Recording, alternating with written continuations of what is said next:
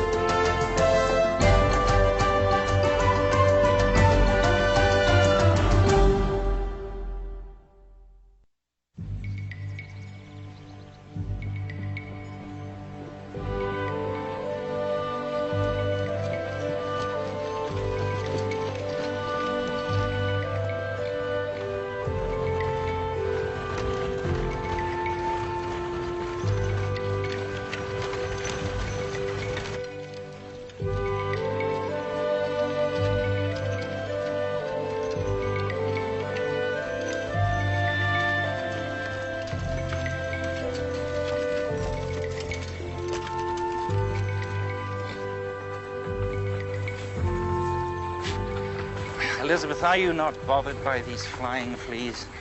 Well, yes. But they are the least of what bothers me. We haven't seen a human being or a sign of civilization for days. Elizabeth, I begged you to be sure of your commitment to this journey before we started. 7 weeks of fleas and foul weather and loneliness have worn down my commitment. This is an adventure for younger men, William. So there it is said. When we married 5 years ago, you took my age to be strength and wisdom. And now you see it as weakness and naivety. That is not what I meant. Forgive me. But you must face the fact that... William.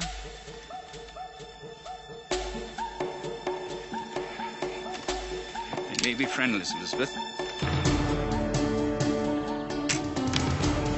Do not panic.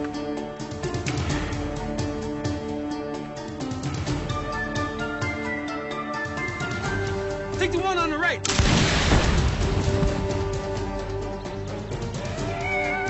Shoot, white men, now!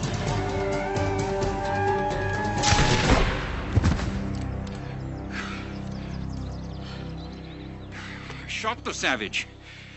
Did you see, Elizabeth? I saw. You missed. He didn't. No, I beg to differ. But I'm sure it was my shot. I made the shot. Morning. My name's Nathaniel Bumpel. People around here call me Hawkeye. Where you headed? We traveled to Fort Bennington. I am William Shields, and this is my wife, Elizabeth.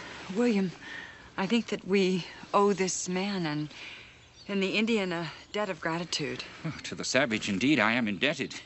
But, sir, could you kindly explain and set the record straight that it was I who made the shot? Please tell them the truth of this matter.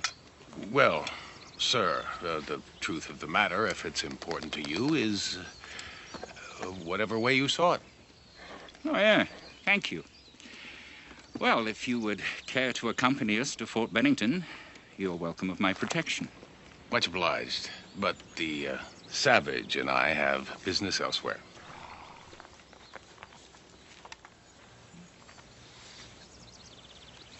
This belongs to your husband. He may need it again.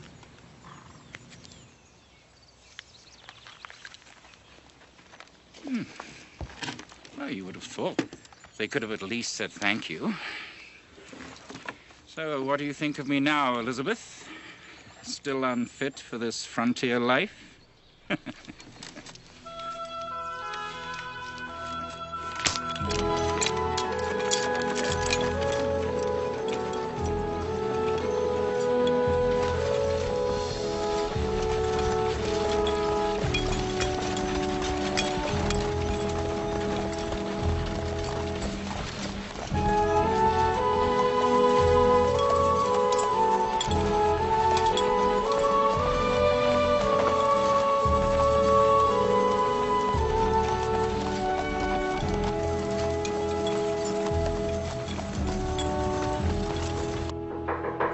Enter.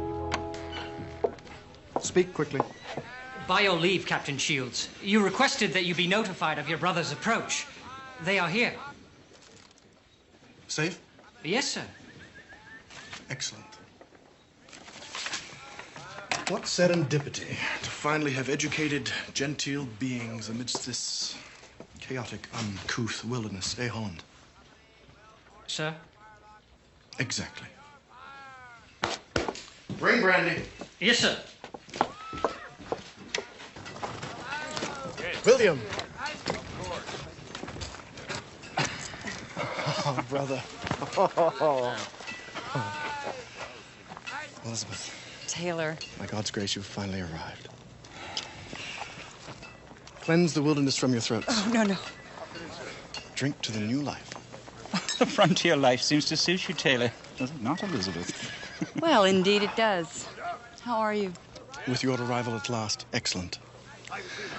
Tell me of yourself, Elizabeth. Well, she will tell you that it was I who made our journey safe, even though we were attacked by hostile Indians. You were attacked by Hurons? Yes, two of them. I dispatched one of them. And what of the other? A woodsman by the name of Hawkeye and his Indian friend assisted us. Hawkeye and Chingachgook came to your rescue, but you killed the Indians. I don't want to boast, Taylor, but it was more like we came to their rescue. What do you think of your gout-ridden brother now, By God, these woods make me feel young. Is the trading post in ready for our merchandise? Yes, I believe so. I'll see to the horses. You see to our new business, Elizabeth. He shot an Indian. Yes. And here's the ball that did it. A moment, Taylor.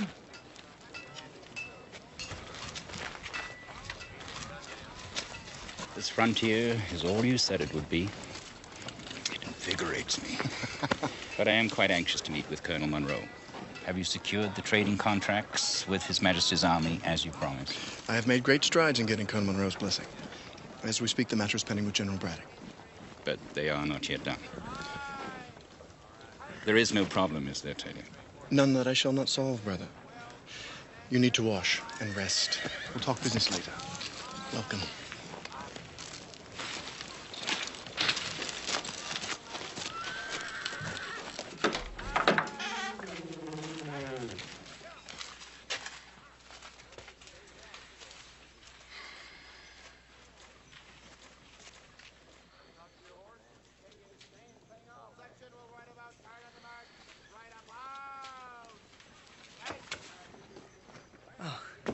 Howdy, ma'am. You must be Mrs. Elizabeth Shields. Yes. Well, hi, I'm McKinney, and this here's Peavy. Hello. Well, welcome to Fort Bennington. Thank you. Oh! Mallards, ma'am. We catch them off the lake. We've been sort of caretaking the place on anticipation of your arrival. Spent 2 weeks cleaning and getting stuff organized. 2 weeks? Well, figured it's the least we could do, seeing as you might hire us as assistant managers. Assistant managers? Well, perhaps the assistant part in the beginning and the manager part to follow. I see. Dang, that's what that thing was. Come here. Miss Shields, we'll take care of this in no time. Petey!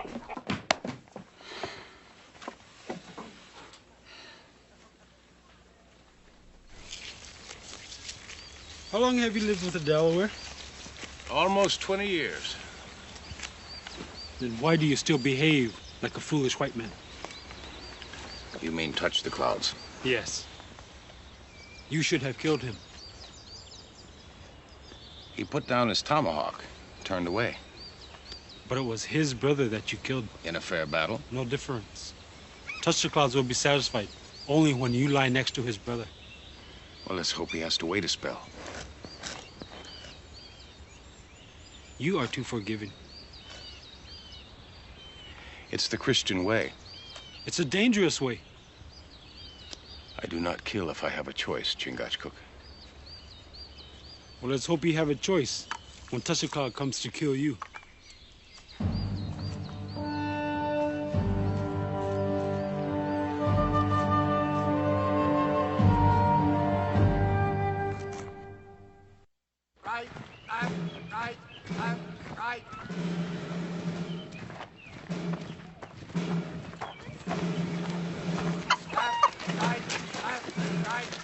Think Miss Shields took a liking to us? What's there not to like about us, Peavy? Just let me do the negotiating for our jobs. Well, we caught the little devil. You know, Mrs. Shields, it takes a heap of doing to run a place like this. Well, I certainly agree that it's going to need a lot of hard work. And not to mention enterprise and able-bodied employees like me and Peavy would be. All right. I propose full-time hours, meaning dawn to dusk, 6 days a week with Sundays free. Full responsibilities for any breakage or the disappearance of any inventory. And I will charge you for any consumables that you eat or drink at the prevailing prices. And naturally, the same applies to any days that you are late sick, or you fail to show up at all. Now, with that in mind, I propose 30 pence a week as a fair wage. Ma'am, that seems mighty fair, generous even. But I was wondering if you could possibly see your way to making it 35 pence a week. Perhaps in time, Mr. McKinney, after you and Peavy have proven yourselves worthy. Right. Excellent. Good. Then start by unloading the wagon out front. Okay. Come on. Great negotiating. Now we're gonna work and still be broke. Boys? Hawkeye? Mrs. Shields, I was wondering if you might have a small amount of whale's oil available. Whale's oil. What's it for? Oh, it needs a little wetting. Knife's only as good as it is sharp. Oh, well, I have something that's just as good if you'll help me with this. Certainly. It's called neat's foot oil. In Virginia, we make it from boiling the feet and the shin bones of cattle. Thank you. I'll return it. Mr. Hawkeye, I know what happened out there with the Indians. I know you fired the shot. Hardly matters. To William, it did. Then let him think what he wants. May I ask you a question? Do you think that a man like my husband has a chance in a place like this? Depends. A chance for what? What I mean, Mr. Hawkeye, is what does it take to survive here? Well, a man needs to be fleet of foot, sharp of eye, helps to know a thing or two about nature, both the human and the natural kind. Not that. What does it really take? Well, I suppose the same thing it takes anyplace else. A man has to have the proper heart for it. Well, you know this place. Can a man like William have that heart? Well, begging your pardon, ma'am, but I reckon you know your husband better than I do.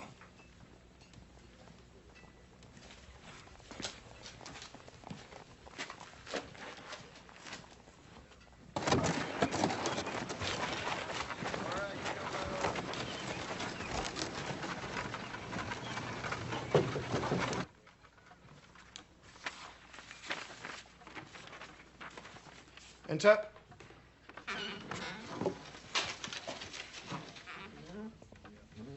Elizabeth seems to be getting the upper hand at the trading post. I do hope she can adjust to this wilderness. With time, one can adjust to anything. Yes. Well, dear brother, I'm putting up a large sum of money for this enterprise, and I'm risking whatever is left of my marriage because of it.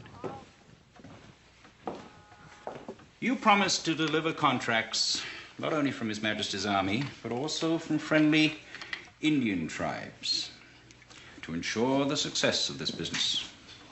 Have you, as usual, failed? I have not failed. The contracts will come. Taylor, I bought you your commission in this army after you had squandered what our father left us. William, I was 18 years old, for God's sake. Yes, and I purchased your captaincy in order to give you another chance. I am aware of my obligation to you, William. Do not hold my debt to you like a dagger to my throat. Then deliver. Or the reserve of your inheritance that I control will be used to finance my return to Virginia. But it is rightfully mine to use. No, Taylor. It is now mine, and therefore Elizabeth's. And only by my grace can it ever be yours again. You remember this, Taylor, and get me those contracts you promised.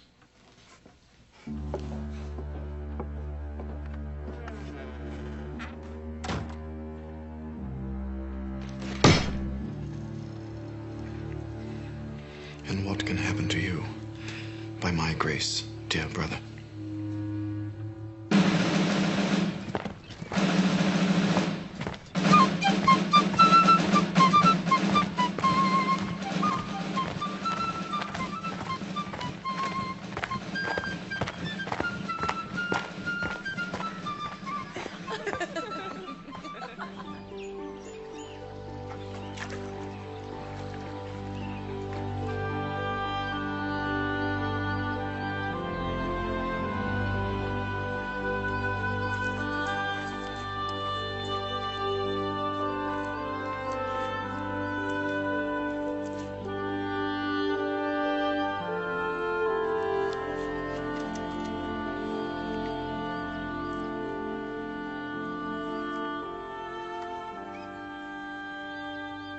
nonsense.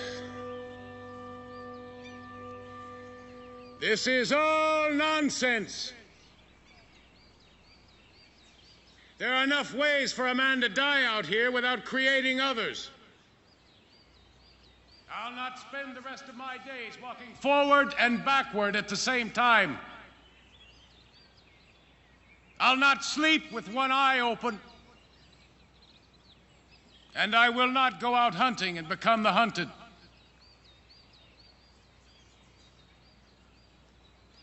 So let there be a time and a place where this will be settled.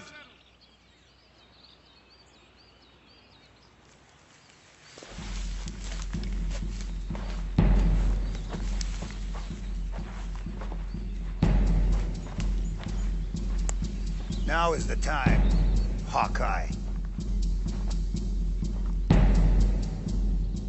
In the camp of my father.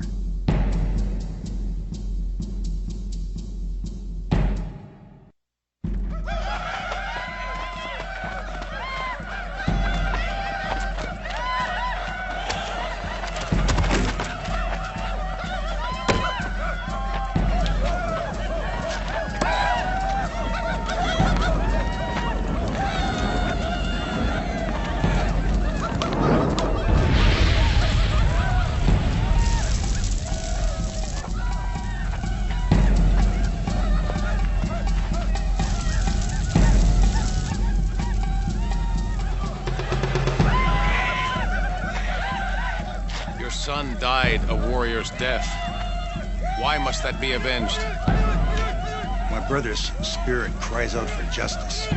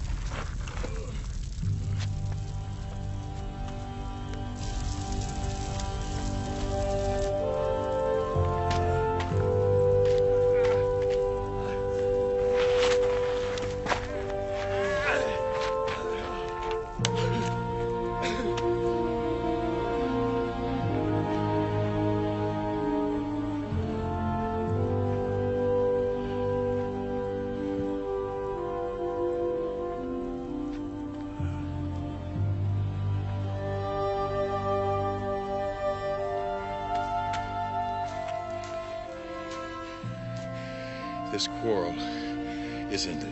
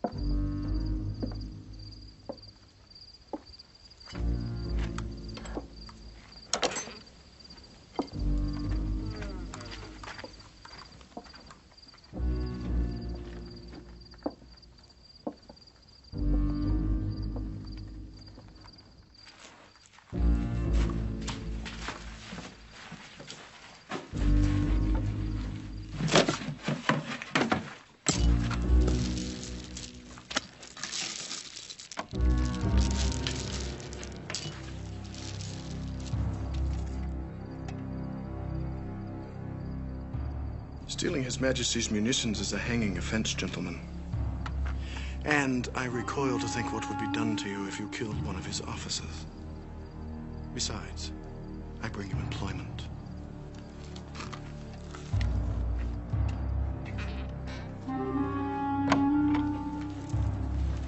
Now, Mr. Doyle and Mr. Coughlin, shall we chat?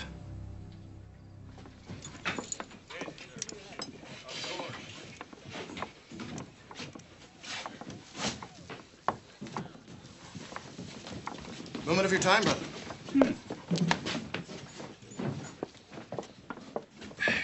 What is it, Taylor?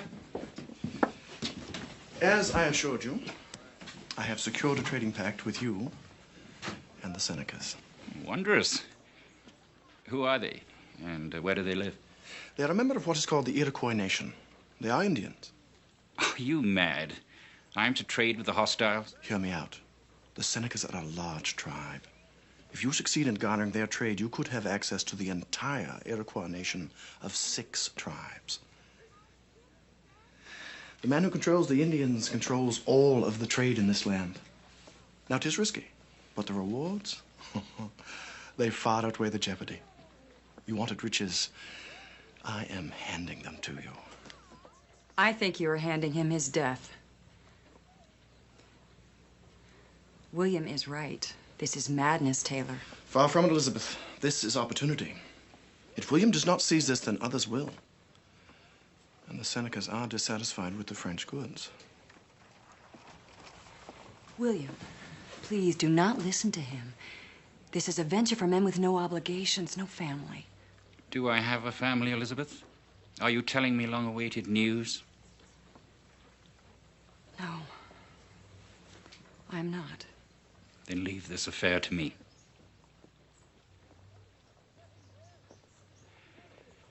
How will I make contact with these Senecas? I have hired 2 very reliable and seasoned trappers to guide you to the Senecas' village. It will be a quick trek, and they are well liked by the Senecas. And I will leave immediately. Make the necessary arrangements, Taylor. Brother. Elizabeth? Say nothing. It is done.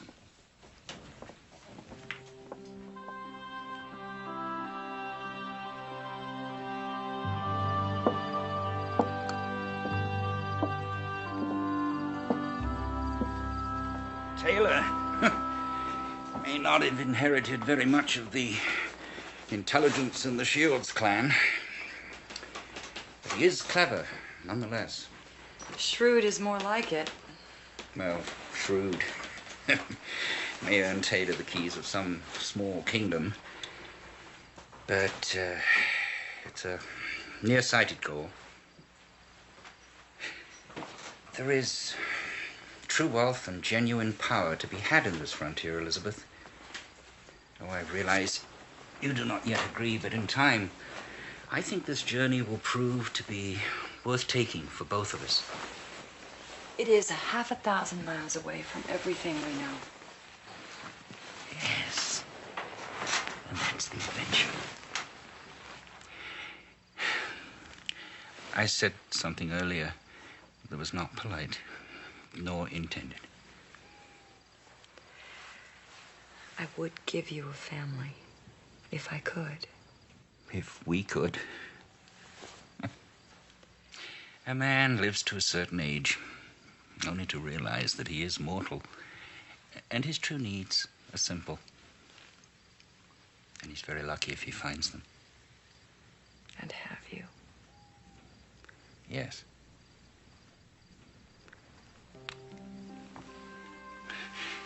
The happiest hours of a sufficiently happy life I have spent with you. Should anything ever happen to me, promise you will remember that. Promise. Yes.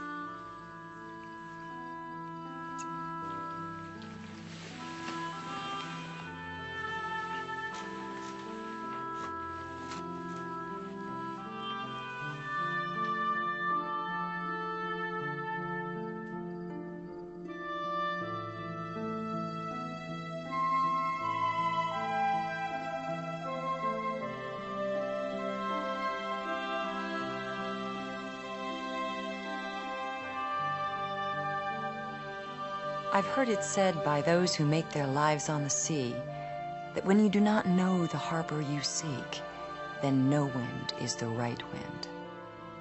I feel in my heart that same sense of being lost, and yet, strangely, I am not afraid, for there is a wild and feral beauty here. Nature is free and untamed, and I know that is the way the hand which fashioned it meant it to be.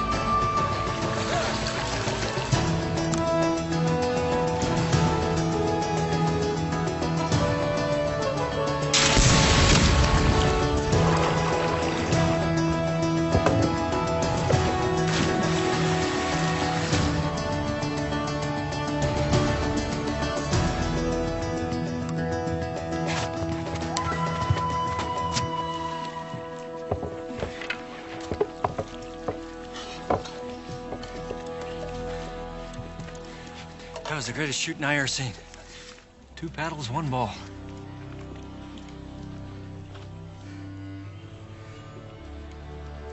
Maybe I shot the wrong boat.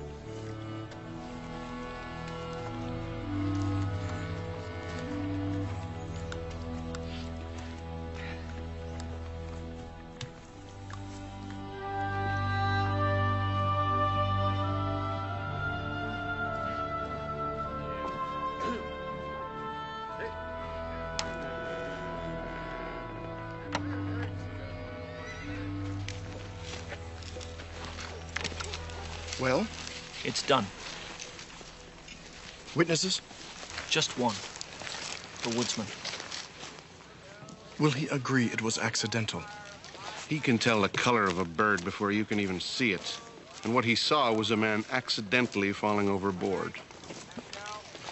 I'd stake my life on it. Excellent, Coghlan. And a stake will be part of your life. If you are wrong. Won't be a stake in my heart, Captain. It'll be a feathered shaft. Pardon me, Mr. Coghlan. Begging your respect, sir. We're thinking Colonel Monroe should hear what we have to say.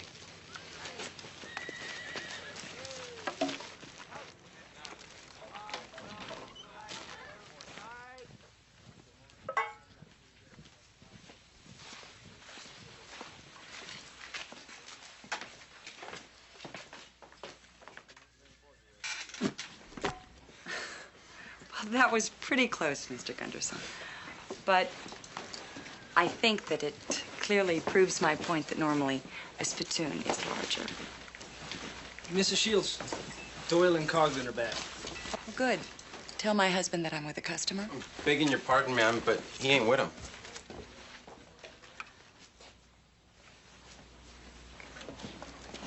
With them, P.V., not with him. Please attend to Mr. Gunderson. Yes, ma'am.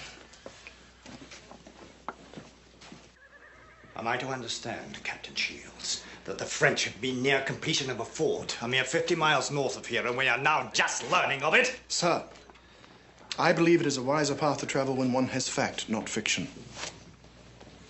I had heard from our natives that a French fort was under construction, but given that they are so faithfully inaccurate, I dispatched these gentlemen, along with my own brother, to confirm it. I was under the impression that your brother had been sent north to negotiate a trading pact with the Seneca. What is urgent now, sir, is that the French are about to have a strategic post with which they can attack. Come. Forgive the interruption, Colonel Monroe, but I was anxious to see William.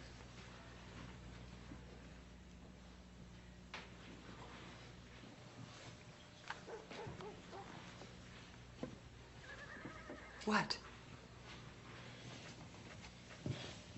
We have some tragic news, Elizabeth. William has been captured by the Huron.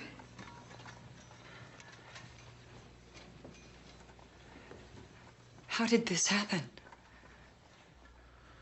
Well, ma'am, one moment we was being chased by the heathens, and then, Willem, well, he sort of fell out of the boat. Was he alive? Yes, ma'am. To tell it right, if it hadn't have been for the woodsman, we all would have been ribbons of jerky drying on a squaw's rig. That will do, Coghlan. More than likely, the Huron have handed him over to the French. The rescue party will be promptly organized. We will get him back, Elizabeth. It will not be a rescue party that will be attempted, Captain Shields. Sir? Prepare to send a runner to General Braddock. I should think that 4 of his 12-pounders, along with the mortars and the howitzers now on hand, should be ample to assault the French. Forgive me, Colonel Monroe, but if you attack the fort, what will happen to William? Mrs. Shields, you must understand, if the French complete this fort, many proud men will die. We will make every effort to secure your husband's release. Prepare to march within 24 hours.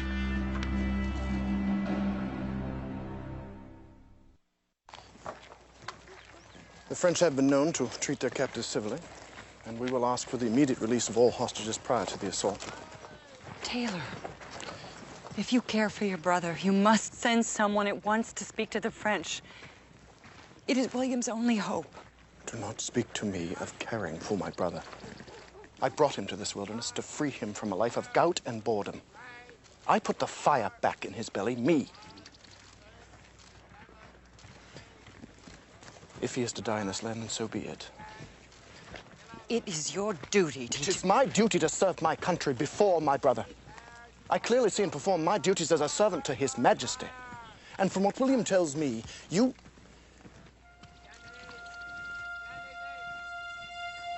Wait here and pray. Pray for his safe return.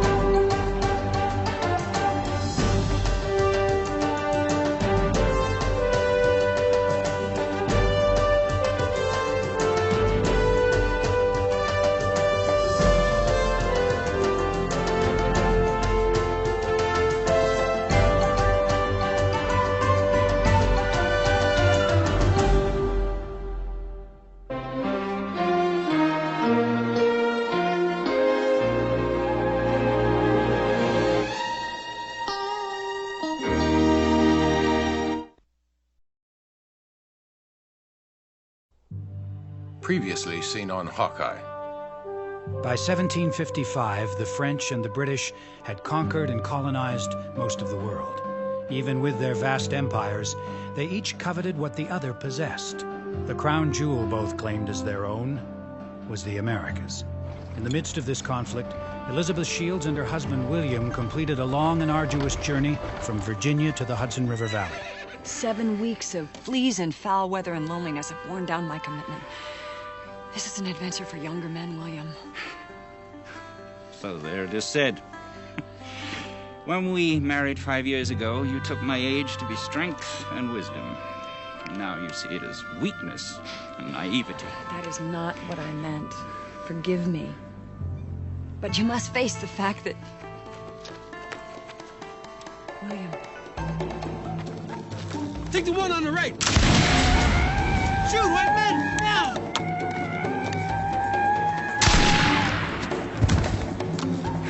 Shot the savage. You missed. He didn't.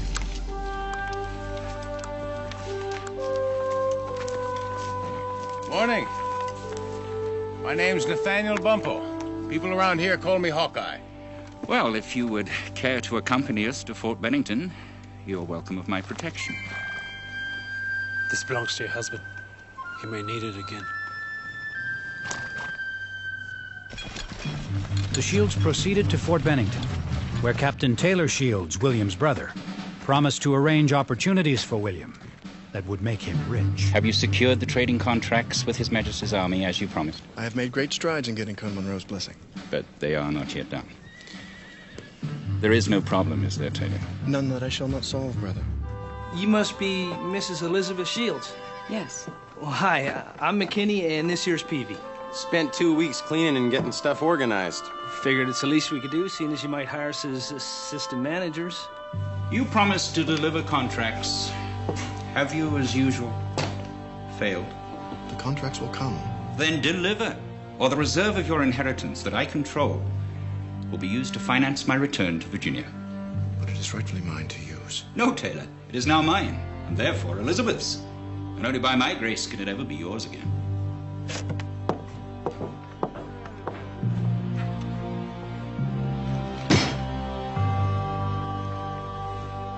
And what can happen to you by my grace, dear brother? I have secured a trading pact with you and the Senecas. I have hired 2 very reliable and seasoned trappers to guide you to the Senecas' village. You wanted riches. I am handing them to you. This is madness, Taylor.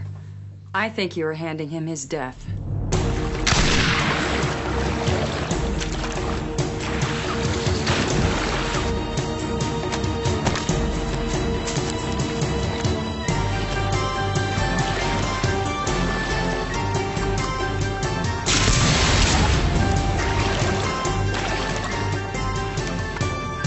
We have some tragic news, Elizabeth. William has been captured by the Huron.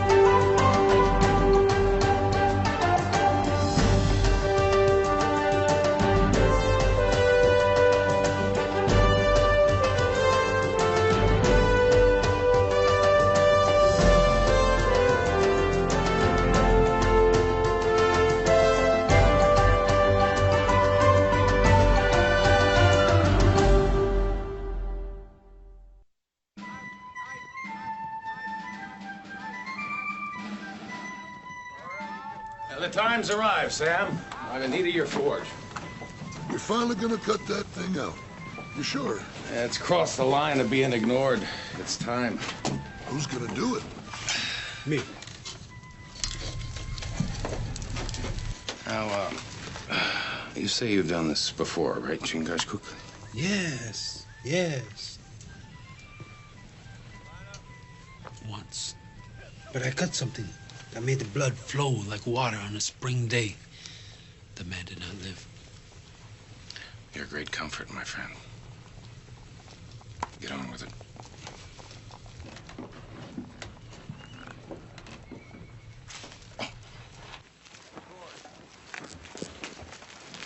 This won't work, McKinney.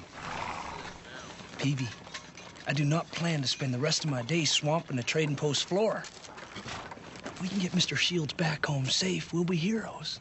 And heroes get rich. Besides the fact that we know nothing to track and can't speak a word of Indian or shoot straight, I see nothing that stands in our way. We can learn on the way. Are you in or not? Yeah, I'm in.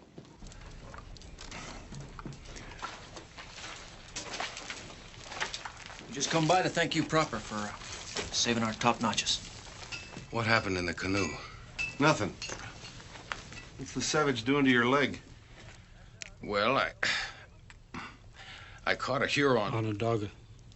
A Huron arrow last summer. Damn thing broke off and left the head inside. Must be near the bone, because it keeps hitching up my leg when I run. Now, what happened in the boat, fellas? Like we said, Willem lost his balance and fell overboard. Hell, you saw, didn't you? Well, to tell the scriptured truth, I find it a bit hard to fall overboard from the center of a canoe. Well, Shields was trying to reload the musket, and he dropped the musket ball. Tried to catch it and pitched himself over the side. I see. It can happen. Didn't I run into you 2 cold winters ago, hunting on the Monongahela? I doubt it. I stuck to the south. Well, the fella I remember was a pretty good shot. Carried a fine Shortland flintlock. Had gold inlay on the strike plate. Just like the one I saw in your canoe. Just like the one you're holding now. Ow!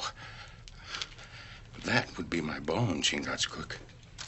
Come to think of it, I did do a little hunting on the Monongahela. It strikes me as kind of funny that the best man with a musket would leave the reloading to a lily-white-handed tradesman. Exactly, what are you saying, Hawkeye? Well, I'm saying that next to me, the man with the best set of eyes is Chingachgook here. And he says he saw William being helped overboard. Now, what were you doing in the French territory? I don't take to being called a liar. Put the gun down, Doyle. Or before the flint strikes spark, I'll shove it. We was paid to take Shields north, and we was chased by heathens. If you don't believe us, you can ask them. Maybe Chingachgook was mistaken. After all, the only one who can say for sure is Shields. By now, he's probably resting in the belly of an Indian dog. You be on your way. Pray that you told me the truth. I don't take the killing of men lightly.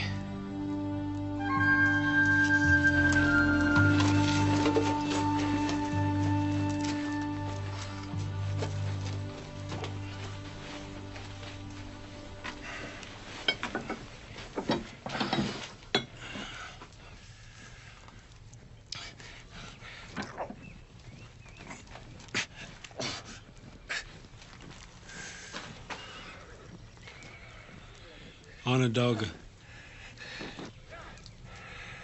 But I still think it was a Huron. Of course. All white men know more about arrowheads than red men.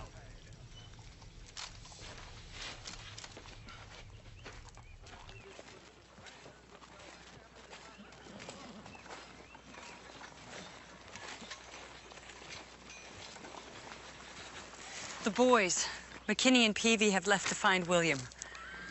An enterprising thought, cloaked in stupidity. I suppose you will be hiring new idiots soon?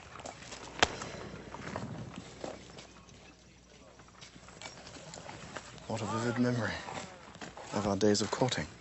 That was a long time ago. Yes, and before you met my dear brother. What do you want of me, Elizabeth? Send men to find the boys. Send men to find William. That is what I want. It is simply impossible. If you want to find them, why don't you ask Hawkeye? He's of no use to me. It's difficult to talk to Hawkeye. He seems more at ease with the natives than he does with us. Indeed he is.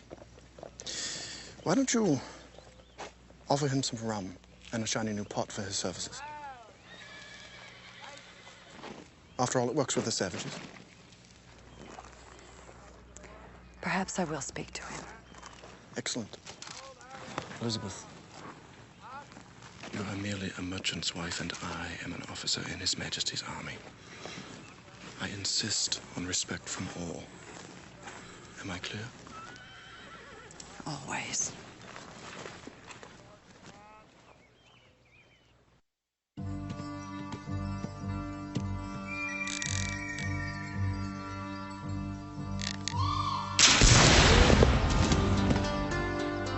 We need to parley.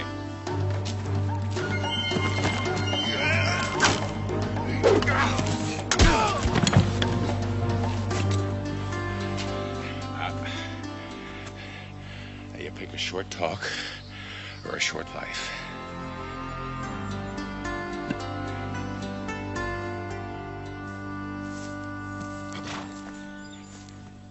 Well, I must remark that the woods don't change much. I believe we're making good progress, Peavy. How long ago we stopped for supper? About 4 hours. Why? Remember how you couldn't find your knife when we packed up? Yeah.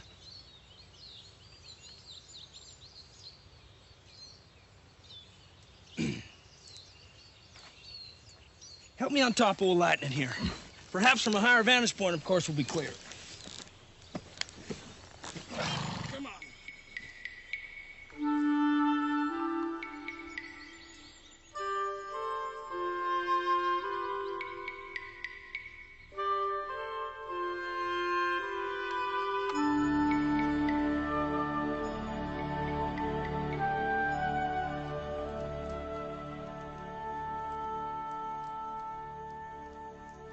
I was told you were looking for me.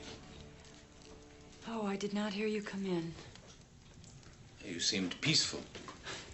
Didn't see the need to change it. Well, I would embrace peace. On top of William, I am now confronted with the disappearance of McKinney and Peavy. I believe they have gone after my husband. They're safe. You've seen them? Yeah. And judging by their progress, they will probably find the French fort by winter. Why did you not bring them back with you? Boys need to get a sense of what the Creator had in mind for them. He'll watch after them.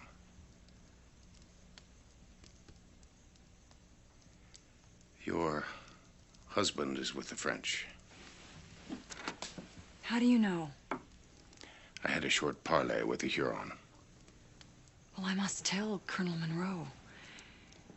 He can send a messenger to the French explaining that William is not a spy or a soldier and must be It's released not possible, immediately. Mrs. Shields. Well, what do you mean? By now, the French have asked Mr. Shields a river's worth of questions about how much the English know of their fort. If Monroe sent a red coat to him now, they'd know for sure that the English were coming. Are you suggesting that I do nothing? That I just let my husband wallow in the hands of the French? I'm sorry. But it's the way of the land. The slow and the wounded become the meat of the swift and the hardy. Your compassion is inspiring. I misjudged you. I thought you to be different than the rest. I will pay you to take me to the French fort. The French are a reasonable, civilized people. They will understand my plight. pay me? Yes. Rum and kettles. I will also give you a 3-month supply of powder and ball. What is your reply? Pay me.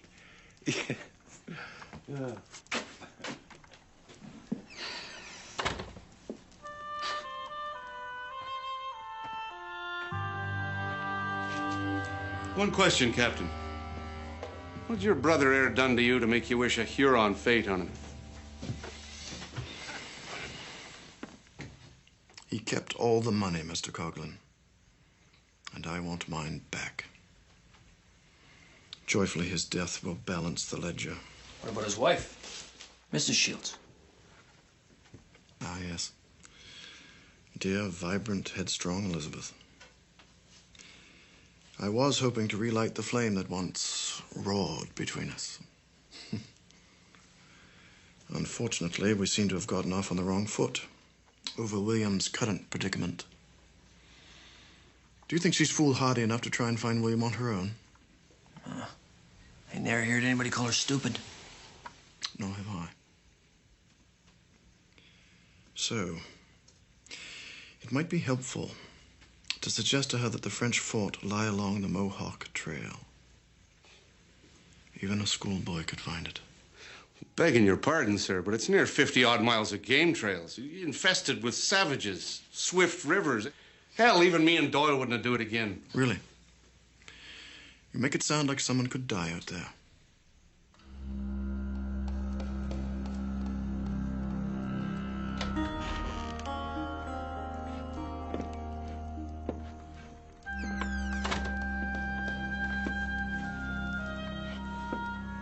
Yes. How may I help you? Oh, we be needing some supplies, ma'am.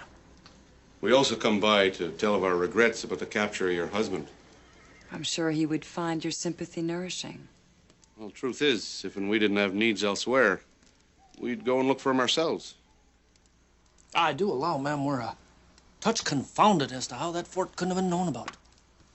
I mean, it's not exactly like it's so hard to find. I was given the impression that it was an arduous journey to the north. Oh, journeys ain't the hard part. Not being seen by the Indians is the work. No matter, Monroe's going to attack it. Sooner or later, the French should have to come here. Oh, why is that? Food, Mrs. Shields. Food.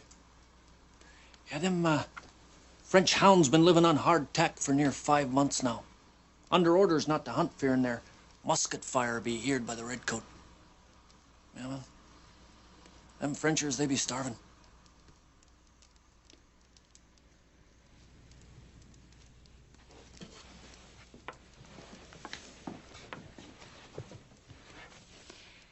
Tell me more about this trek to the French.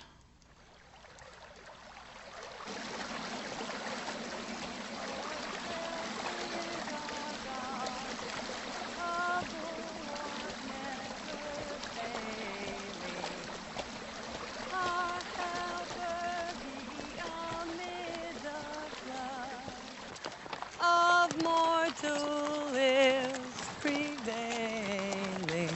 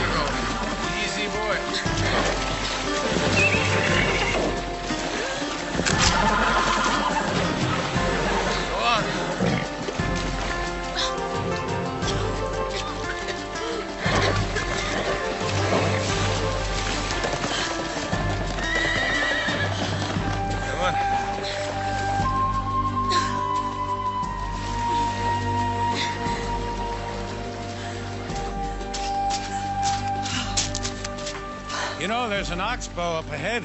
Makes for quieter swimming. What have you done? Ma'am? I needed those supplies to barter with the French. Surely you would have lost your pack animal if I hadn't cut him free. Well, no matter. I will simply present myself to the fort commander and explain the situation. I'm sure he will accept a line of credit. I am grateful that you happen to be here, so I shall not charge you for the lost merchandise. Inside your chest beats a heart of pure gold, ma'am. You're still set on heading toward the French fort? Yes. Why? Because unless they've moved it, it's to the north, and you were headed south. Well, that's impossible. I asked your French Chingachgook if it is true that moss grows on the north side of the trees, and he said yes. Well, that's the trouble with Mohicans. You have to ask them the whole question. You see, moss will grow anywhere on this beautiful earth, providing it stays out of the direct sun. South's as good as east. I can't really ever recall seeing it on the west, but there was... Do you think this is funny? Do you think that losing a loved one is fodder for laughter? Of course you do. It's just bang, another dead body, all in a day's work out here on the frontier. I do not think losing a loved one is funny. It's just that I reason this to be a fool's journey. If you still want to go to the fort, I'll guide you. I will not be obliged to you, sir. Will you accept my original offer? It's a fair one. Then all I ask is to be taken to the perimeter of the French fort. From there, I will extract the release of William. North? North, ma'am.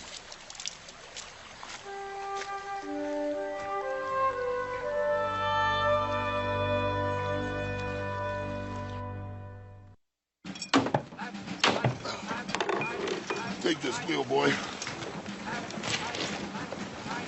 Make haste, Captain Shields. I shall not confront the French without a full defilade. Sir.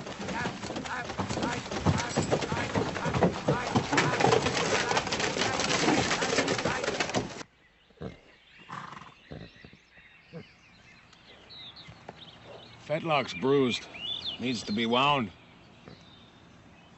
How did it happen that you were by the river when I fell in, Mr. Hawkeye? Well, I was checking my traps when I heard the sound of church floating in the air. Didn't figure the Indians had come around to the ways of the white man that much. You've been to church? I was partially reared by missionaries. Scots they was. Left when I was 13. Can't say as I've heard the hymns sung since then. And what terrible trouble did you get into that made them ask you to leave at such a young age? They was killed by Indians.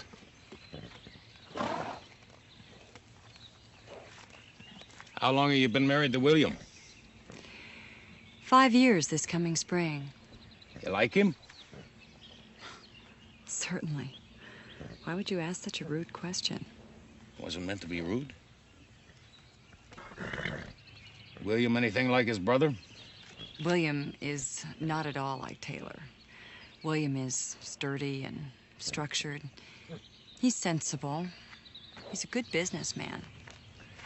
Liking him sounds about the size of it. Horse is ready.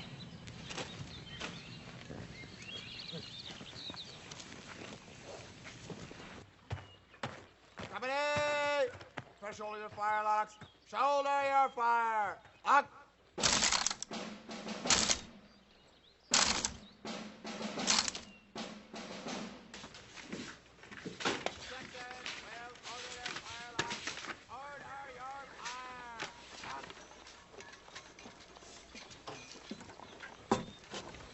If either of you could read, I'm sure you'd find that material fascinating.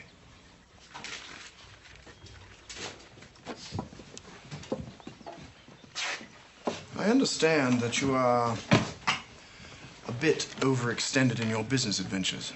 We'll make it whole.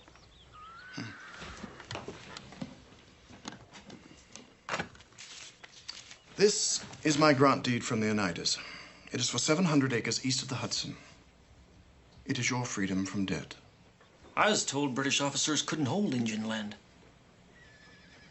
They cannot. So what do you want?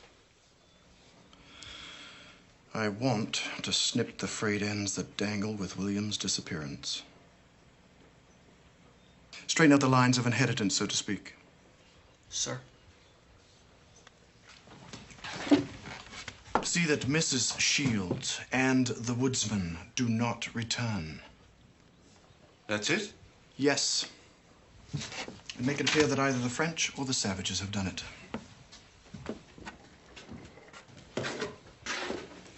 Now, if you will excuse me, I have a fort to attack.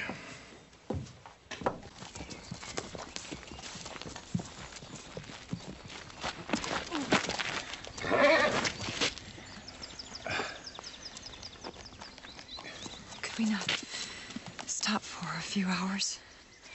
Well, ma'am, we have to get to the fort before Monroe's column catches up and the shooting starts. We'll stop in a little bit. I have to get a canoe.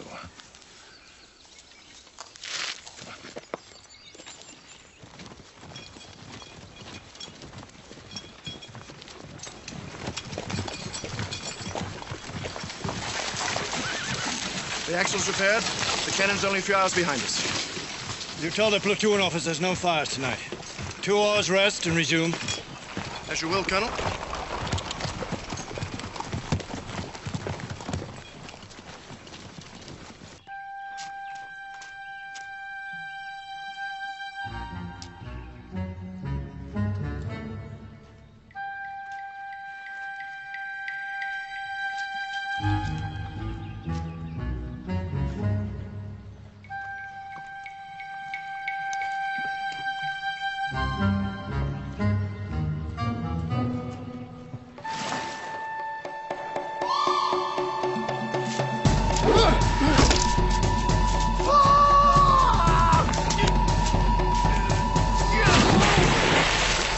Going to return it. Well, on top of knowing nothing about tracking, parleying, and shooting, I reckon we can add knot tying. You got a coin on you? One. Why? I want to figure out which way north is again.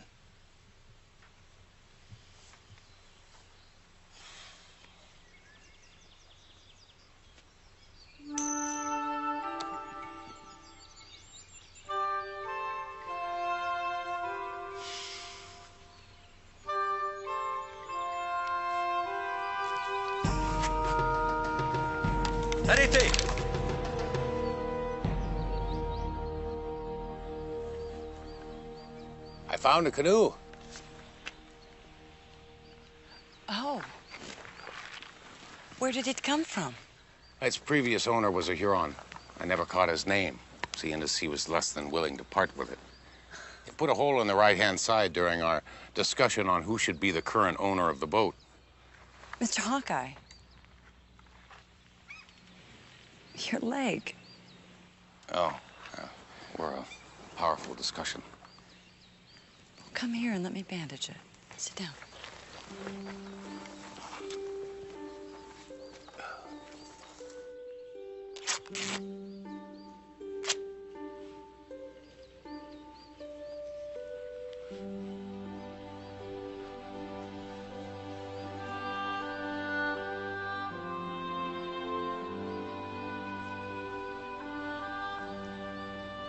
That feels good.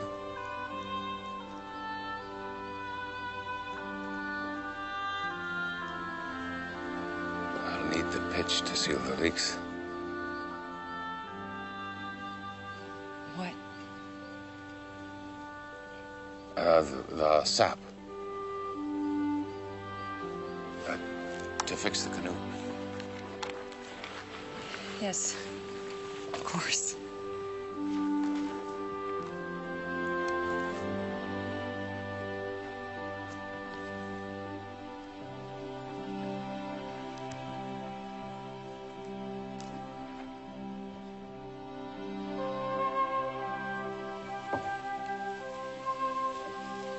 Mr. Hawkeye, have you ever been married?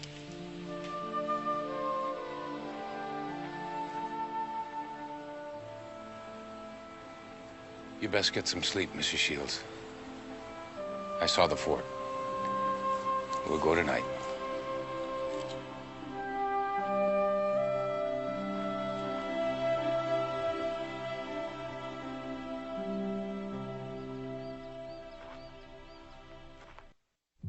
Jean, donne-moi un coup de main ici, hein?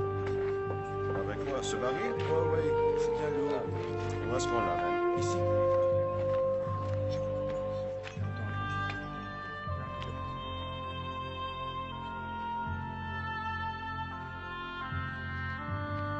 So, there it is. Yeah. I wish to thank you, Mr. Hawkeye, for guiding me to the fort. I'd be obliged if you stopped calling me Mr.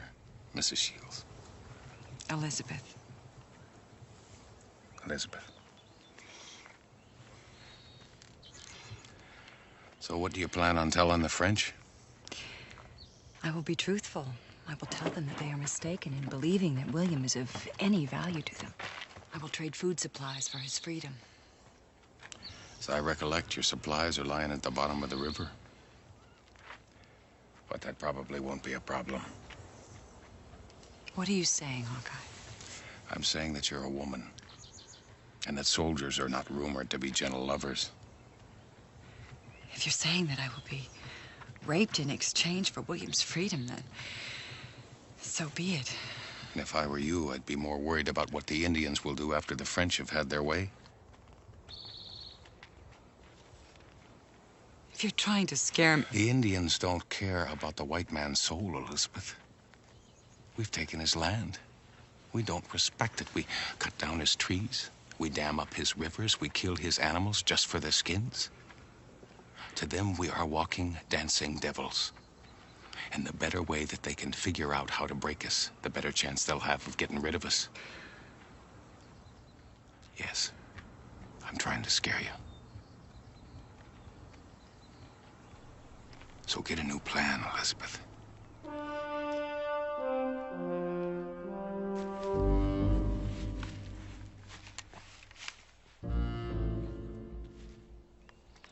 A woodsman.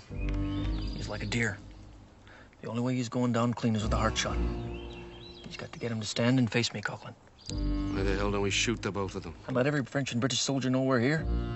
Not likely. You just do as you're told. You turn him right, and I can't miss. On a préparé une maudite belle surprise pour les Anglais.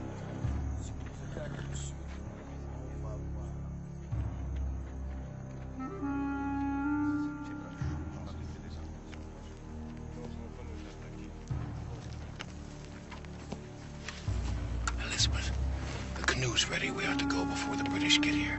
Did you know the French design of this fort is flawed? Well, I reckon we can discuss the shortcomings of fort building while we're in the boat. Come on. The flaw is that they've built their armory too close to the forward wall. We'll tell Monroe about it later. Right now, I think we ought to go. If we got the door off, we could ignite all that gunpowder and create a magnificent explosion. The soldiers would be so confused and dazed that we could simply slip into the fort unnoticed and rescue William. What do you think? You know, there are bugs in these woods that can give a person fever and chills. You've been scratching yourself a lot lately. Come on, how do we blow up that door? Well, maybe if I took all of my powder and packed it into that door, I might be able to blow it with one musket shot. And with another shot, you could detonate all that gunpowder. Be a hell of a shot. It would seem to be a worthy challenge for a man they call Hawkeye.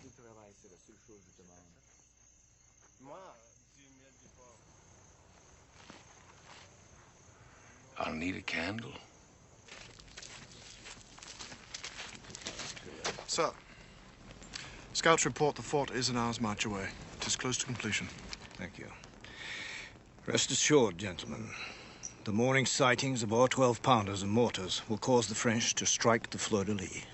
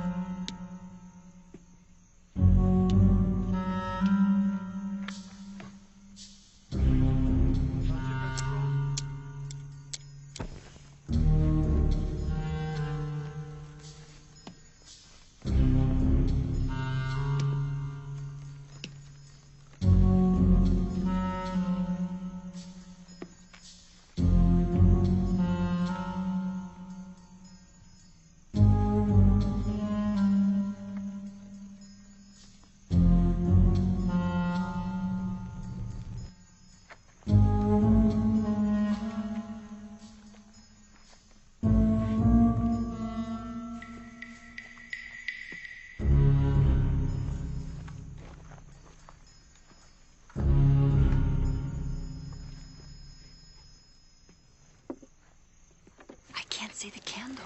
I can. Right.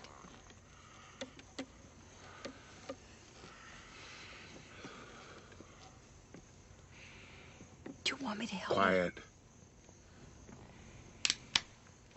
Right. Evening, folks. I've got no quarrel with you, Hawkeye. And what is it you want? Well, appears to be the same as you. I'd come to parley with the French about Mr. Shields, being as how Doyle and me is partly to blame. And where is Mr. Doyle? Gone our separate ways. I relieved Doyle of his rum.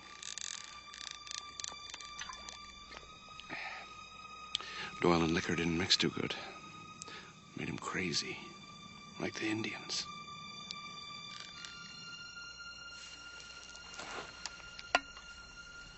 You said your piece. Best be on your way.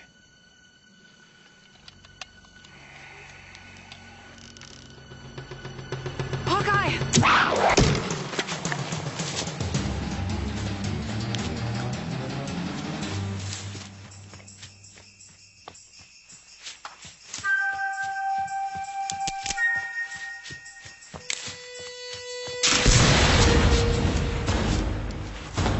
Quoi ça?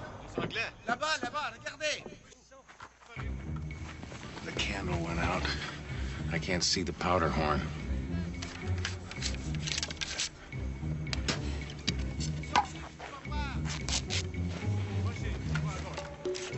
What are you doing? I'm making a torch. I'm gonna relight the candle. I'll do it. Then we'll make the shot.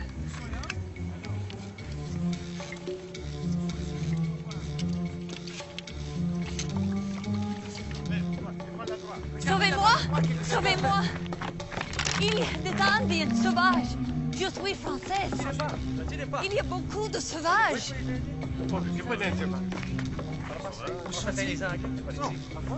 Vous voyez des sauvages? Come on, Elizabeth, hurry up.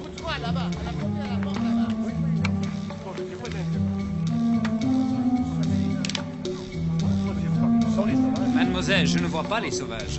Pardon? J'ai tort. Pardon? Attention, elle est espion pour les Anglais. Tirez sur elle.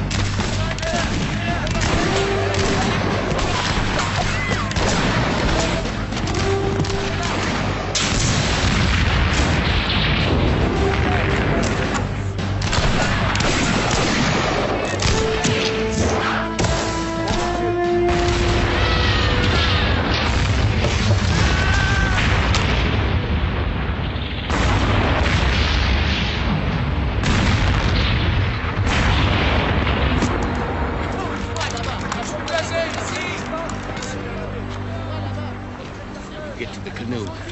I'll find William.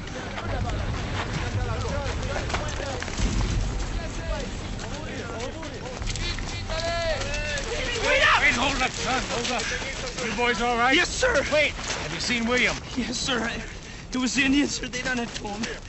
They cut his scalp. And they cut his... It's all right, boy, I've seen it. Haven't wrapped me tight, I've seen it. Now, where is he now? The French was just taking him out when we come in. Let's go. You boys get the canoe to the river. Where's William? He's not at the fort. The French have taken him someplace else. You must send someone to find out where he is. There is no time, Elizabeth. We have to get downstream. I will not be told what to do anymore. Look, this is not a poetry reading. This is reality. This is truth. The truth? Everything I hear turns out to be a lie. And I will listen no longer. Then listen only to this, Elizabeth. Your husband has been tortured by the Iroquois. He's lived through pain that no man should endure. Now, whatever is left of his body, whatever's left of his soul, needs caring for. Do you hear me? Why must this be so hard? What has William ever done to deserve this? Nothing. The same as you, your husband still lives.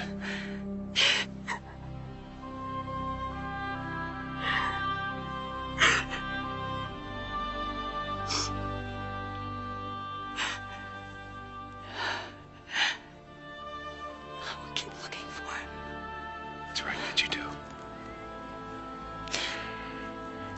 You must know if you find him, He may not be as... Whatever horrors have happened, he still lives. And I will hold hope. Hold to life, Elizabeth. Hold to life.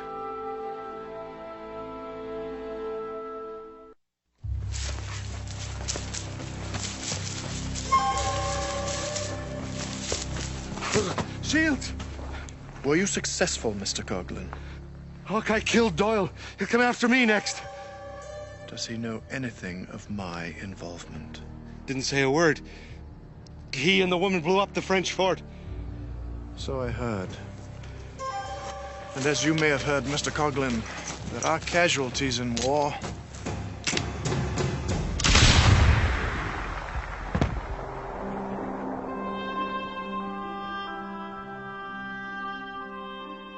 With all that has occurred and my mind aching with what has happened to William, I am startled at another feeling. There is a beating in my heart, faint and gentle, yet still I can tell it is strong. It is the beat of discovery within one's soul.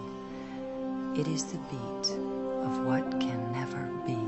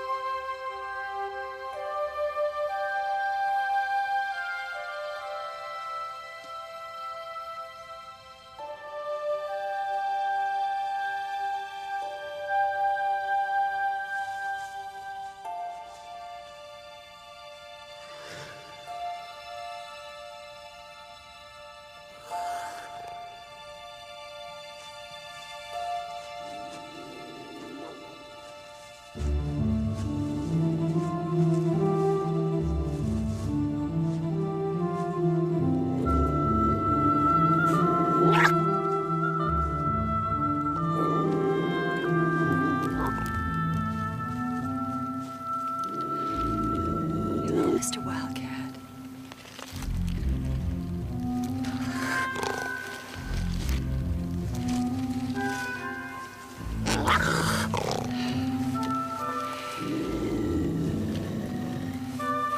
Now let me help you.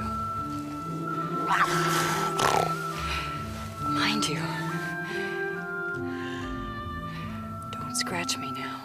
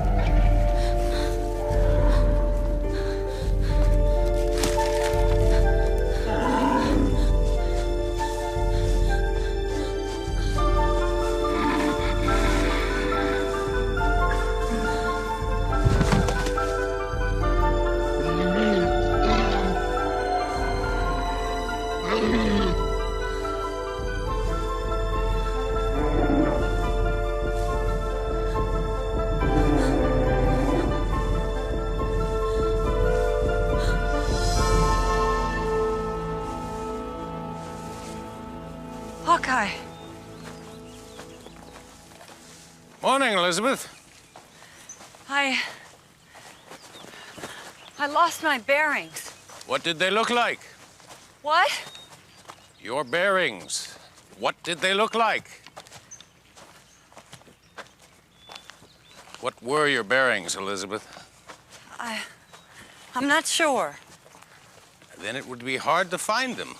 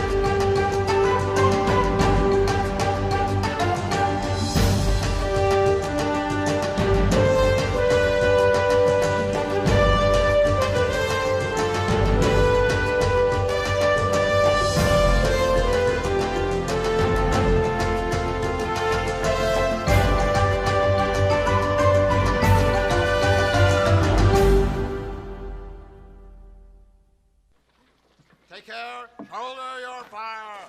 Lock.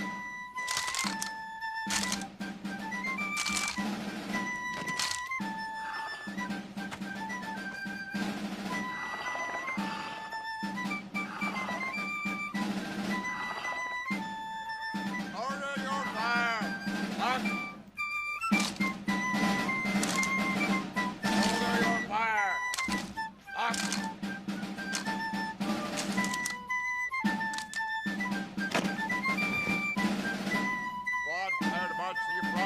To your front. Guys! The front. Out. Out. Right. Out. Right. Out. Right. Right. Right.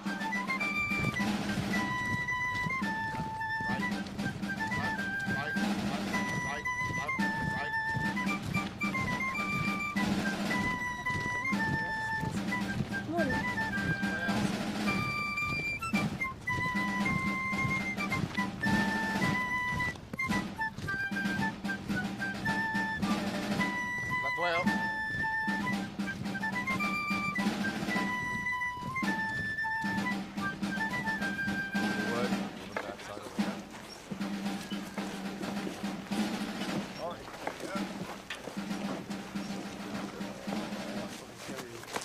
Morning. Morning, Mr. Shields. Is something wrong? I got lost. She got real lost. Who found her, you? Yep. So why's she mad? Because they're creatures of emotion, Peavy. Supply wagons coming in.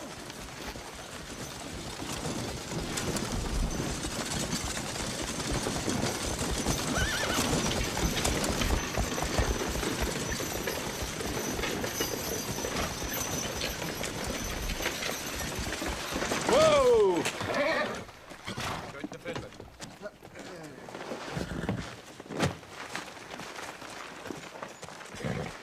We had to lose one of the wagons. Which one? Yours, the wagon with the powder. Nearly lost our hair to a Huron war party coming over Redstone Pass. Corporal, get me a scout. Sir! Yes, sir. Was anyone hurt? No, ma'am. A word, please, Mr. Falk. Here's your manifest, Mrs. Shields. Any word in your husband? No, there hasn't been. Well, I'm sorry to hear that.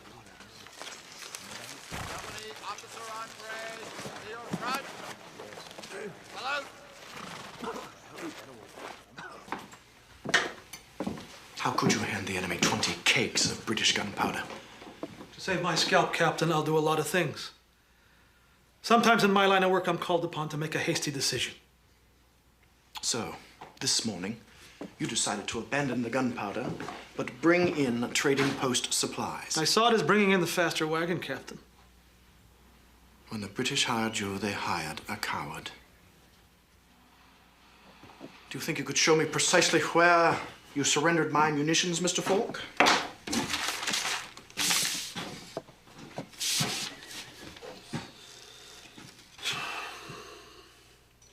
The supply master says he was accosted in the vicinity of Bear Creek.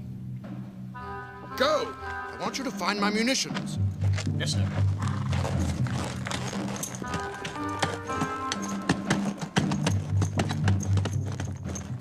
Gummit to Joseph, where is it? There's another one here. Trade for black powder. So here it is. I'll be right with you. Mrs. Shields, the Army of Great Britain is hereby confiscating your munitions supply. Why? Because our shipment did not arrive. Now the missing shipment is yours. I have deployed a scout to help you find it. Taylor. Taylor, my customers need ammunition. I sent a scout, Elizabeth. I was not required to do that. I apologize.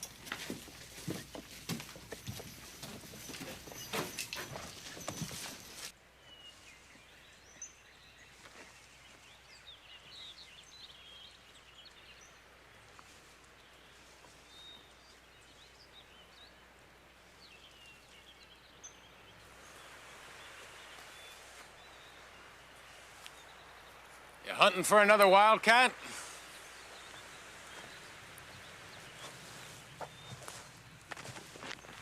Actually, I was looking for you.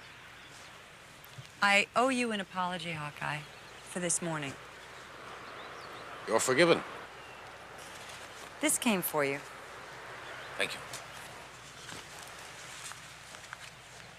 Aren't you going to read it? No, Why not? because I'm doing something else. Oh. When I get a letter, it doesn't matter what I'm doing. I have to stop and read it. Find out if everyone's all right. Anyone's had a baby or gotten married. No one would blame you, Elizabeth, if you went home.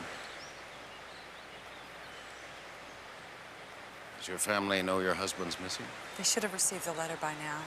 But my place is here, near my husband. Your husband would want you to be safe. William might tell me to go, but in his heart, he'd want me to stay. I mean, that's what I would want. A man who would do whatever it takes to see that I'm rescued. A man who would never give up. I'm just doing what I would want done for me.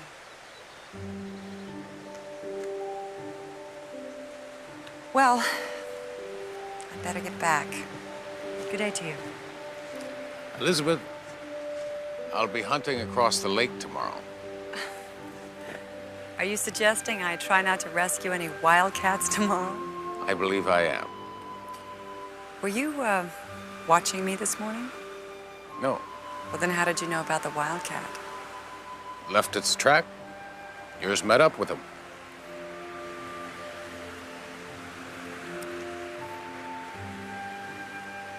Good day.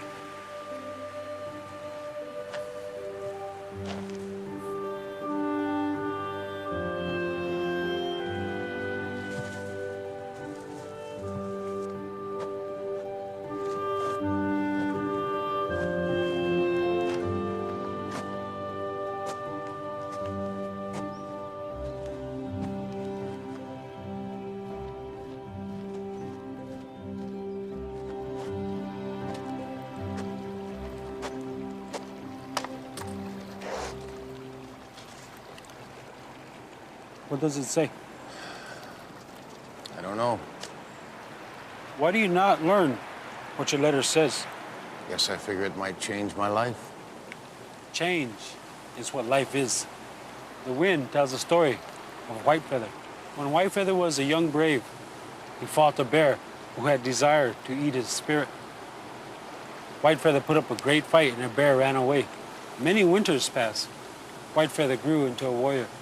He wore many feathers because the Great Spirit honored him in battle many times. One day, Whitefeather come across the bear he fought as a child.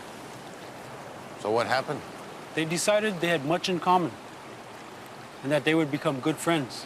So for many moons, they came into each other's life, shared the same campfire, and listen to each other's stories.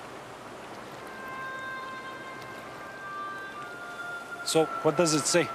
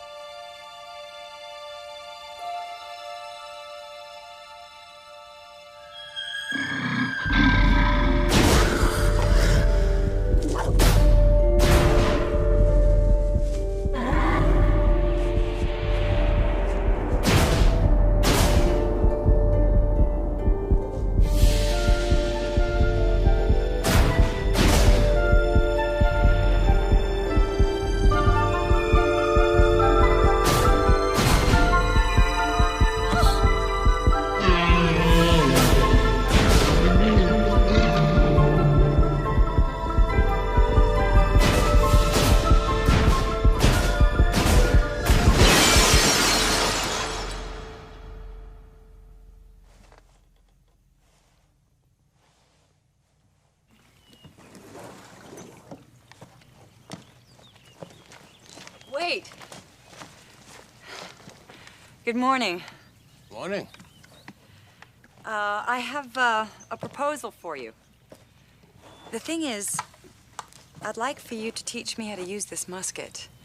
I brought powder and I brought food. I was thinking that maybe you could take me with you today. For pay. Of course, I would insist on paying. Well, what do you say? I mean to stay here until my husband is found. And if I'm going to survive, I'd best start learning a few things. All right. Oh, good. By the way, what will you charge? Depends on how much trouble you are. Well, if I'm just moderate trouble, how much will you charge? Just a general idea so that neither of us is taken advantage of. Sit. No, the other way, so you can paddle. Oh, excellent. I tell you what. I'll teach you forest craft, and how to shoot your musket. If you teach me how to read the letter I got. Deal? Deal.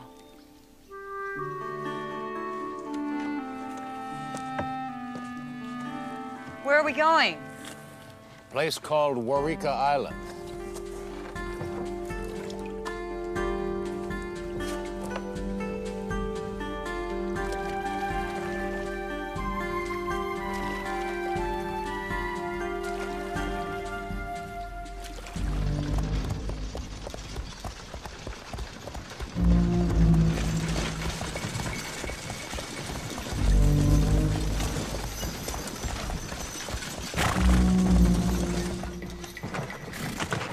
Buy the war party story?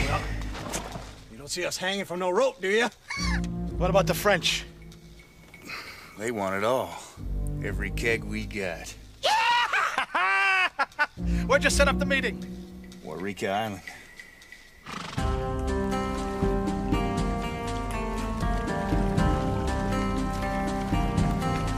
Where is Waurika Island? Dead ahead.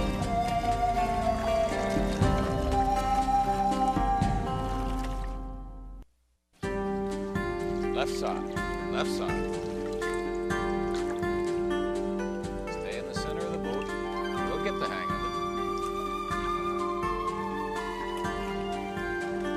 it. All right. Turn the grip in your palm. That's it. And cut it forward. A knife through butter. Now you want to make as little noise as possible. Not just here in the water, in the forest, too. Everywhere. Lets you be in control. Lets you sneak up on something. Like what? Like a deer or a moose. Maybe into an enemy camp.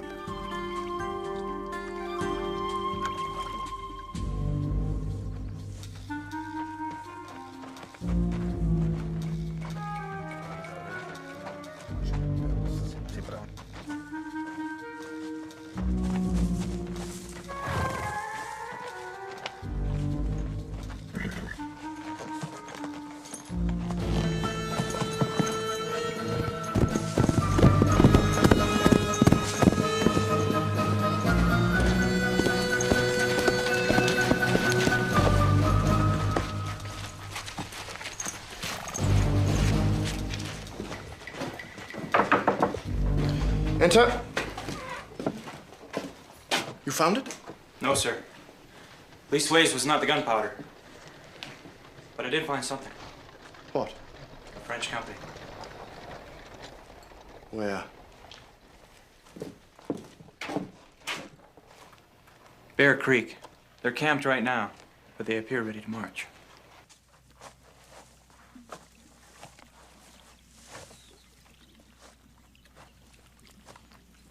Has canoe thievery always been a problem? Only since humans showed up. Well, it's just as you said. From the lake, you wouldn't be able to see that it's there. See the track? No. See how the dirt's flatter here, with a twig pressed into it? Oh, yes. Tells you that something has put its weight here, but it wasn't something with a paw, because a paw's got too much give in it. It won't press things into the dirt like this. There's only two things that can do that: a man or a hooved animal. Like a deer or a moose. It's a deer. It's too small for a moose or a man.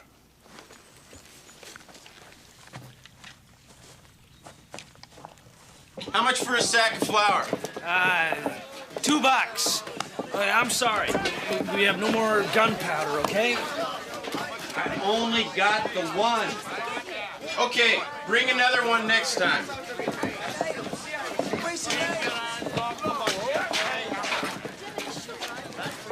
Has anyone seen Hawkeye? No, sir. Mr. McKinney, what is this? We heard about the French. What about the French? What about the French? They're fixing to attack. Don't be ridiculous. The French are not fixing to attack. I don't know where you heard that, but I can assure you there are no French marching this way. Where'd you hear it? Where'd we hear it? His scout. His scout.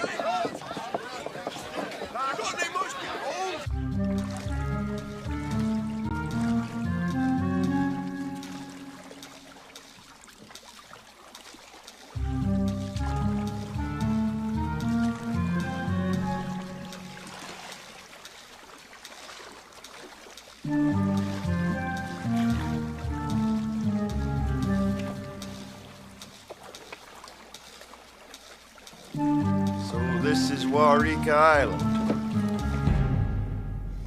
Just aim at the tree. That's right. What if there's a bird in it? Birds don't favor that kind of tree. Well, is it going to knock me off my feet? More than likely. And the lag time is... Elizabeth.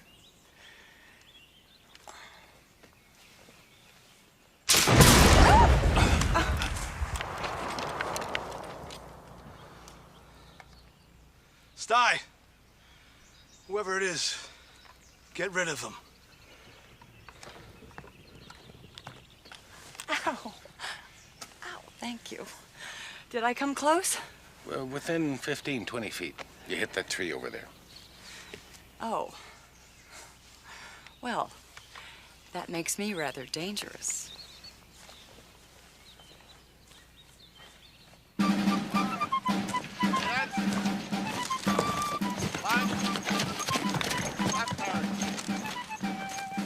The man in the red shirt. You saw him talk to the French officer here. Then he rendezvoused with Falk. Then they boarded canoes. This was a preliminary meeting. The sale is going to take place somewhere else. The French will only send a few men from Bear Creek. Follow them. They will lead you to your black powder. Corporal! They will also lead me to Falk. Yes, sir. Ready your men to leave immediately. Yes, sir. Falk is a traitor. A traitor should be hanged. How can a man bring a wife out here and not teach her how to fire a weapon? Well, how can missionaries parent a child and not teach him how to read scripture? They tried. Which tree should I aim at this time? Let's stick with the tall one. See if we can hit it by the end of the day.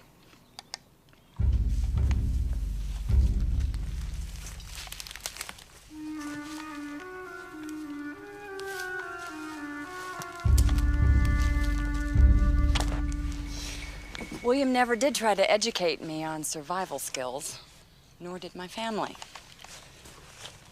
One just assumes a woman's husband will protect her.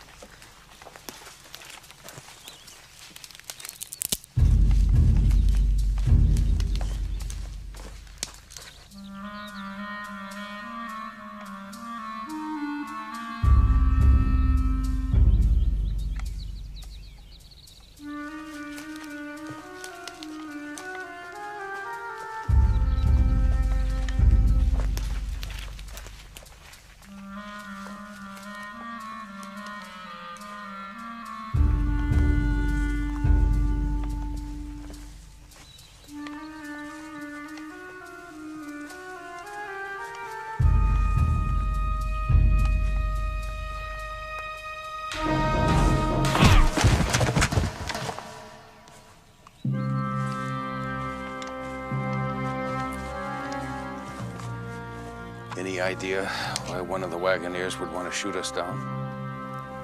No. Get his feet.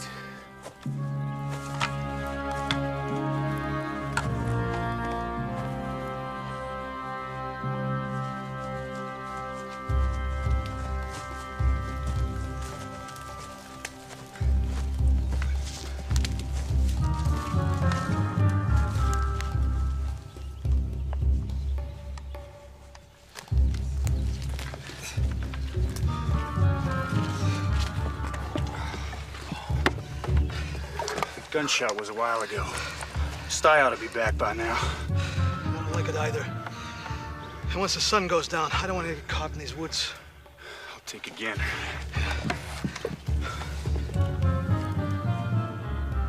There's not much daylight left. If I take you off the island, the French may have that powder before I get back. Well, that's not an option then. I figured you'd feel that way.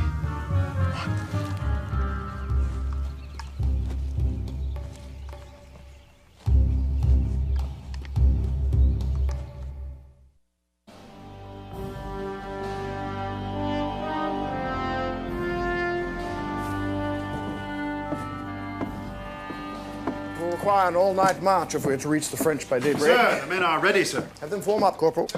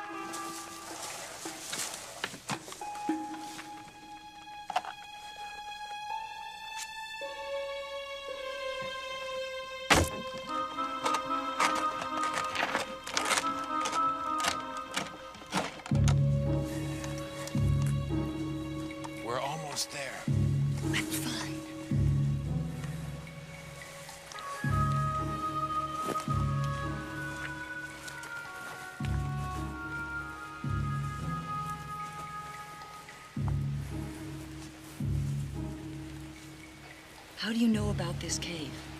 When I come here to hunt, this is where I sleep. Wait.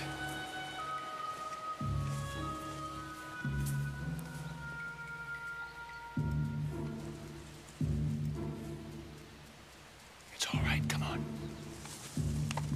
There's nothing else inside.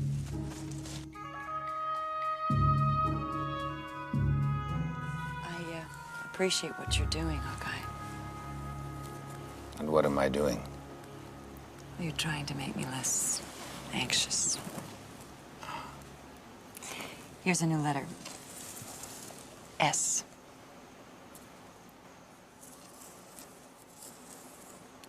S.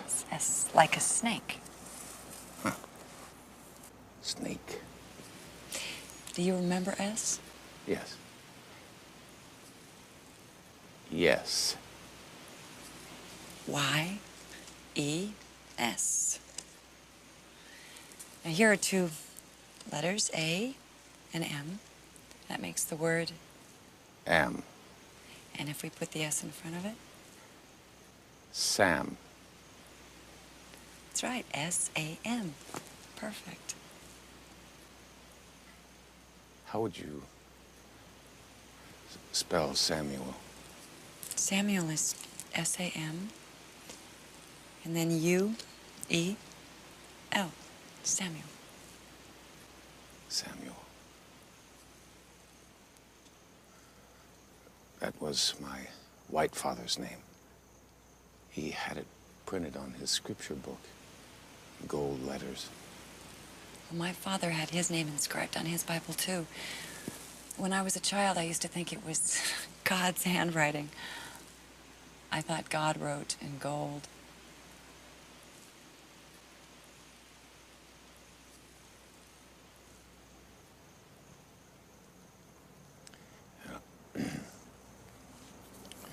You, think you can sleep? Here. This'll keep you warm.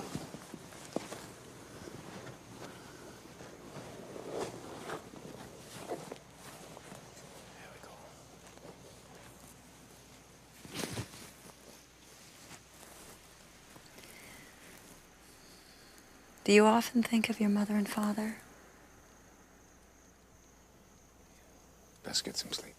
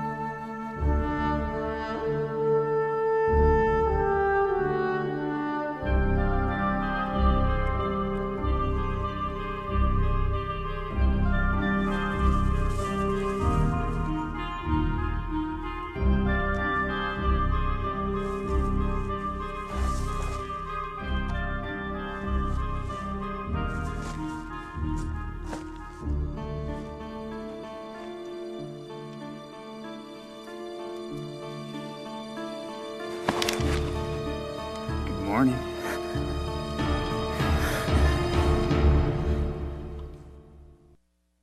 Go of me! Just move! Get up, come on! Stop pulling me! Hey, Wilkes! Where do you see what I found? Bart! Ow! Wilkes! There's no need to be so Shut up, man! rough. Wilkes! Come on! Ow.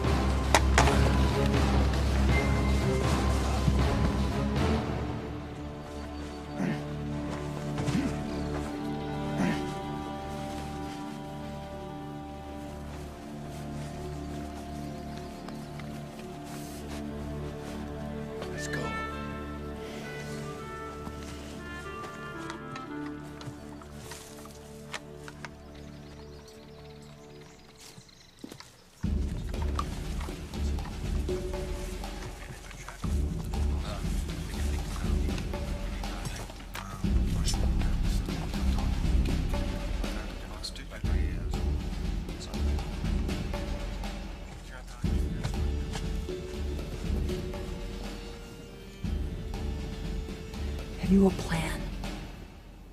Yeah. We'll surround them. Are you sure you want to be a part of it? I'm not leaving. All right. You stay here.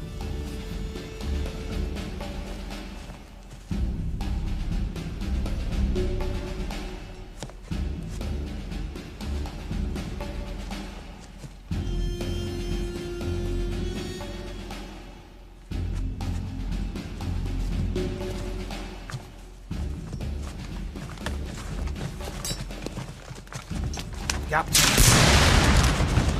Thank you, Mr. Falk. Captain, you and your men are surrounded. Put your arms down, now. You have betrayed us. No, I swear.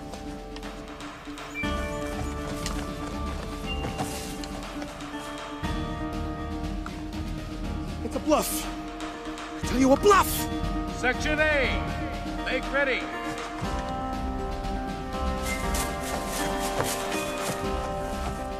Section B, cover the flank.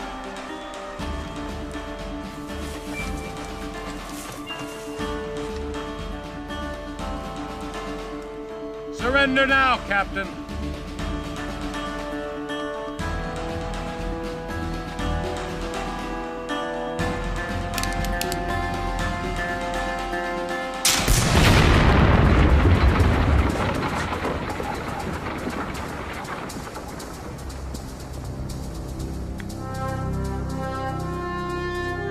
Anytime one of your men moves, it'll be you we're shooting at.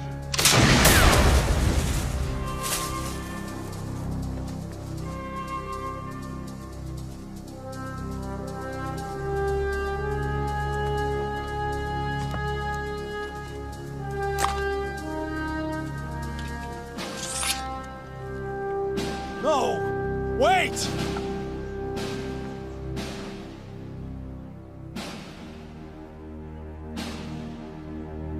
There's no army out there! It's a bluff! Forward rank, halt! Rear rank, close up! Make ready! Present!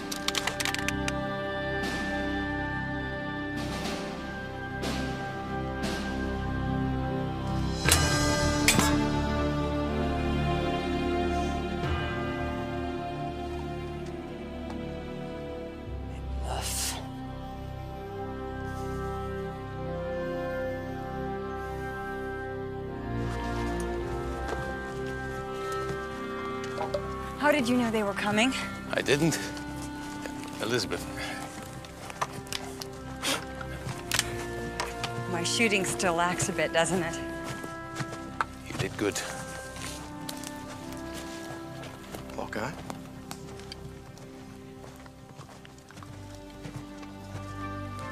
Elizabeth, what are you doing here? I found my missing gunpowder.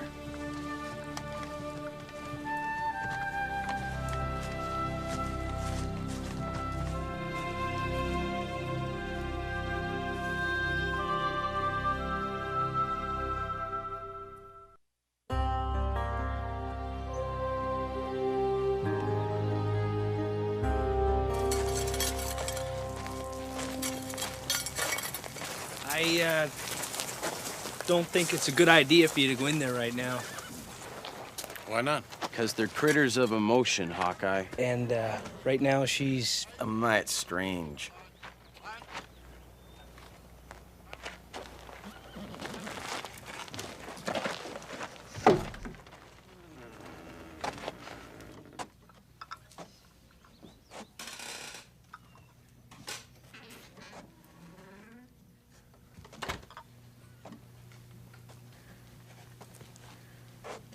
What happened in here?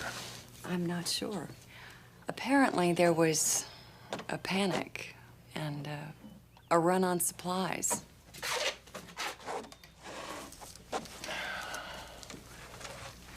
How's your shoulder?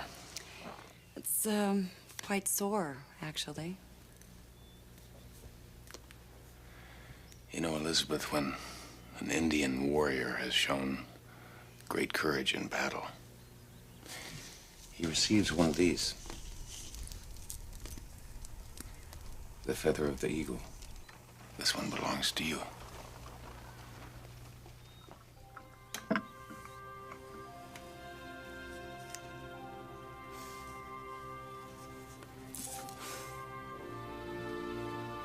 Thank you.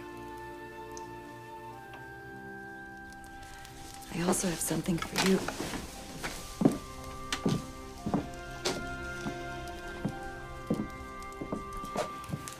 This was my father's. It's called a dictionary. It's like your gun, killdeer. It is a great tool and a great weapon. I hope you make use of it.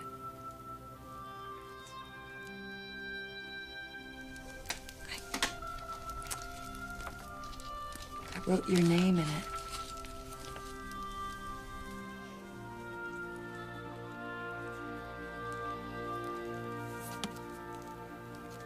Thank you.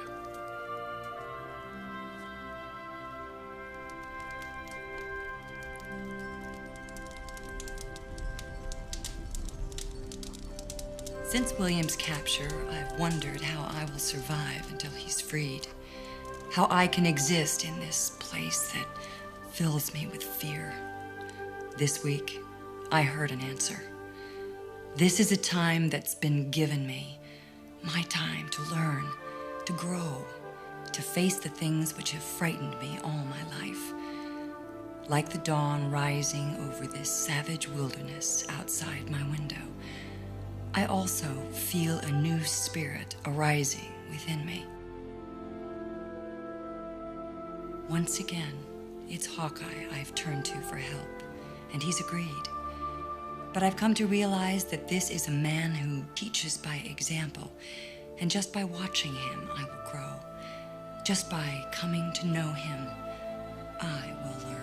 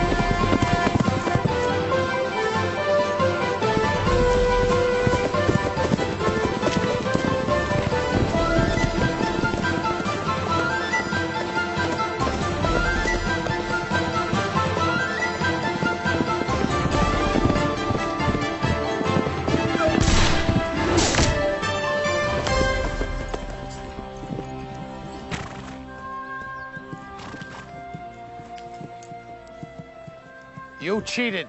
You cheated more. You cut a shorter path, Chingachgook. That is cheating. You used pistols.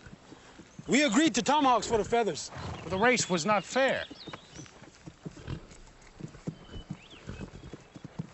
They would be more valuable if truly merited. There is merit in a short path if it wins the race, true? That's true, but it's also true that we chose a path around the linden. Then both are true, and both have merit. No. One of us is wrong. How can there be two sides to the truth? When one is yours, and one is mine.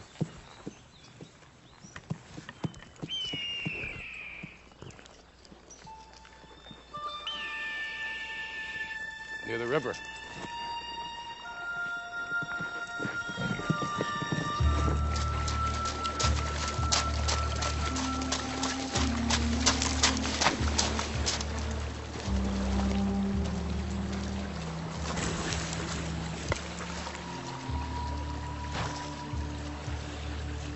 Ego Child, my cousin's son.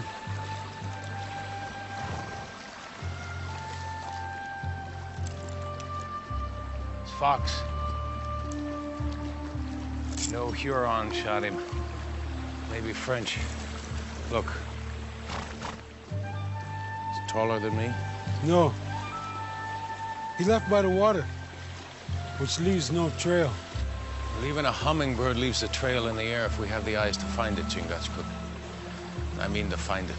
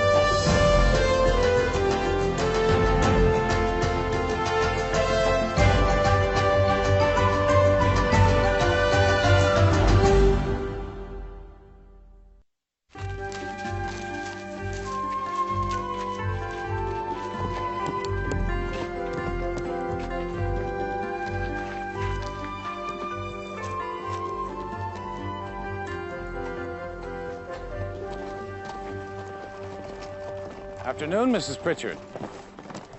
I wanted to thank you for the mending you did on my shirt. You're very welcome.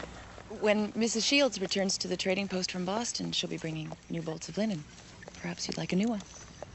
I'd like that. Is it the lake or the river you're headed for? It seems our luck's been better in running water. You'll be careful out there. Most assuredly.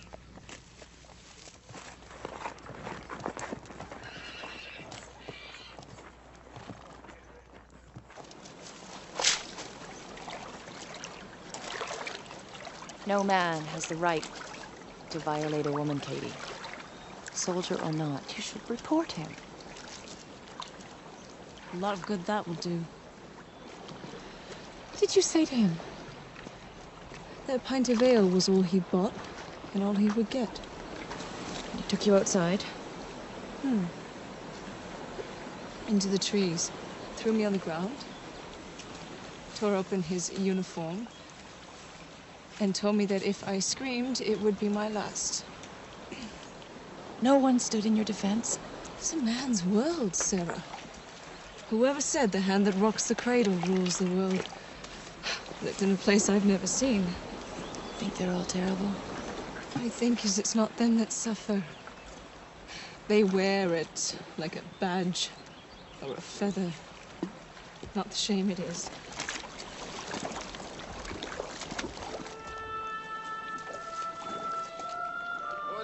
What are you doing here? Go on, be off with you. Be off!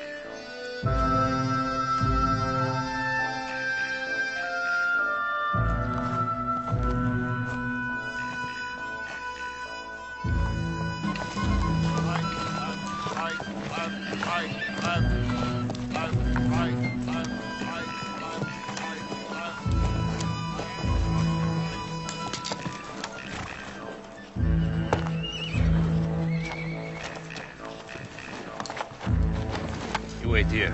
No talk, no look, huh?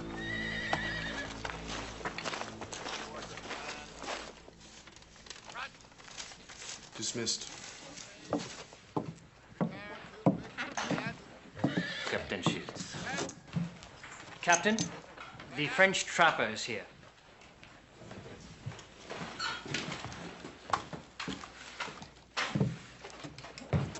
Bonjour, Captain Shields.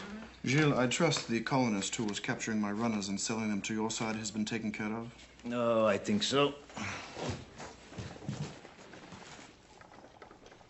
I do not proffer compensation for what you think. I gave him to a Huron war party heading up Champlain towards the Canadas. Is he still alive? Alive. Have you ever seen what butchery them savages can suffer on a body? I have seen the results. Death is usually the results. It's what you pray for. There's no pain in that. It's the getting to be dead, which is the agony.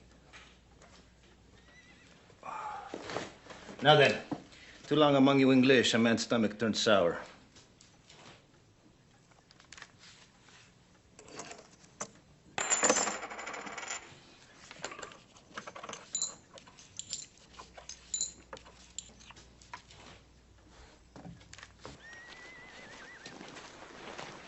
Hello. It's a beautiful fox. Where did you get it? She don't talk too good English. She's a Huron. Talks that if you know some.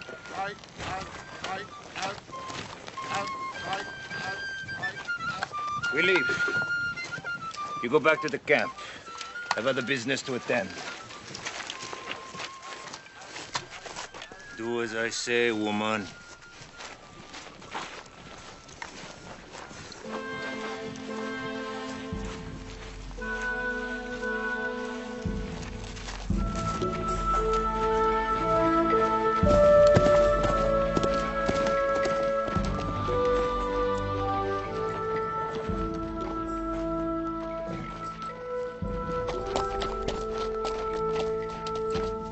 Tell me about this woman. I do not believe I know her. She's employed at the tavern, and she was the victim of a horrible assault. By the French? Indians what? A soldier from this fort violated her person. Ah. Say no more, Mrs. Pritchard. If I had a 6-pound cannon for every barmaid who claimed she was violated at the hands of a soldier, the French would be defeated tomorrow. But this kind of behavior. The behavior of soldiers and these necessary women who work in taverns is the behavior of war. She is not a necessary woman. Camp followers, harlots, they are women and they are necessary.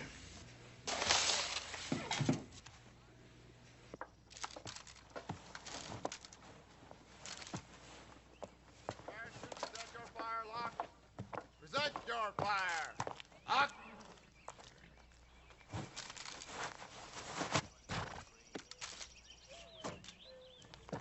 Turn to the right in 3. To the right. Right. Man, I'll never understand them. I guess it's not our place to. So, where are you headed? Mrs. Winthrop needs supplies at her farm. She's too ill to travel, so I've promised to deliver them for her. Well, you know, it's foolish to go out there alone. I'm not alone. Well, it's foolish to go out there without a weapon.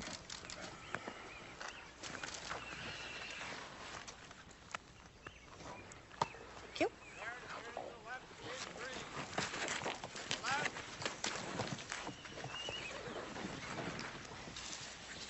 How many anniversaries did you have?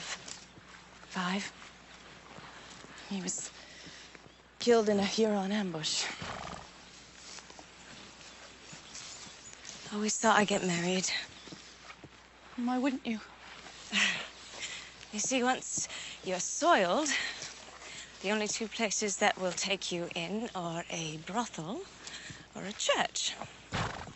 It's a strange world where those 2 have something in common. There's another choice. If you left here and settled somewhere else, You could meet a man, and if you fell in love, you could tell him the truth then. And you think a man would accept a wife who isn't a virgin? He would if he loved you. Your virginity wasn't voluntarily given, it was taken. You didn't do anything wrong. The wrong was done to you.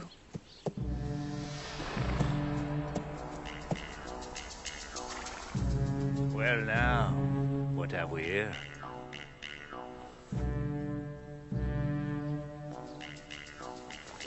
Come here, woman. Now. Or die where you're standing.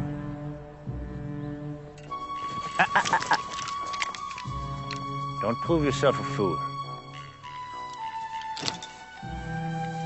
Now get up on here. Quick.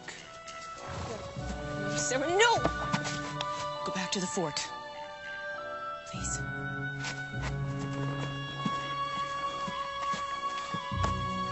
Sarah?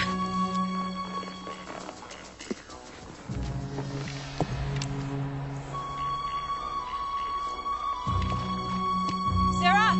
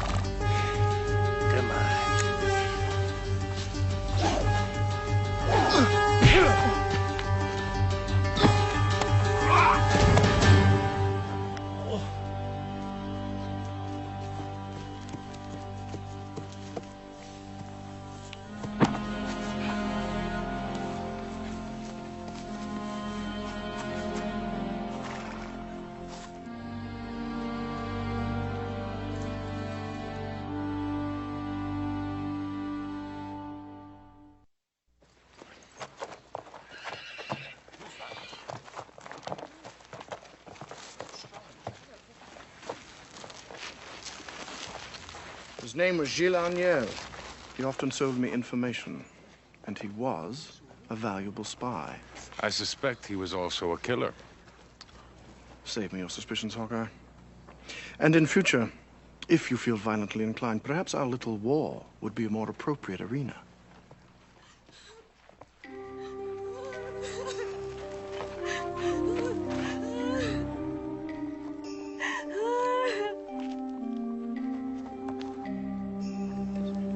I'm sorry.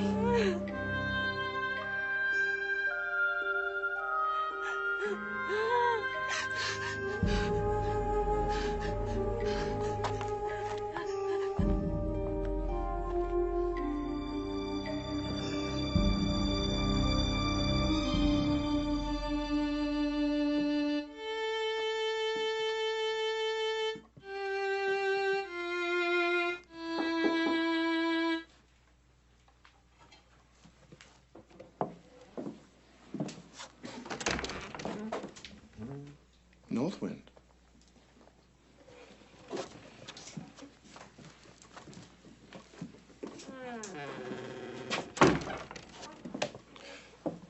Do you play? Perhaps a bit of Vivaldi? No? Of course not. Well, seems your husband chose the wrong backwoodsman to engage. That is finished. Now I want justice. Justice? Well, I suggest if it is justice you pursue, then seek it from Hawkeye. You provided for my husband. You should provide for me and my children. Your husband provided a service. What can you provide me that is worthy of my assistance? Information? The whereabouts of the French? Instructions as to the true nature and passions of heathen women? You will not help.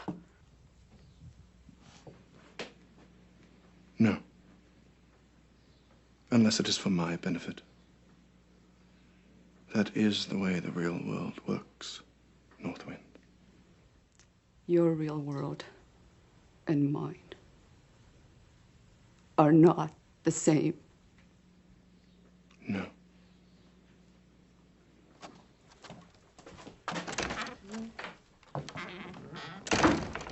Thank God.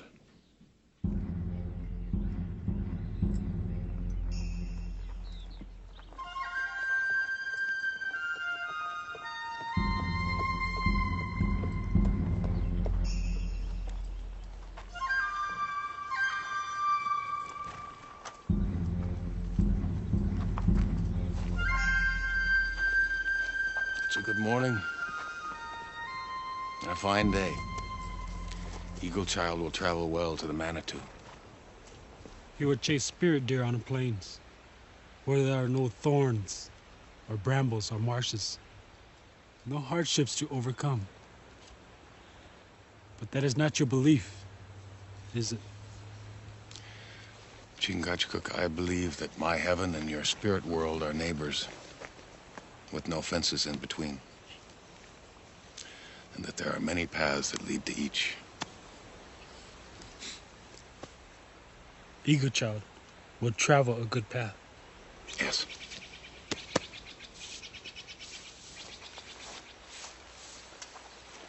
Where are you going? Mrs. Pritchard has asked that I escort her today while she delivers her goods.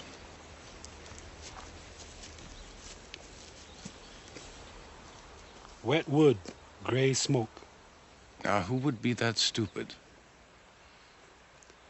A white man? They come to the forest. They learn nothing.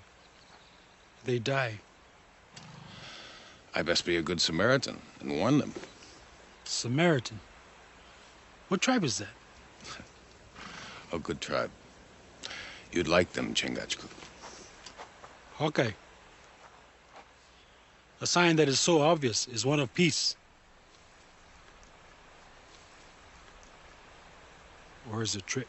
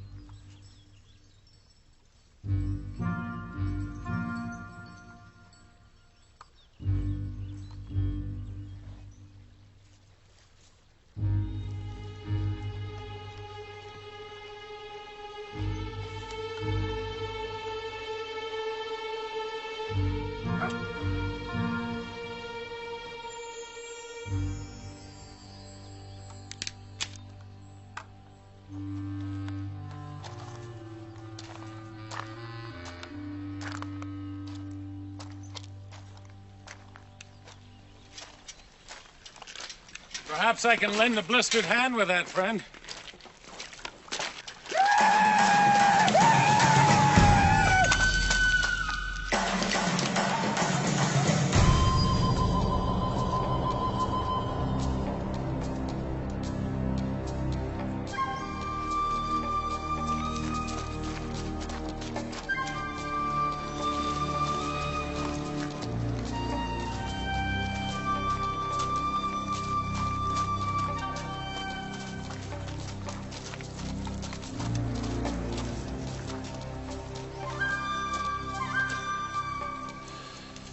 Hawkeye. A good and well-known name. I am Reverend Oak. A name that makes the Delaware grow pale. That's true, perhaps. But I was born pale, so on me it has no effect.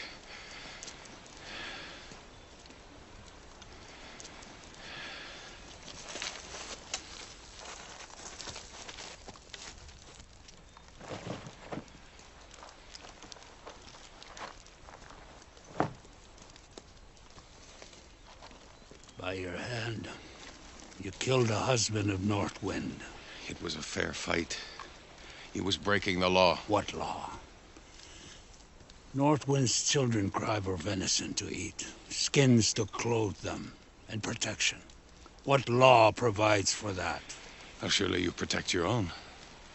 Even the family of a traitor and a coward. Disgrace my sister in front of her family? I will give you a law. Scalp for scalp, life for life, and blood for blood.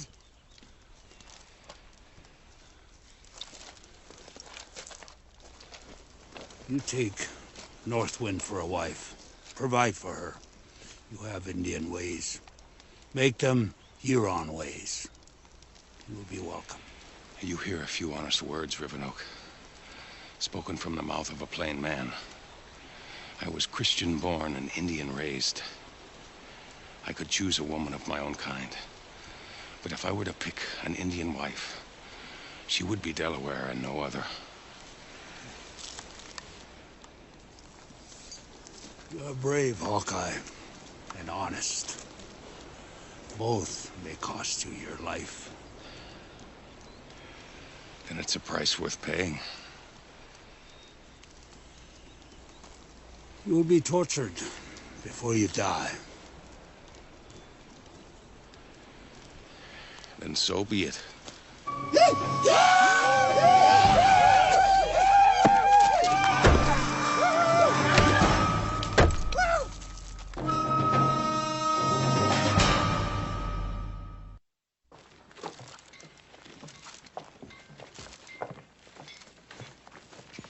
Excuse me, Captain Shields. I'm looking for Hawkeye. He's supposed to assist me. It's not in his nature to be late. And what is in the nature of these dishonorable colonists? I do not find Hawkeye dishonorable. Perhaps because you don't truly know him. Or do you? I know his reputation. It is highly regarded. By others of his tribe. These Americans, as they call themselves, who wish the freedoms and protection of His Majesty's crown without the attendant responsibilities.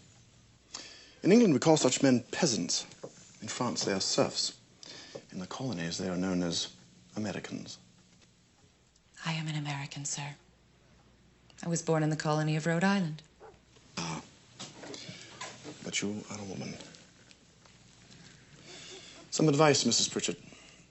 I do not know where Hawkeye is. But do not hold your cherished breath for Americans. They are not worth it.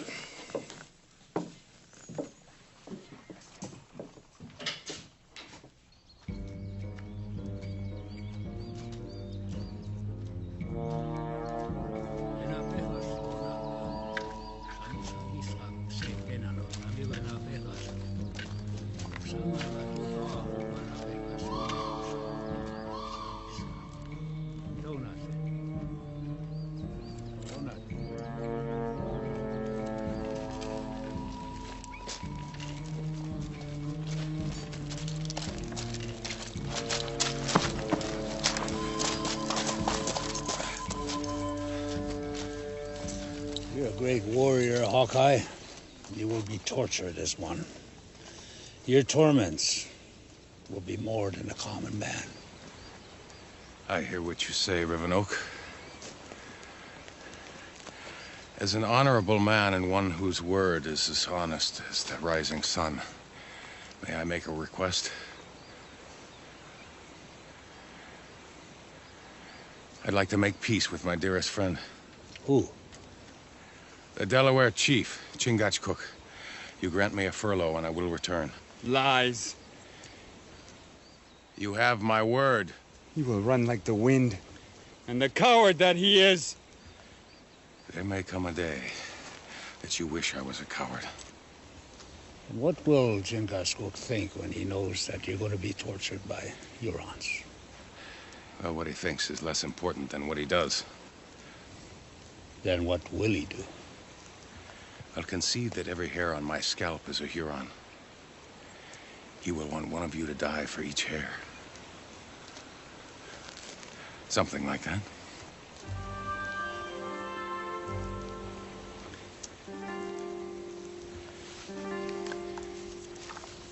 Tomorrow. the sun sets on a mountain.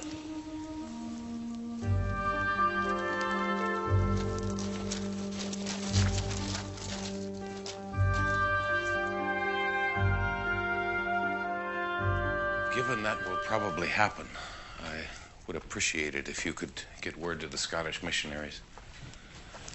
They will see to it that my memory is passed on to my people. Or they'll know me by my Christian name, Nathaniel Bumppo. I urge you, with the warmest tones I am able to speak, please do not do this. I have no choice.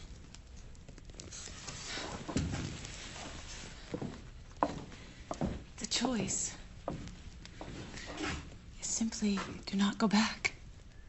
In the eyes of the Huron, I would be a coward. There is nothing cowardly in saving your own life. There is no honor in living with a lie, Sarah. I gave my word. That's more than my life.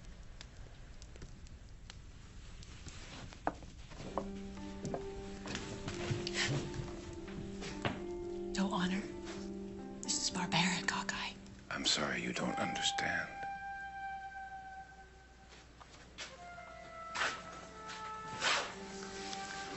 Given where you come from, it would be hard for me to expect that. A civilized man in a civilized world could not possibly find honor in throwing away the single life that God has given him. You talk about how civilized men behave. Meanwhile, two of the most civilized countries in the world are fighting a war here for land and resources that don't rightly belong to either one of them. I don't reckon that civilization has ever yet made a man out of a human being. This is madness, Hawkeye. Utter madness. There are those that believe it madness to honor their word. I don't, Sarah.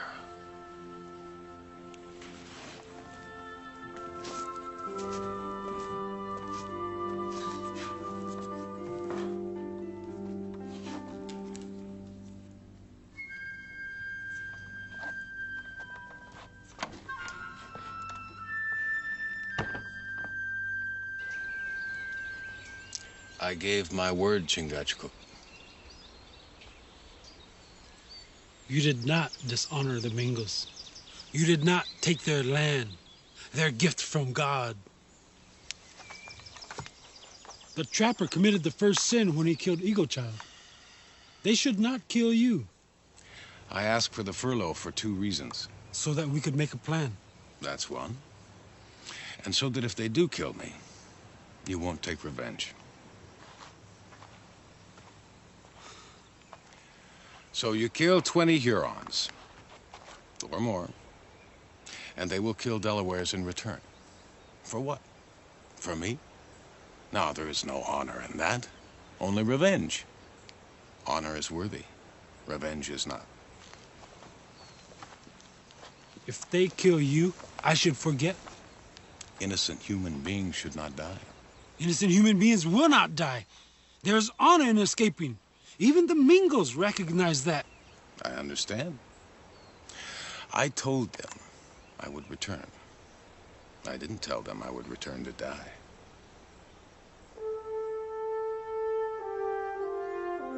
Prepare to shoulder your fire, like shoulder your fire. Lock.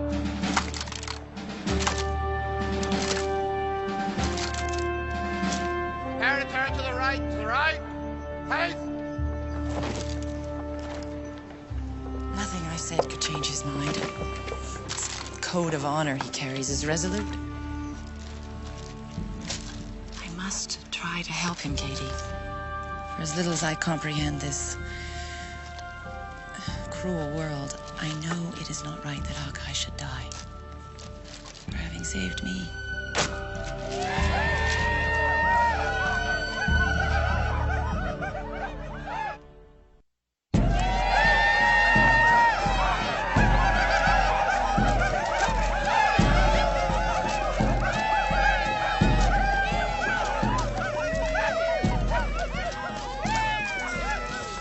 could have become a Huron. But you are nothing but a sheep of the Delaware. Lower than a woman. That may be. But nothing's lower than a snake. That puts you at the bottom.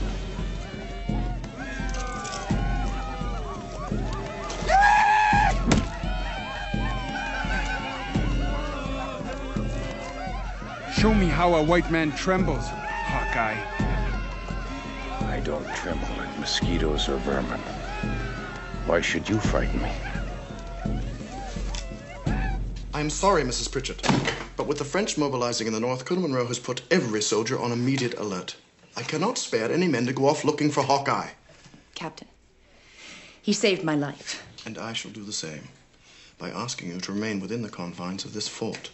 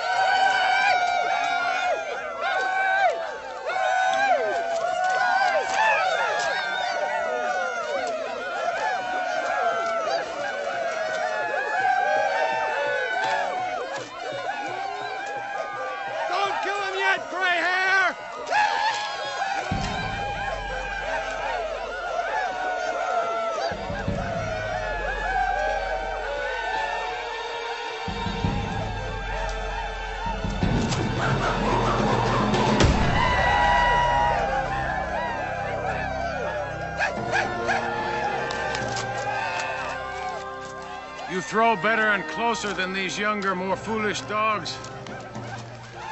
You have my respect, gray hair.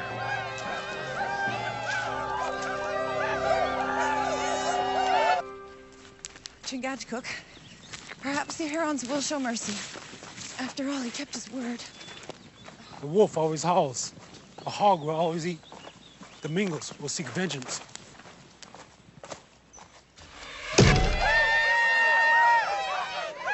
You Mingos send arrows that hit nothing.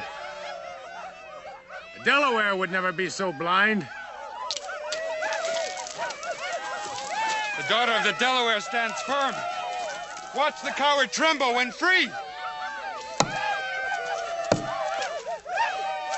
Let us watch his blood cover the ground. Stop!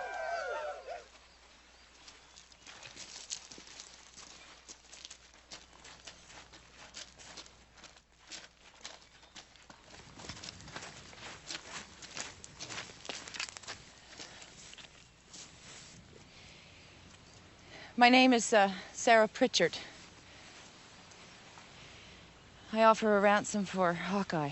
Revenoak, she has nothing to do with this.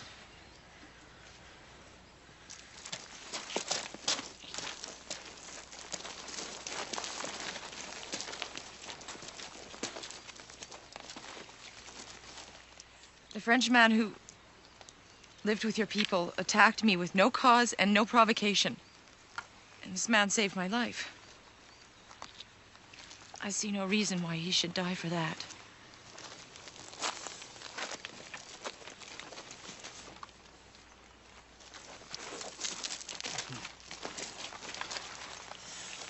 My sister, North Wind.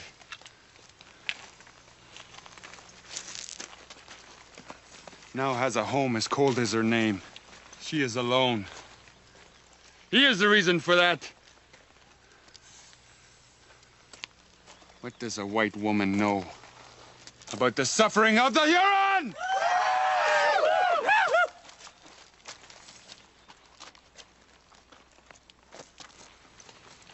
In all wars,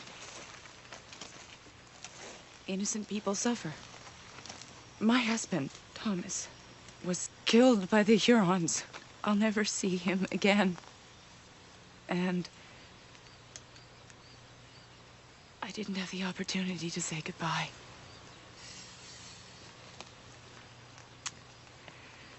I know the loneliness I feel. And in that, Northwind and I share the same suffering.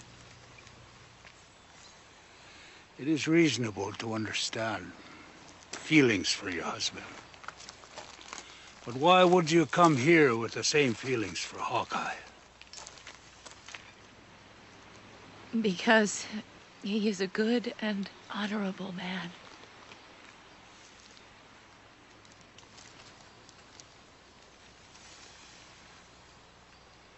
He kept his word.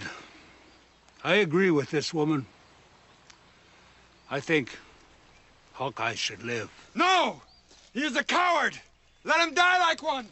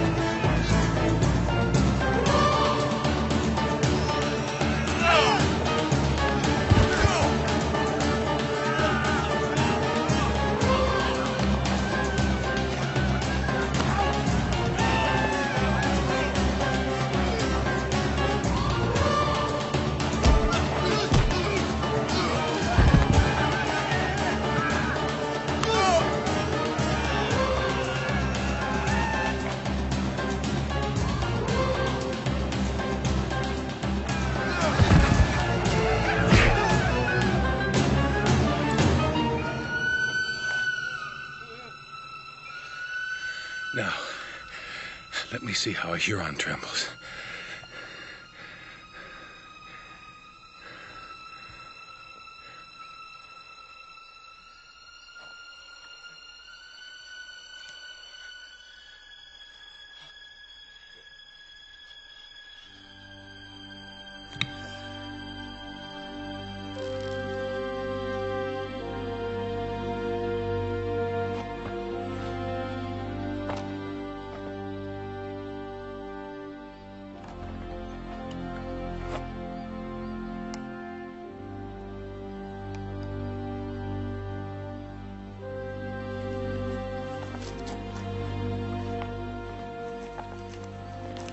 Wait!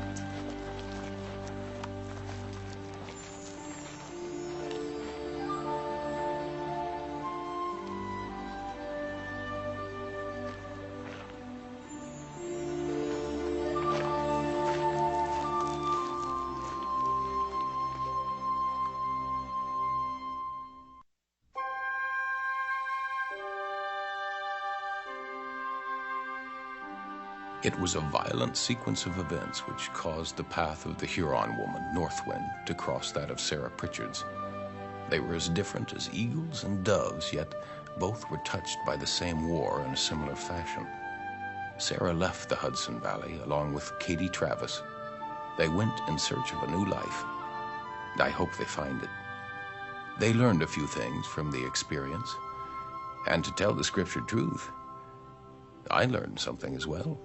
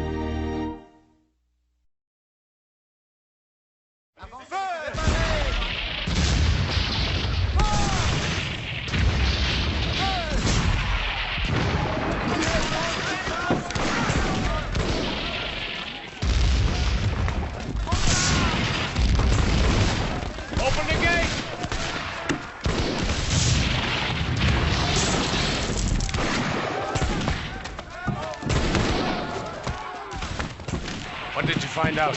The attack will not last long. Good. Why? They have a big cannon. When it gets here, the French will blow this fort apart. But how big a cannon? The lengths of 3 men, maybe bigger. Don't exaggerate, my friend. I'm not.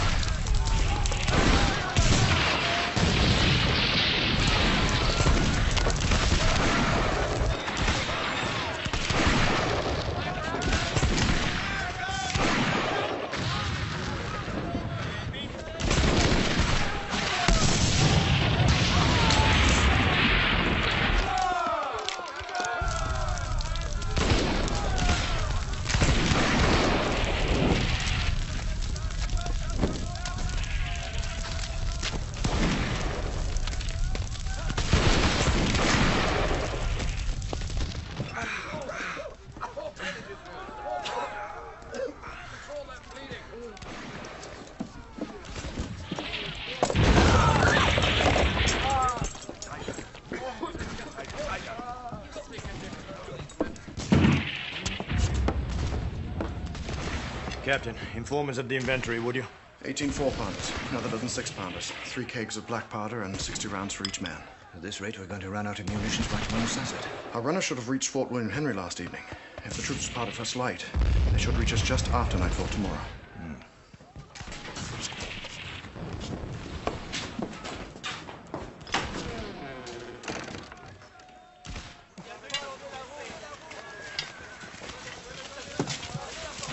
Shall we move another gun up in position, Colonel? It will serve no purpose. The damn English must have the devil himself fighting for them. With respect, sir, how long do you think they will be fooled by this madness? We cannot hit them. They cannot reach us. Have the Huron move inside the perimeter. Fire torches over the wall. Perhaps we will be fortunate enough to hit a dry powder supply. Yes, sir. Captain, do you really believe the devil is on their side? Perhaps. After all, we know with certainty that God is on ours.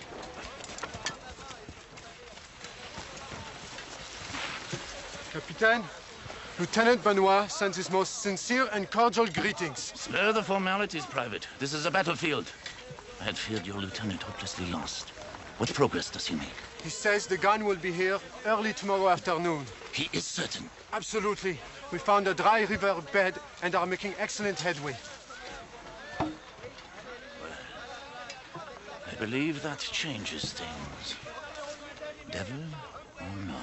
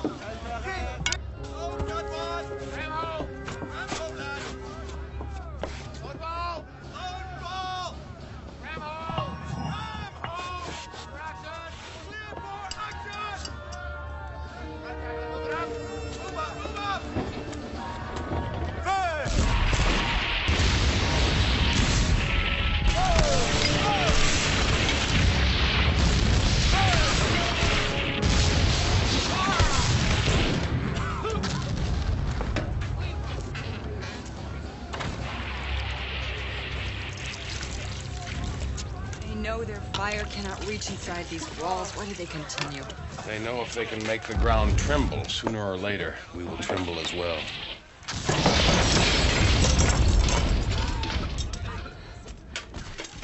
Hawkeye, what will happen if we surrender? The French will send the soldiers back to England, and they'll burn the fort down. Well, what about the settlers? They'll get home as best they can. Try and stay away from the Huron.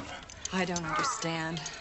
There is land and riches enough for both nations. For some nations, there are never enough riches. So stupid. Damn. Let me see.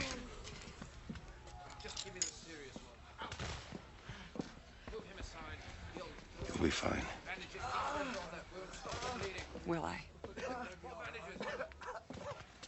You will have safe passage. What about the Hurons? You will have safe passage, Elizabeth.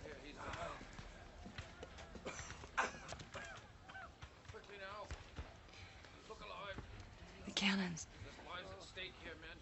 They've stopped firing. Yes.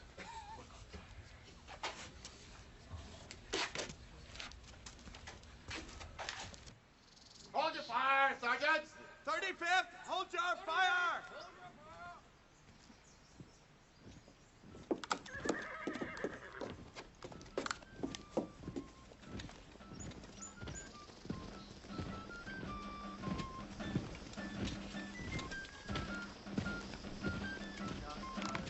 For one gun, stand by.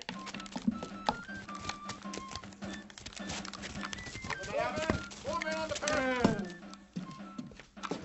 Colonel, the French approach under a flag of truce.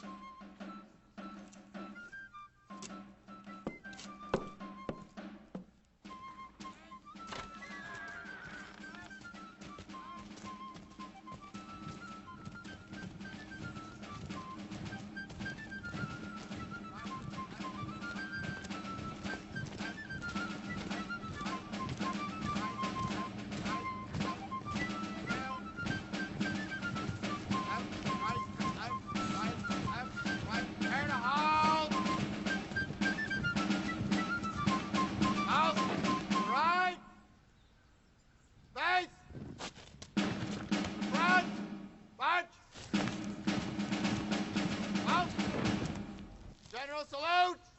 Salute! Présentez vos armes!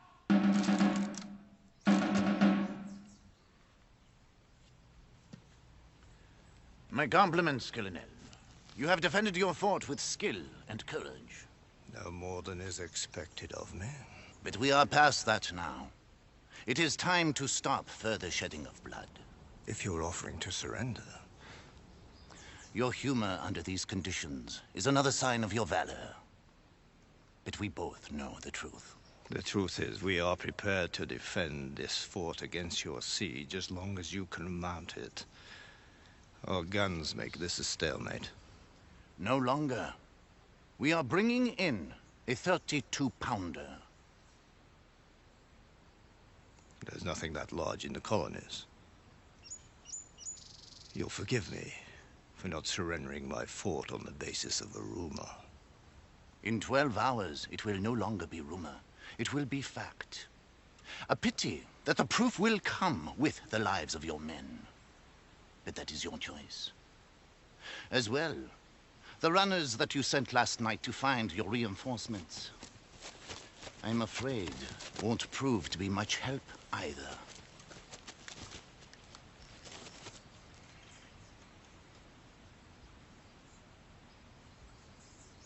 In 12 hours, then.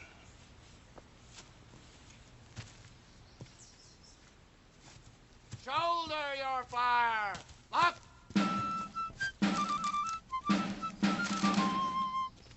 To the right! Face! To the front! Back!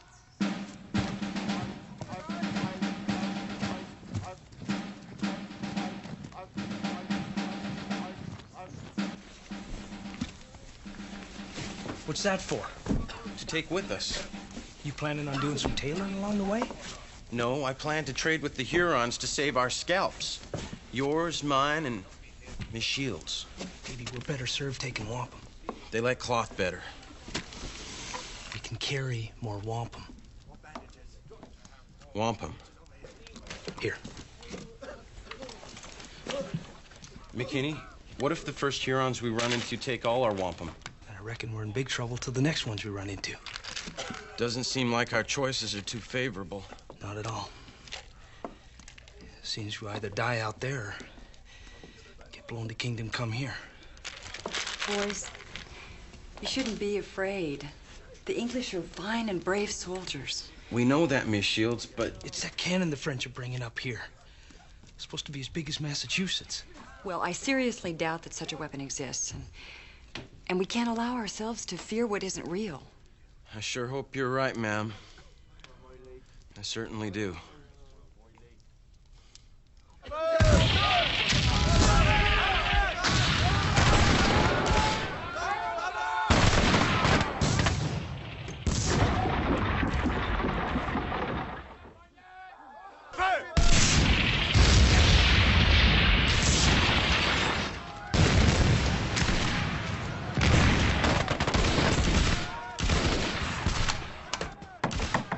Enter.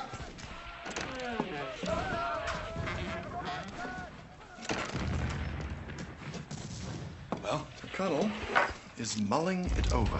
If the Frenchman's telling the truth, your colonel has no options. Ah, but that doesn't stop the man from mulling things over. He loves to mull things over.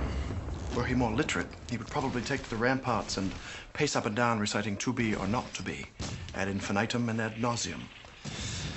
As it is, he mulls. What's your guess? My guess is that he will decide to make a fight of it. Because I will convince him to do so. Surrender's not so bad. They put you on a boat, send you back to England. And our little land arrangement becomes a failed venture. All it'll mean is you're out some money. Ah, a great deal of money. There's money to be made in London. Mr. Royce, men such as I don't get rich in London, which is why I came here. Now, if you will forgive me, I have to help my commanding officer save his floundering career.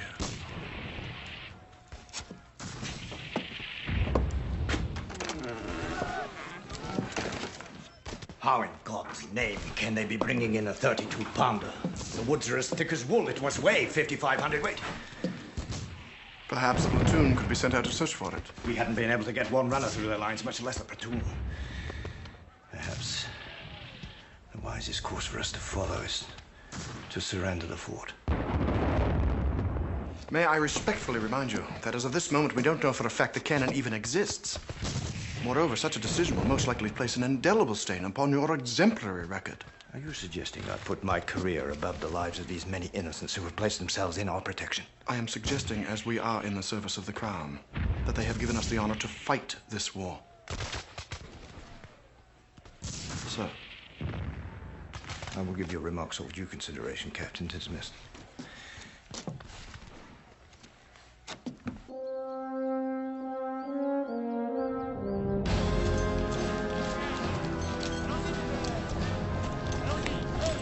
They say if you are within 100 yards when this monster fires, bang, it will make you dead. Does that mean nobbies are well sing? It could get me sent home. No, my friend, deaf soldiers can still march. They would simply write out the commands and hold them in front of our eyes.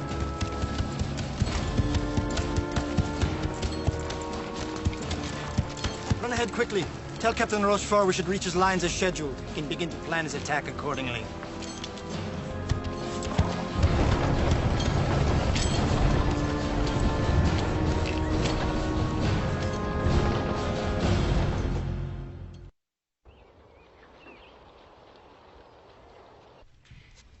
I envy you one discipline, Hawkeye.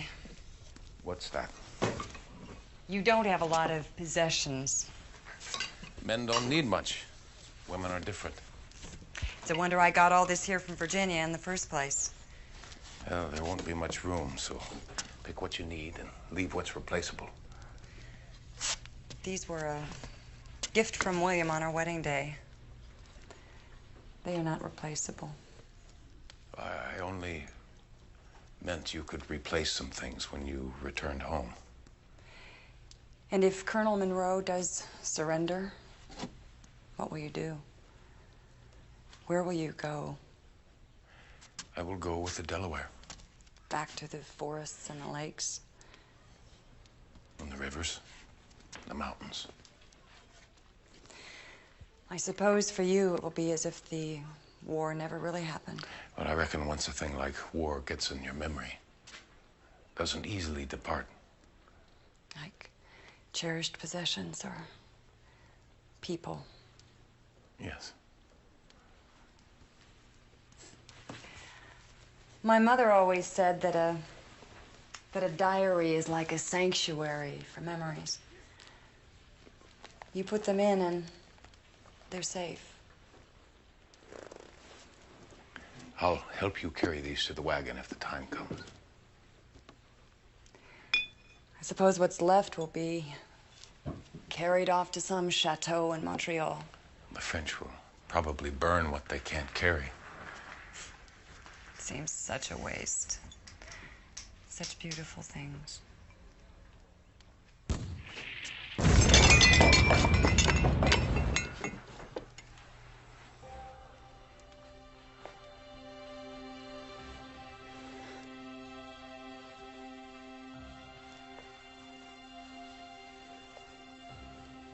Trembling.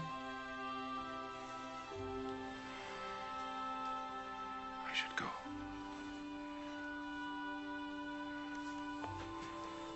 See what the damage is to the fort.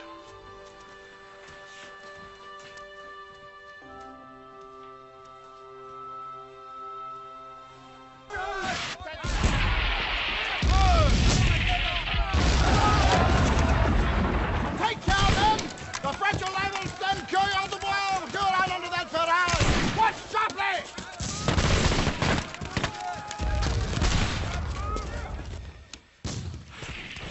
Gentlemen, if you manage to elude the French and find General Pratt, inform him of our dire situation and request his reinforcement with all due haste. Thank you. My signature and seal. Godspeed. Good fortune. Dismissed.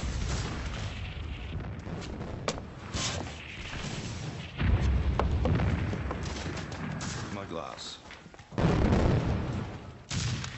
See to it my records provide the families of those two soldiers with an extra month's pay. You believe they'll make it, sir? We shall pray they make it, Mr. Lawrence. Or it will no longer matter what I believe in this life.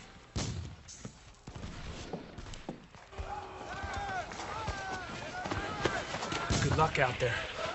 Afraid I'll need a little more than luck. Yeah, so we think you ought to take some of this.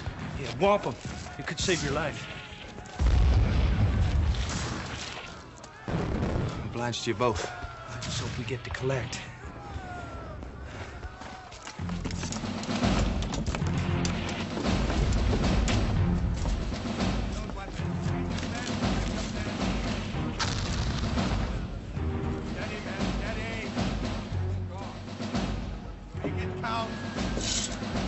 Prepare to fire!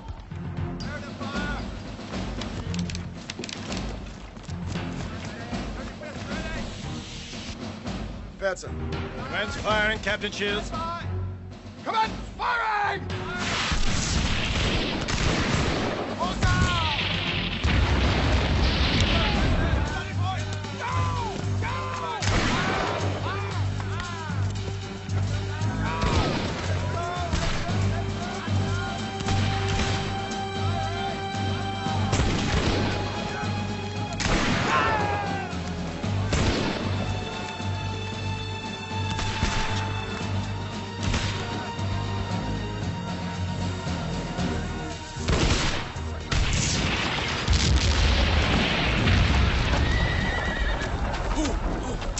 Easy. Hawkeye, even smart warriors know when it's not time to fight. You want to leave, my friend? Better to make the choice than to have it decided for us. Well, I can't. You owe nothing to the British. No. Then why stay? The Shields woman? When the French bring their gun, we will be caught like fish in a net. But first, they have to get it here.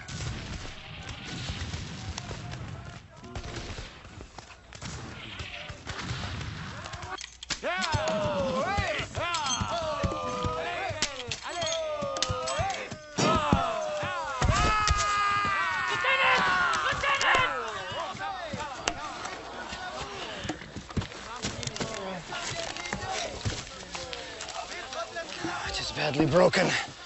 We are less than 8 hours from Rochefort, just over the next mountain. You two, stay with him. We'll send back help as quick as we can. Repair this, quickly!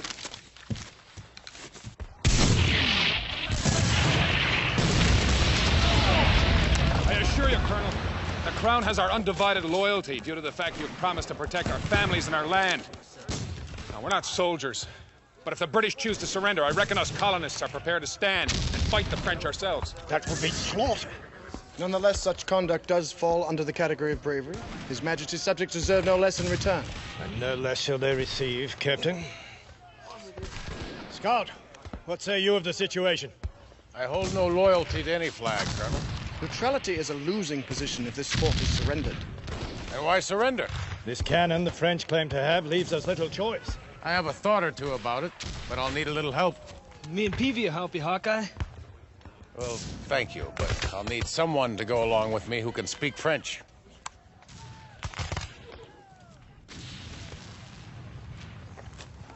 It's almost certain death or capture to venture out there. Almost doesn't make it certain, Colonel.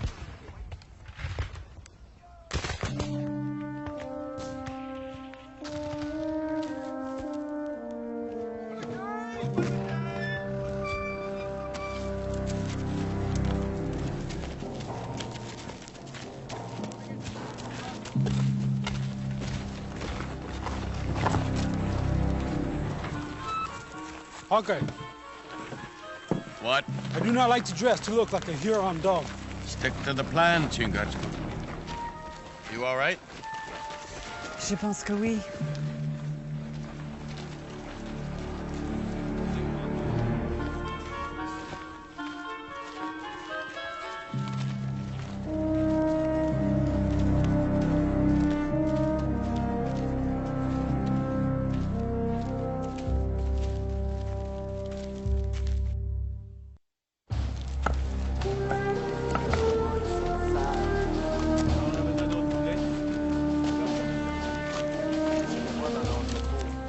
Halte.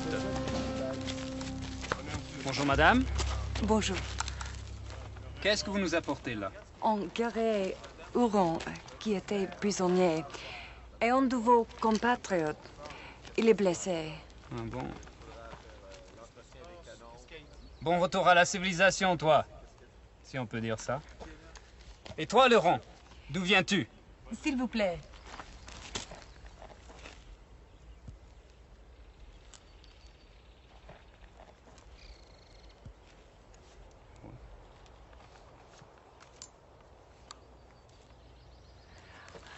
Niagara. Bon, emmenez-les tous là-bas. D'accord.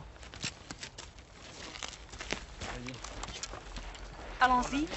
Suivez-moi.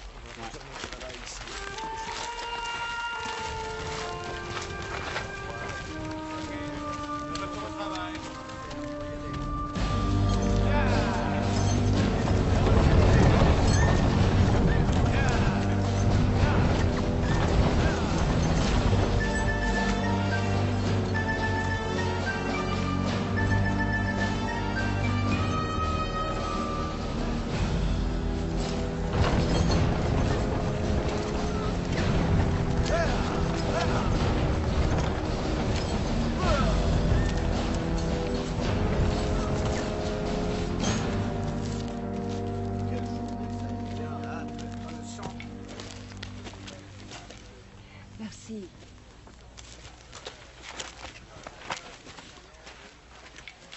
I'll wait here. If the sentry or anyone else comes in and tries to talk with you, just pretend you're sleeping. Good idea.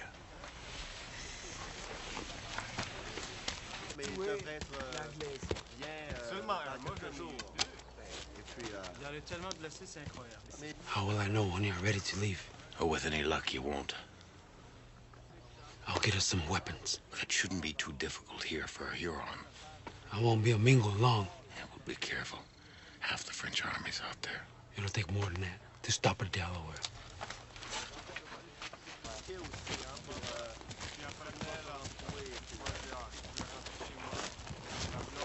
Pardon, madame. Vous voulez manger? Oui. C'est par là. Merci.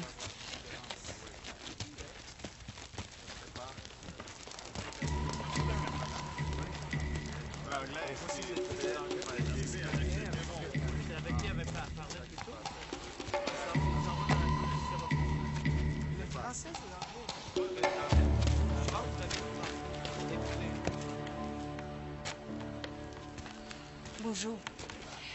Je désire un peu de potage et de pain pour l'infirmerie, s'il vous plaît.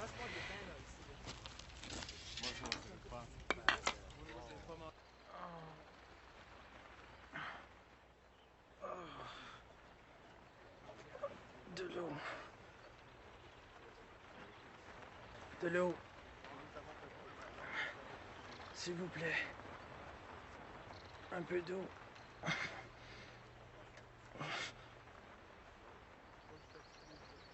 S'il vous plaît. S'il vous plaît, aidez-moi.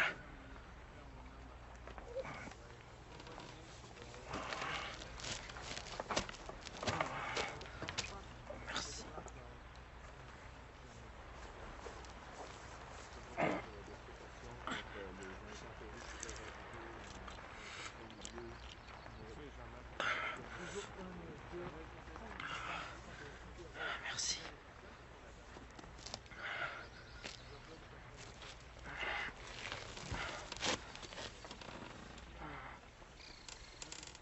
Merci. Merci. Mademoiselle, a moment of time, perhaps, to allow me to practice your language. You speak it very well. I am learning. You are, bon dear friend. A nurse. Nurse, yes. From the fort? Yes, I brought one of your wounded countrymen back to your side. Colonel Monroe saw no reason for him to suffer the current circumstances. Your colonel is a very merciful man. If he is also a wise man, he will surrender. Because of the weapon they say is soon to arrive? Yes.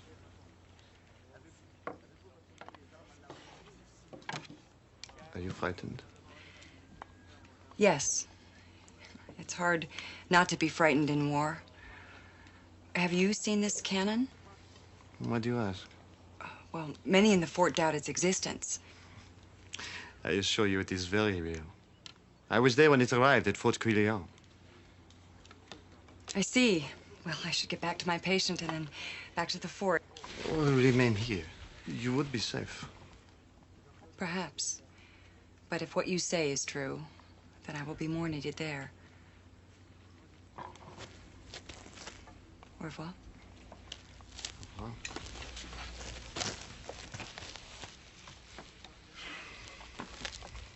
C'est la guerre.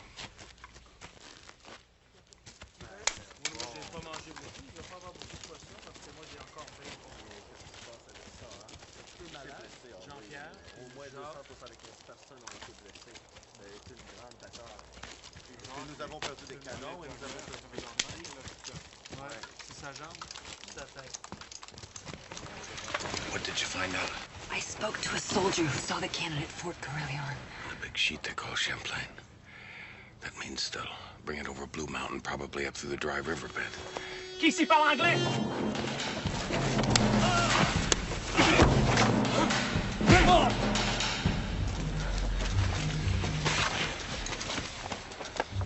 He heard. He may have to. Which means you'll have to come with me. That wasn't part of the plan. I know.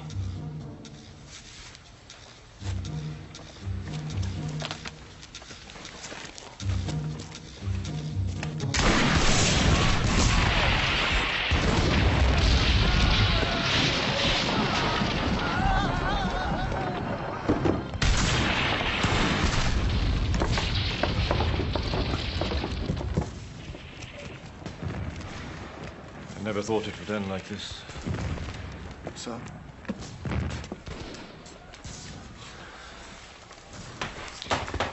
It's interesting, isn't it, how the mind and emotions work. I have a daughter approaching 16, a son nearly 12. They haven't seen their father in 2 years. I was curious as to how they would view me if I were to die here, or how they could consider a father who returned to London in disgrace. We are not lost, Colonel. Not yet. I see little in the way of good fortune. The runner, may it succeed? Not in time. Hawkeye.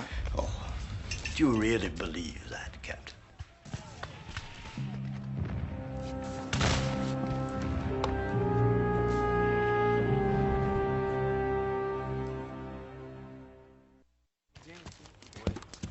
Elle rentre dans la tente du général.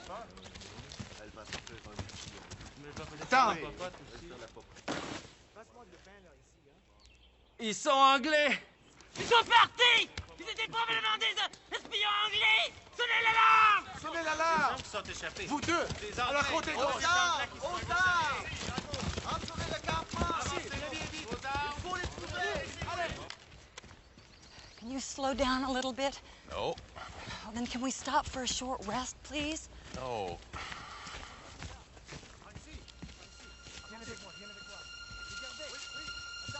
Run. Ils sont là! Arrêtez! Arrêtez!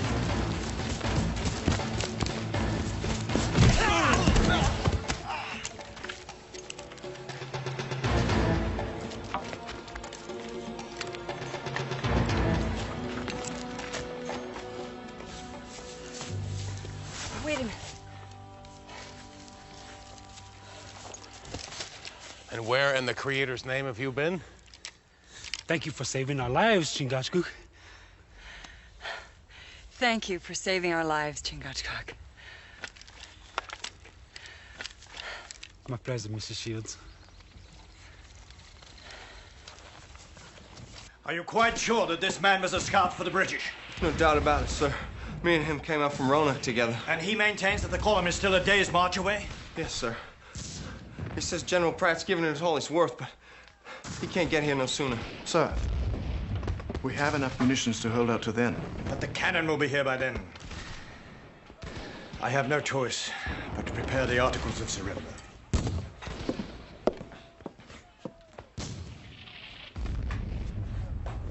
Sir. What do you mean you want your money back? Seems to be a perfectly straightforward request to me. It is outrageous. Not at all.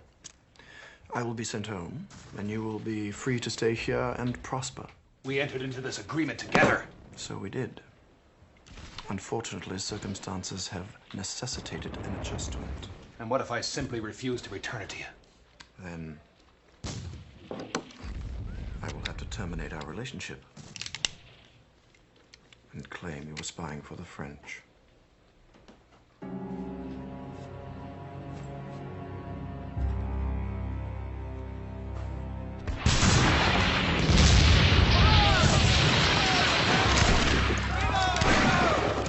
Good Lord, you made it!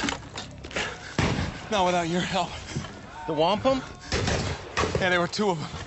Here, I didn't exactly stop to negotiate with them. I just tossed that sack. They started picking it up and arguing over it. I got away. You saved my scalp, friends.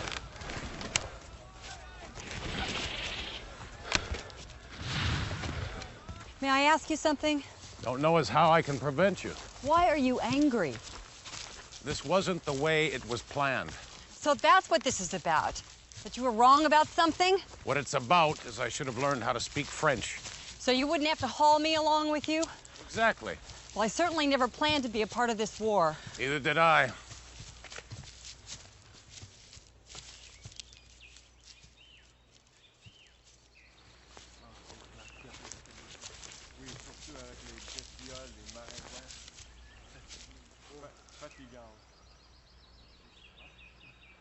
Too many of them for us to charge. Maybe not. What you need is something to distract them. I'm afraid I don't have anything that'll do that. I do.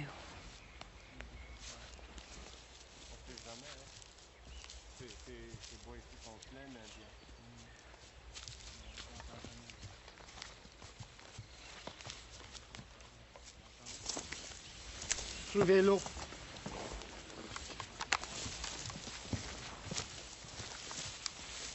Attendez là.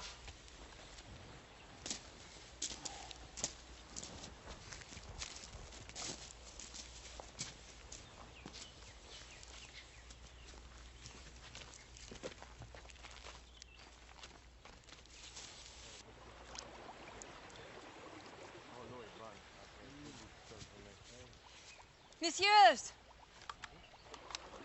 ne buvez pas l'eau, elle n'est pas bonne. Il y a 4 soldats morts plus haut. L'eau est mauvaise. Oh, qu'est-ce qu'elle dit? Oh, faut dire que je débarrassé de ça. Qu'est-ce qu'elle dit?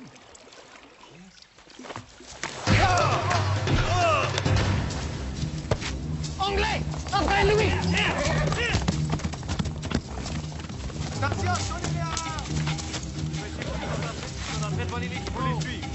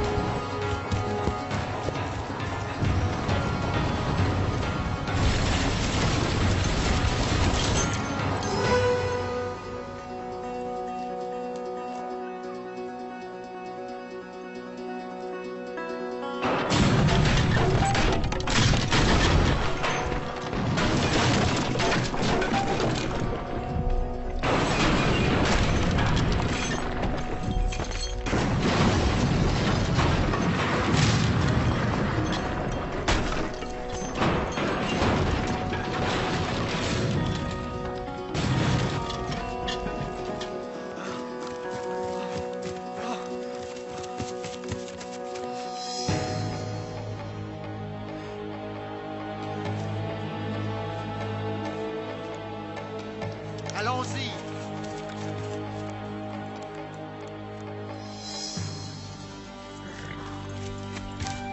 Where's the cannon? It's at the bottom of a cliff. Let's get back to the fort.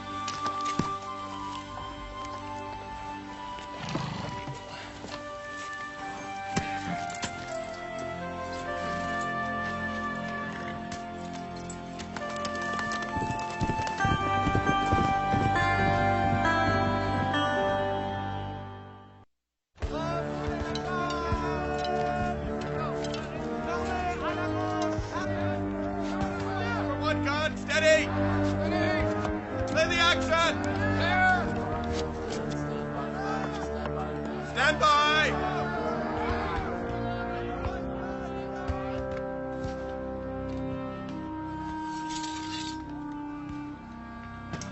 God save the king. God save him.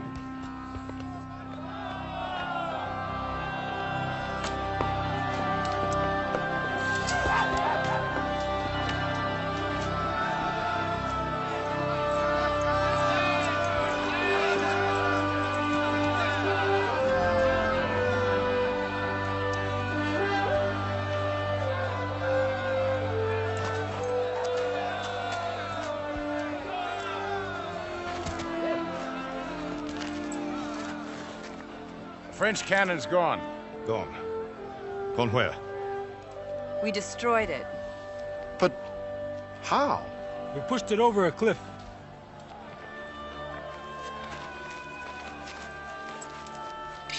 Prepare the cannons for firing!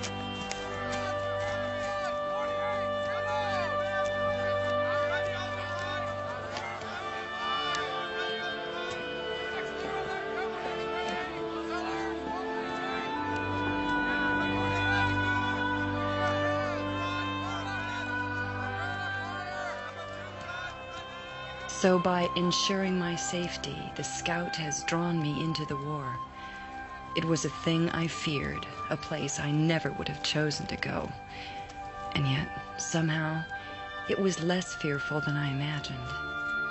Perhaps because I was there with him.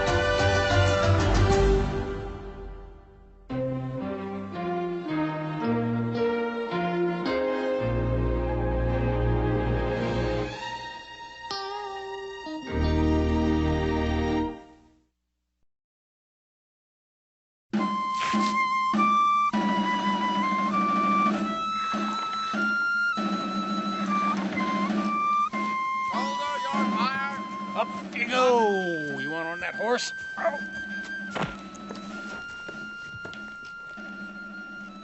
From the north!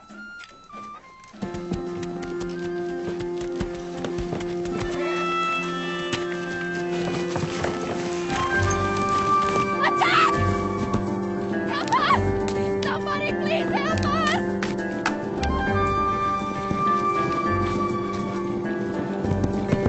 Savages! Savages!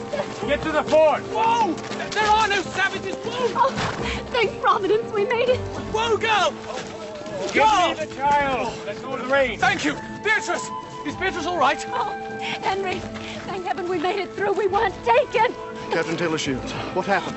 Savages. We saw savages in the woods. We saw nothing. I saw them. They had black and white war paint on all over their faces. It was terrifying. It was an animal, nothing more. Ever since my brother and his wife were slaughtered by Hurons, my wife sees a red face behind every tree. Do you see anything? No. Nothing at all.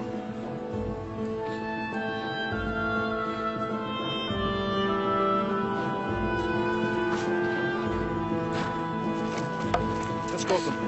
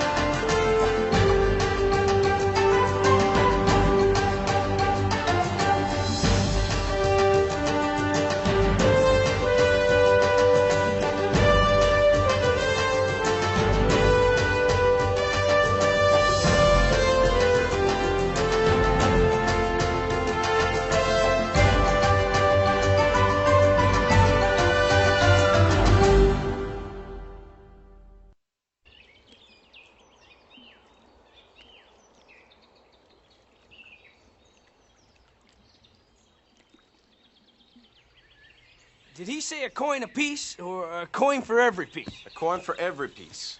Oh, we're rich, as Midas himself. I appreciate your escort, Mr. Hawkeye. So you actually live out here in this place? Yes. That's a very courageous thing to do. Well, to tell the truth, I think it's brave to come out to the frontier when you don't know what to expect. Yes, brave or somewhat naive. We came up from Virginia to visit my brother. After these hostilities, I look forward to our return. I must say, when I contracted to marry Beatrice, the enormity of her wardrobe was never mentioned. Well, are you sure you want him to pick all this up? Yes. Friend, that is a smashing idea. Change of plan. Half my clothes are gone.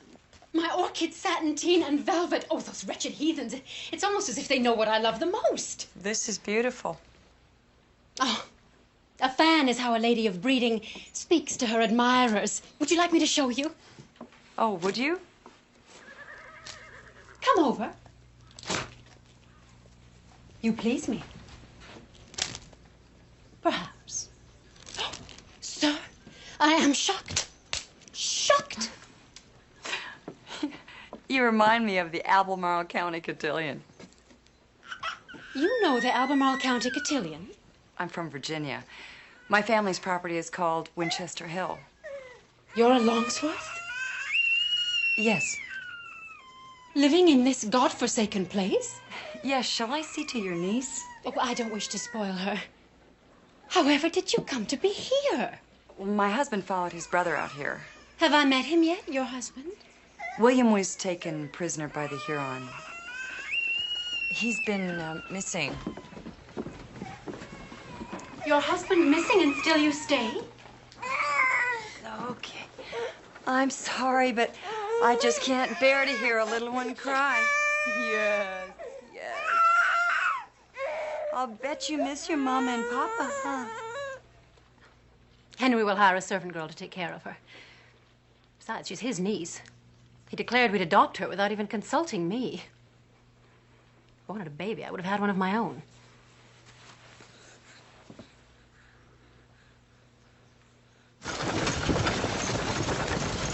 What is this?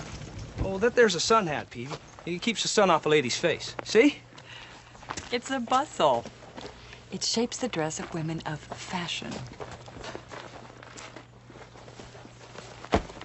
It's a bustle, McKinney. It's not no sun hat.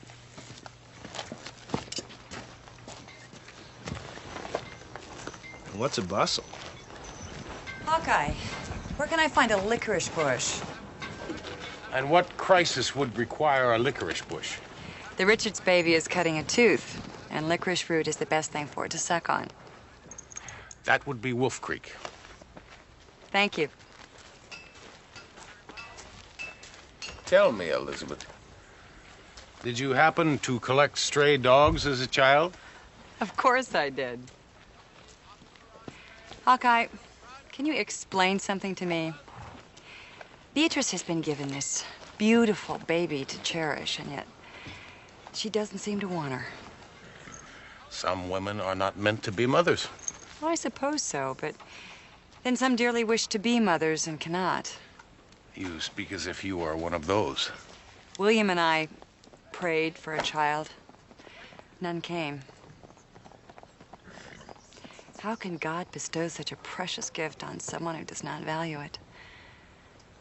The scriptures promise he has a plan.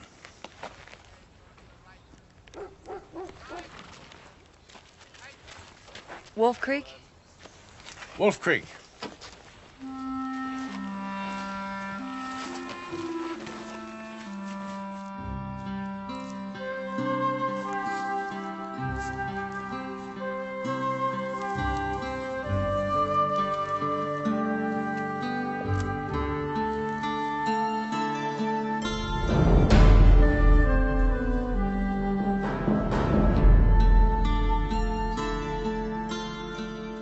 Beatrice gave it to me as a souvenir of civilization. Yes. No offense, but it reminds me of the mating dance of a turkey bird.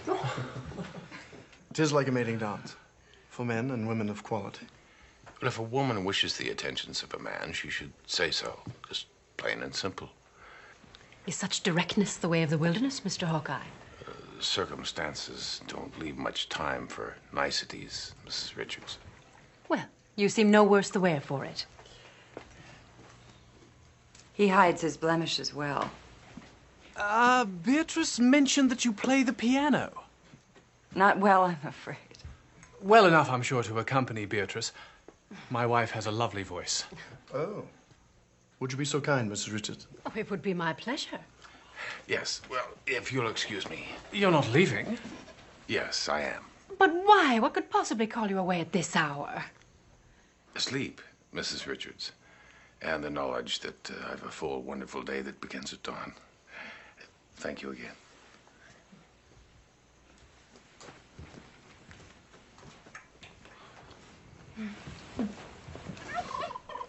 What was that? That was a turkey bird.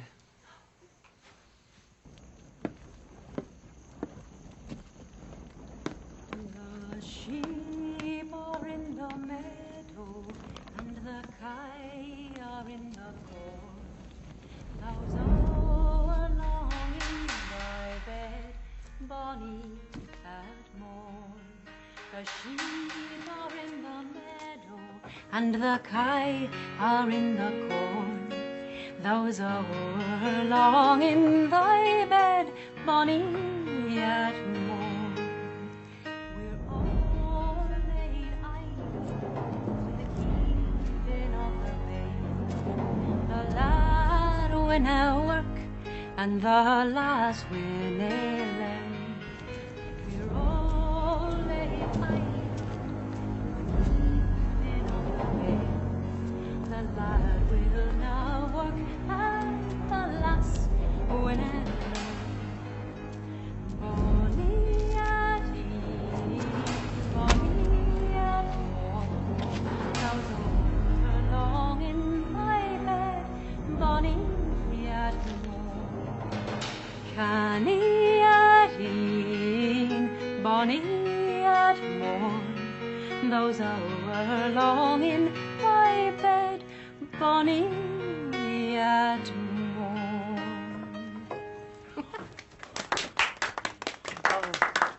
That was lovely. I think I'll look in on your niece.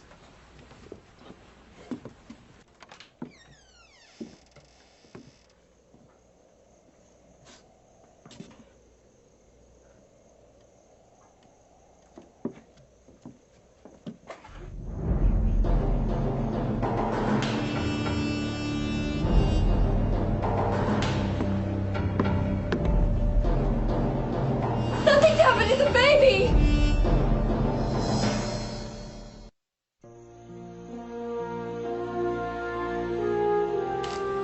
Child's been taken by one man, probably Huron.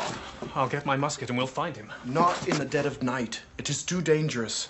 And I can't possibly spare any men. We're talking about an innocent child. I say we go after them. Do you agree? It's a full moon. Brass buttons make fine targets in moonlight. But my niece! Your niece will be safe until she reaches the Huron camp. Are you honestly saying there's nothing that can be done? That you can't even try and find her? I can try. Thank God. And I'll go with you. Be best if I went by myself. I'm not afraid of these woods, nor the people in them. It's not a question of bravery, Mr. Richards. It's just that I can move quicker and more quietly by myself.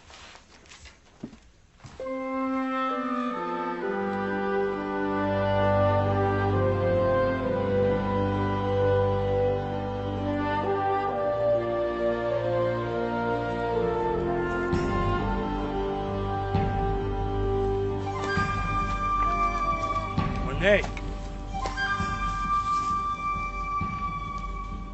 One day.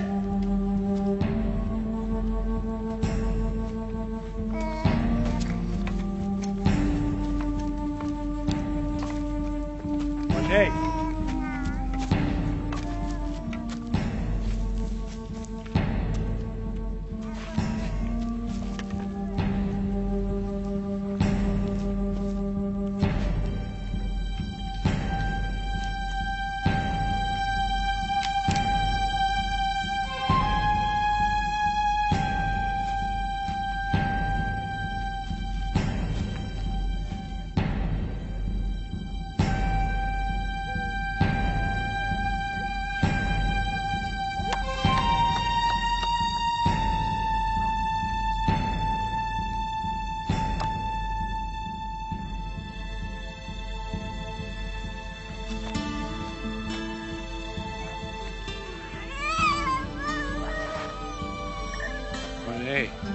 Vesqua. Cocotoin. Ion. Juananhoe.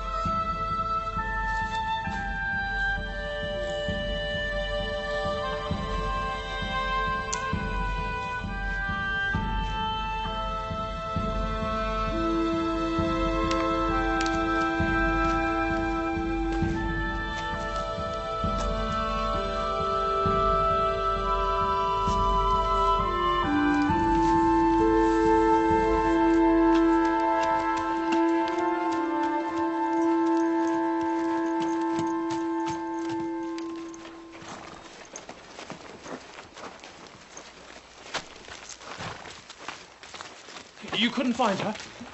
Their camp is just the site of Acorn Lake. The child is safe, but you can't get her.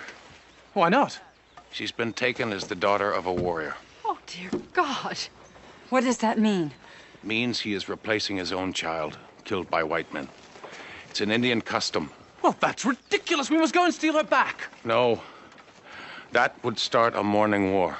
A what? These people are suffering. As a tribe, they have lost something. They are in mourning. They want to heal, but first they have to replace what's been lost. Now, if you or any other white men go into that village now and try and take that baby back, you will be insulting their grief. And the Hurons will concentrate all of their war efforts on this fort. That would be their mourning war. Hawkeye. We can't just leave her. How do you suggest we mend their grief? That's not our responsibility. A dozen stout soldiers could take them, easily. Surely you don't suggest we leave a white child amongst pagans to be starved and beaten? Indians don't beat their children, ma'am. When they eat, she will eat. They're Huron. They butcher people. Well, if you won't do what must be done, I will.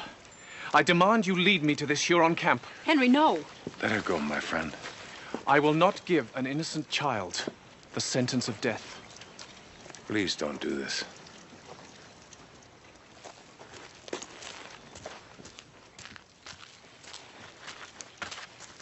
Wait. Isn't there any way to save her? Save her from what, Elizabeth?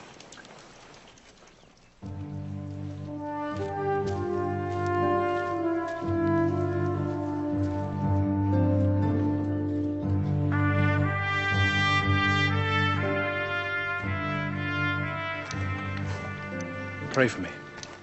Henry, this is madness. I cannot abandon my brother's child. But you're abandoning me.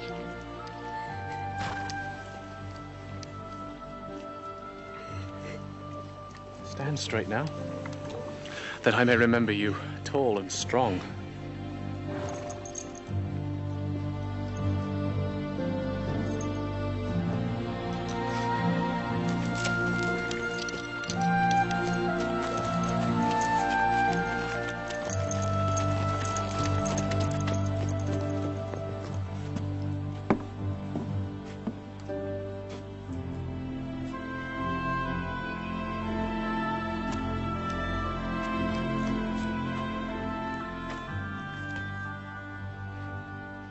He doesn't belong here. And for that he has to die? I don't understand this place. Elizabeth, he's a man. He's making a choice. It's his to make. It's not yours, not mine. It's his. He is doing the only thing he sees to do. How can that be a choice?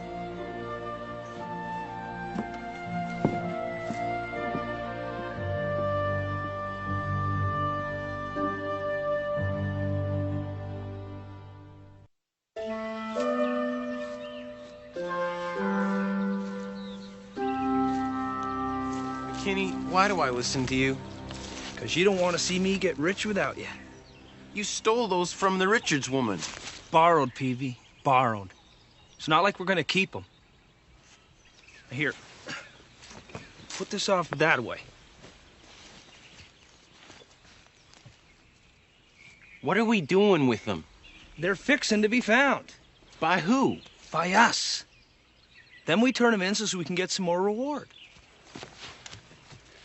We hiked all the way out here so we could take these out of the sack and put them on the ground, then pick them up and put them back in the sack and walk back to the fort. Why didn't we just stay in the dadgum fort? Because then we'd be lying and borrowing.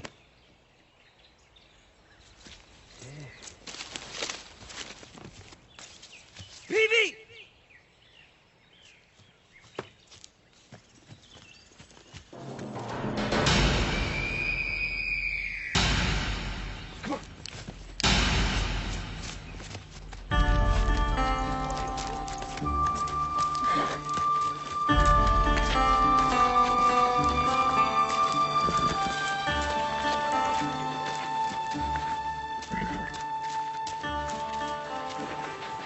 He was left for us to find. For what purpose? It's their way of saying, don't try it again.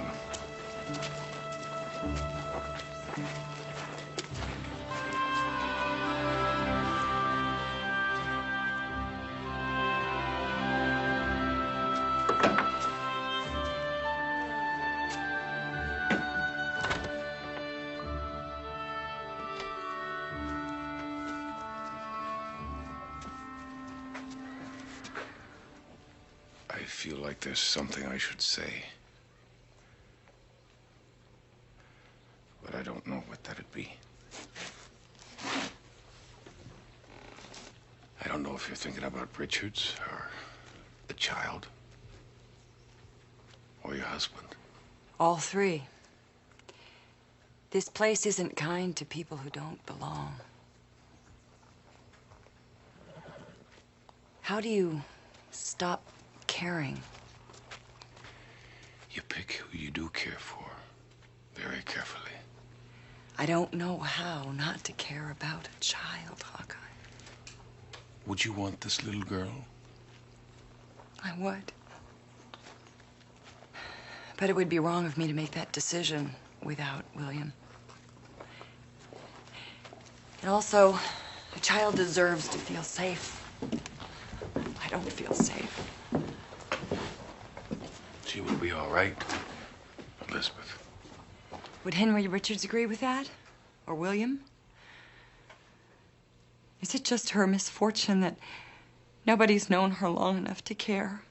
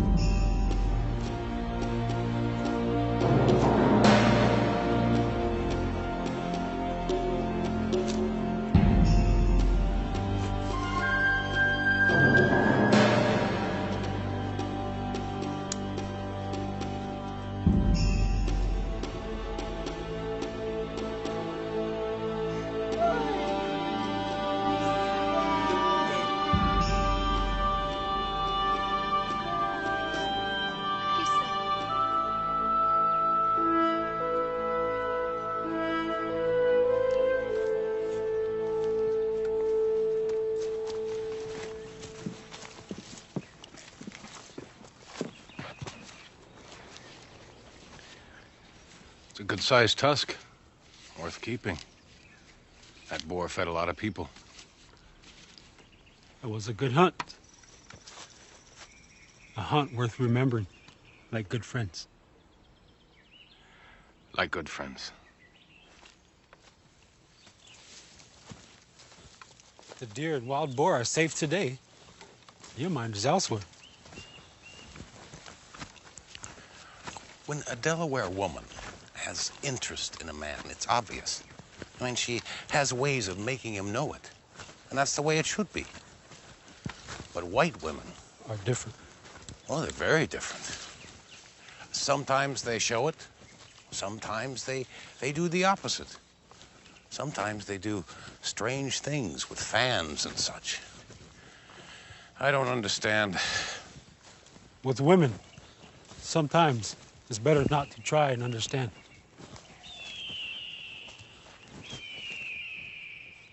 Goshawks.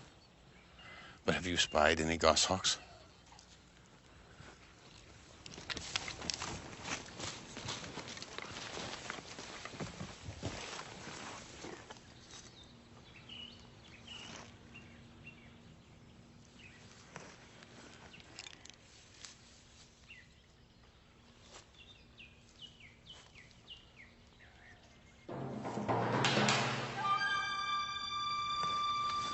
Five to 2. Better to pass one. I don't want 5. I want 1.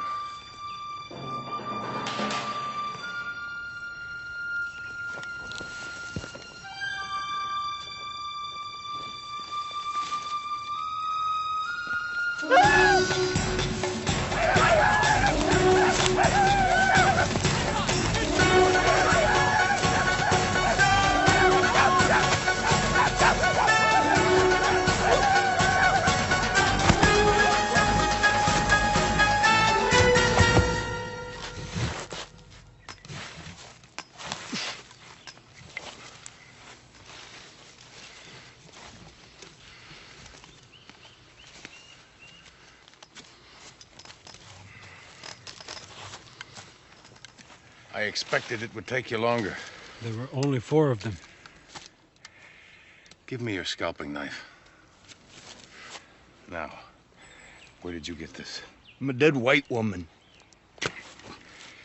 If she is dead, so are you. Oh, Mitsu.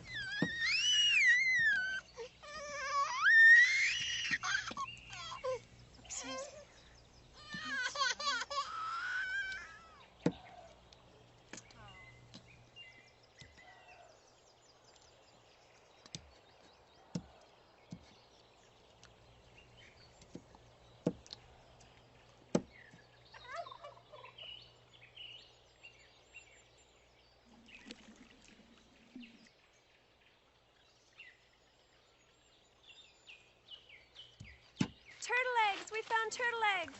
What? In the Miska, man?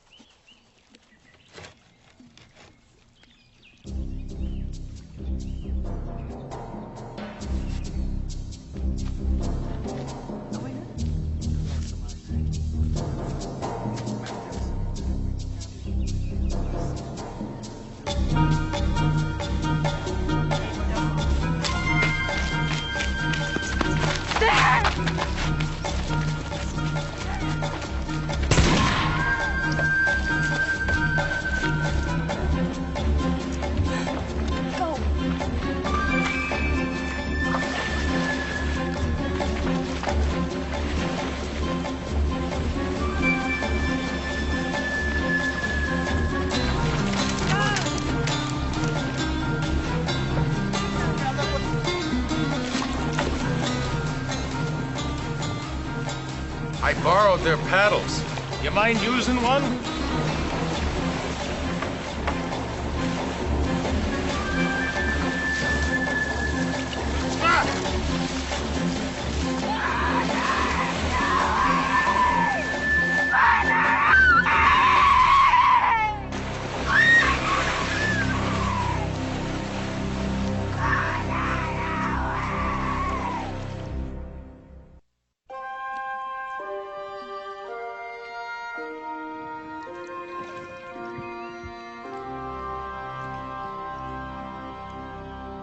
Have I started a war?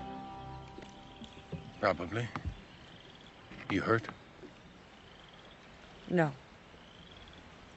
The warriors?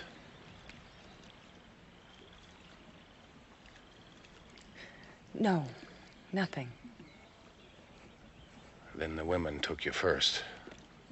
I went when I knew the men wouldn't be there. I thought that if a woman went, it might not cause the war. But you didn't ask. Because you didn't want to know. No, I just didn't ask you. Who did you ask, Elizabeth? I asked God. You asked God if it was your calling to sneak into a Huron camp and steal this child? No, I asked him for protection.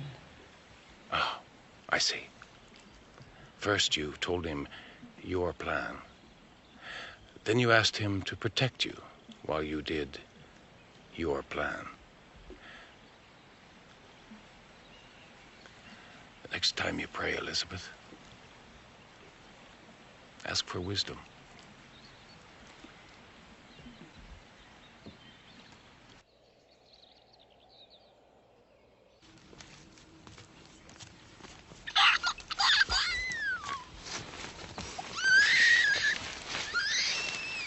Do you have something for her to eat? I think she's hungry. We'll rest up ahead. Go around wide at daybreak. Pemmican? I didn't come prepared to feed a child. Okay.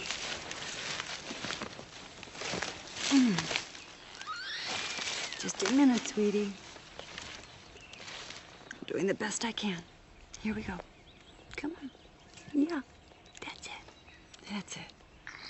That's it.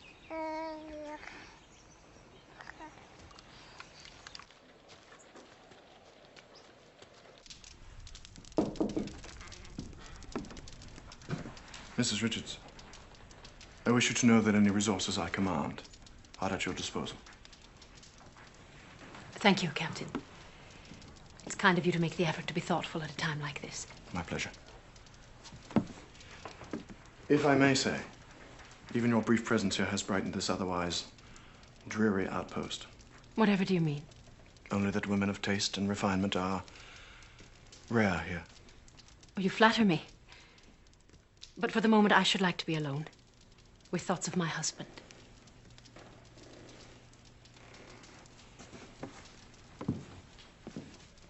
He was more of a man than you will ever be.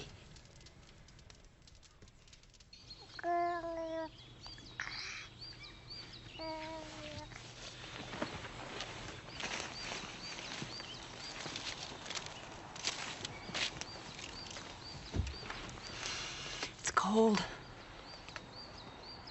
Well, we can't build a fire. I know. When do you think they'll come? First, they'll gather many men.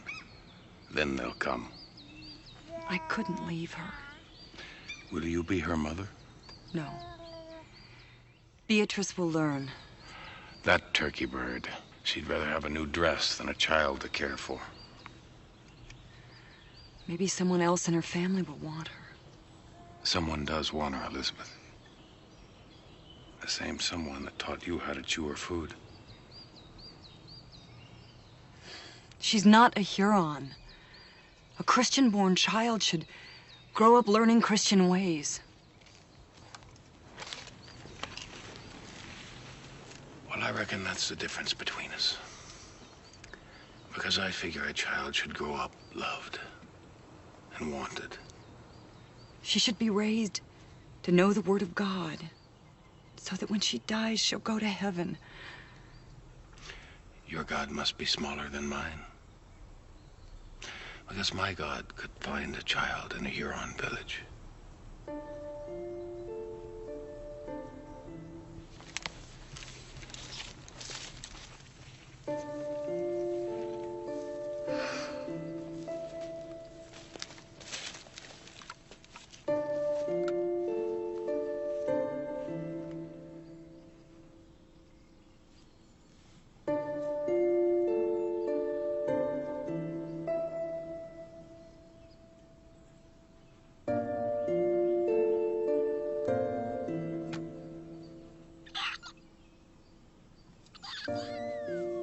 Hawkeye.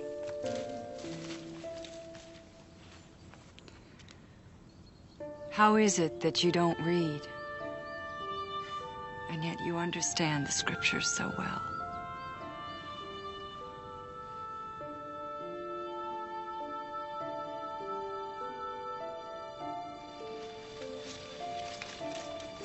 Where are you going?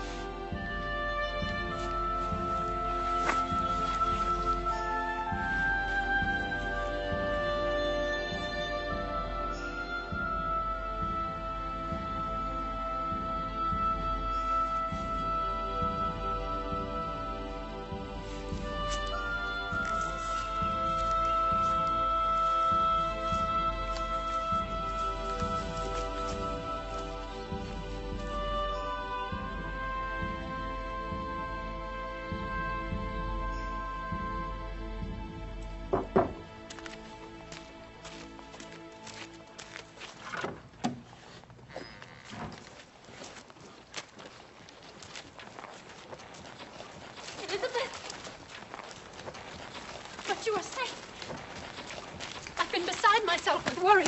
I was afraid. I went for the baby. Did you find her? Yes, I did. What happened?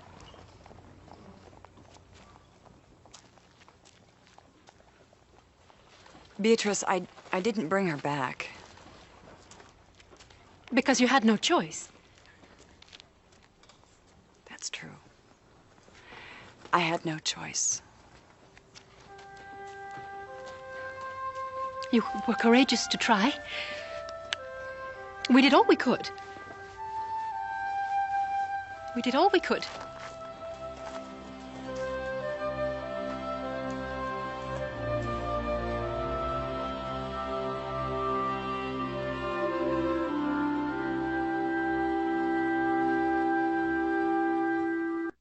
Left, right, left, right, left, right, left. Will you see that this gets to Winchester Hill? Of course. Oh, how glad I am to be rid of this most awful place. Travel well, Beatrice.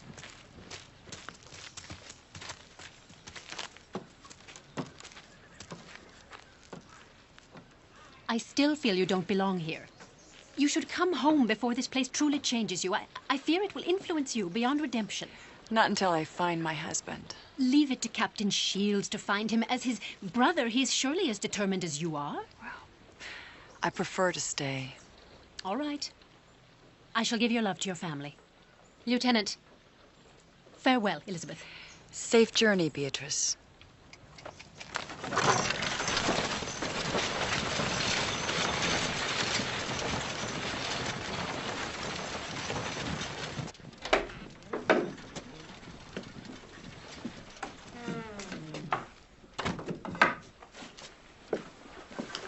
Elizabeth, I believe I have something that belongs to you. Thank you. A truly civilized woman has every right to flutter a fan.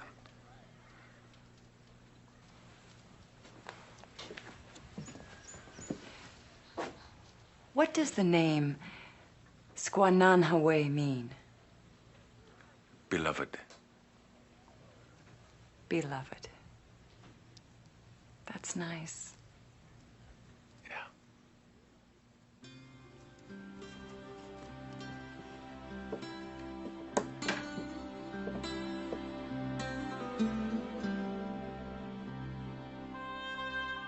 I told Hawkeye that I had no use for the fan, that something so delicate belongs at an afternoon tea, not out here.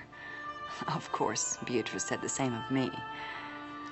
And yet more and more I feel as if my being here does have some purpose. That, as Hawkeye said, there is some greater plan.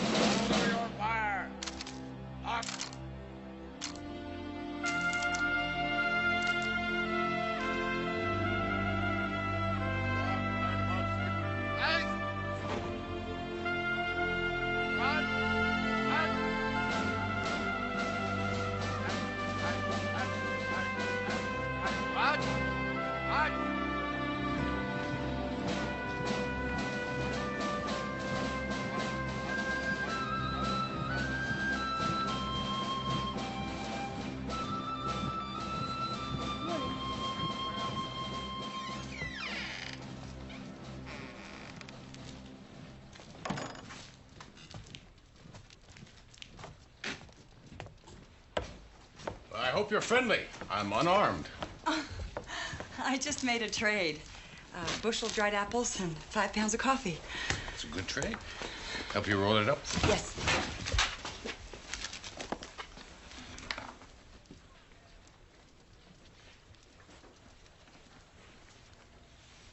I'll get the rope. I'm guessing Iroquois. You guessed right. That's not the knot I taught you. Oh, well, this one holds better and it's easier to untie. See? Well, aren't you full of surprises? I'm not helpless. I never said you were. Oh, by the way, thank you for these. You're done already? Yes. The evil that men do lives after them. The good is oft interred with their bones. Well done. I have a good teacher. I will pay for this with the fish I catch. Fair enough.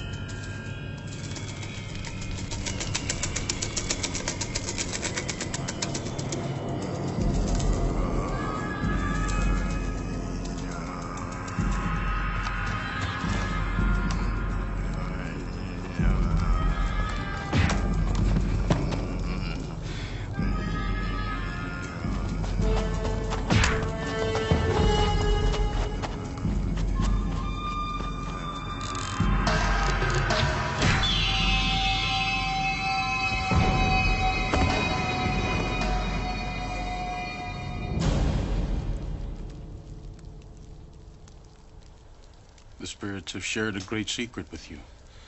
What I saw makes no sense. Do not look with your eyes. Look through their eyes. I saw nothing. Your vision speaks clearly. It shows the death of Hawkeye. No, it has some other meaning. It is hard to accept the death of one we love.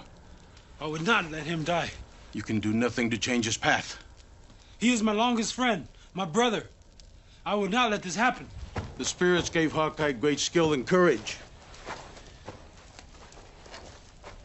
It is his nature to save others without thought for himself. You cannot change that. This time, I will save him. You will not. The spirits forbid it. You were having bad feelings. You sought the vision to find out what they meant. What good is it to see if I can do nothing to help? A wise man does not try to change the destiny of another. He can only follow his own.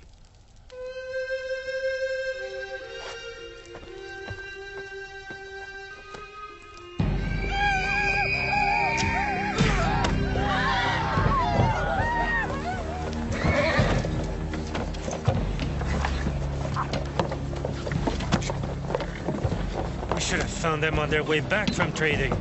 Take whatever you find.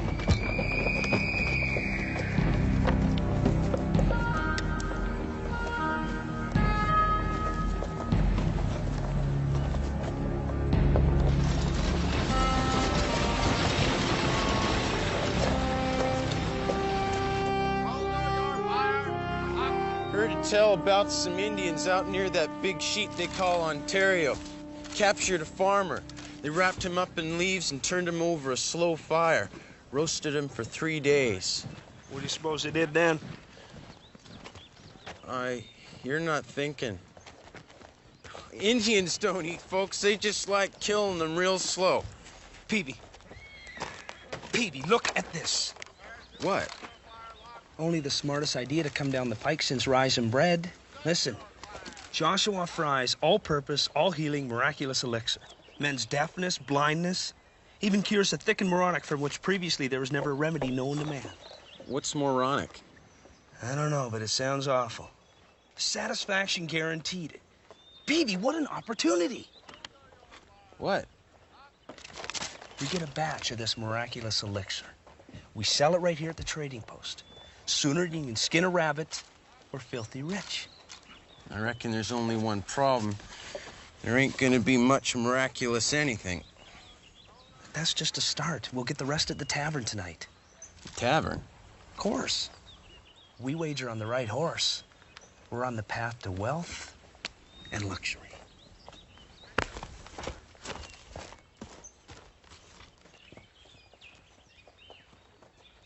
The dark duck dove into the deep water and swam to the distant dam. Can we all say D? D. Very good. Time to help prepare the meal. Shoo! Shoo! How do they progress? Very well. I am impressed that you want them to learn to read English. The men are so stubborn. They do not see our lives are changing. Their pride cannot accept it. Children are our future. They must be ready.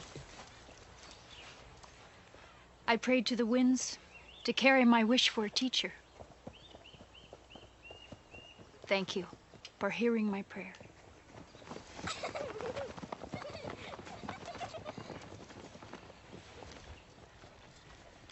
Good morning. Najwa asked me to teach reading to the children. She's a good woman. She has influence in the tribe, doesn't she?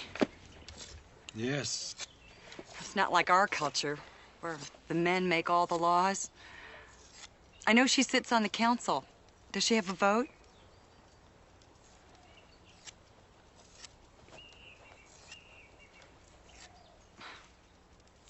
Forgive me, Chingachgook, but have I wronged you in some way?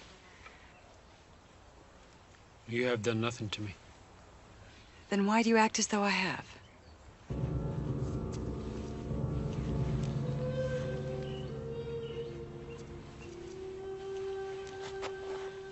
If you care about Hawkeye, do not wish him to come.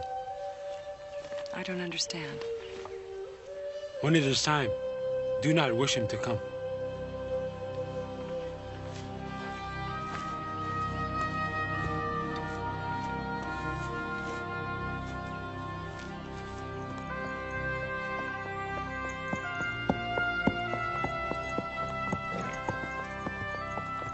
Hawkeye, I thought you'd be fishing. That's where I'm headed right now. How'd the lessons go? Oh, fine. They just learn so easily. Like I said, they have a good teacher. Hawkeye, is everything all right with Chingachgook? In what way? With me. I'm not really very familiar with his customs, and I might have said something or done something. Well, Chingachgook does not offend easily. Do you think that he might be resentful of our friendship? And a person can have more than one friend. Yes, so they can. Well, I hope the fishing is good. It always is.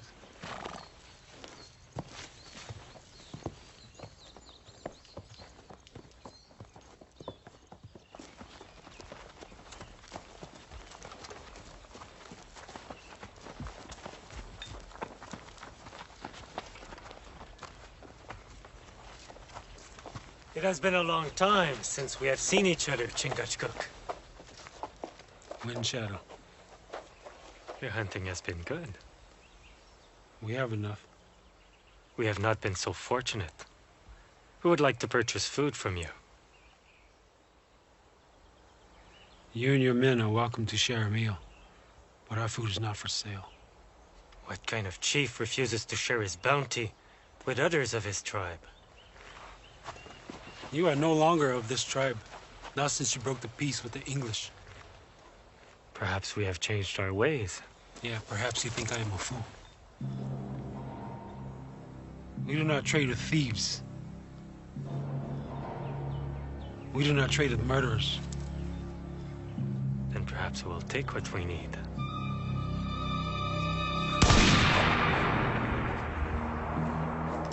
This should not be your fight, Hawkeye. Then leave before it is.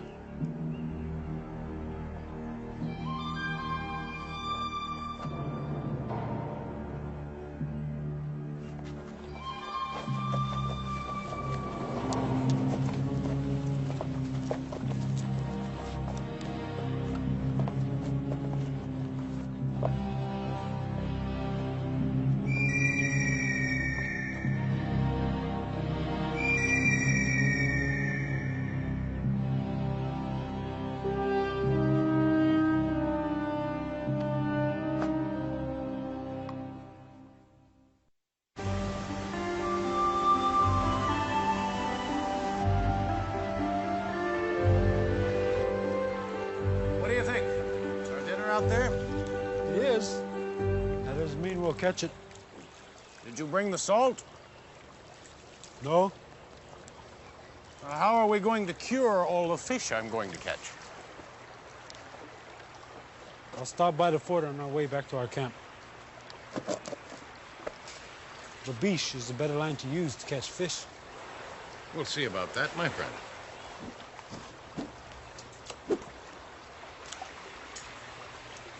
You know, it's funny how things change over time. Take Elizabeth, for instance. Done quite well out here. Never expected her to survive.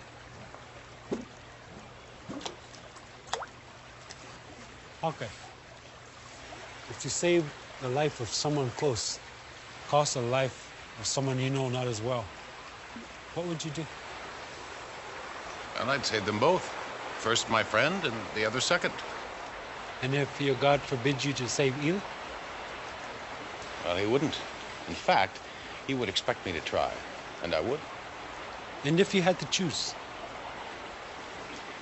Well, there would be no choice. I would save my friend no matter what. And then I would try and save the other as well.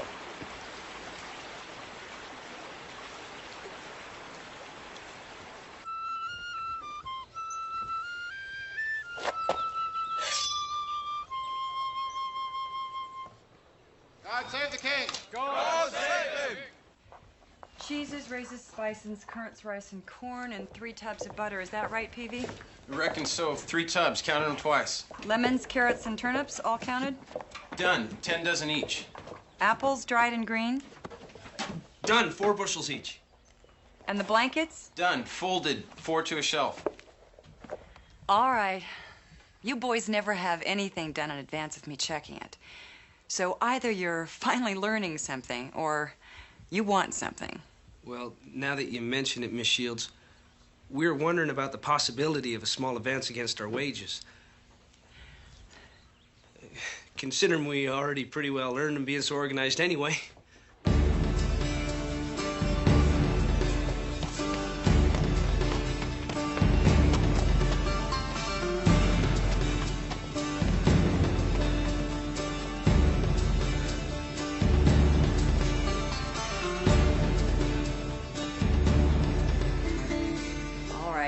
Considering. Shields! It's time. Go to my quarters and get my rag bag. I'll need needle and thread, soap, and spirits. Mrs. Jackson's baby is on the way. Now go.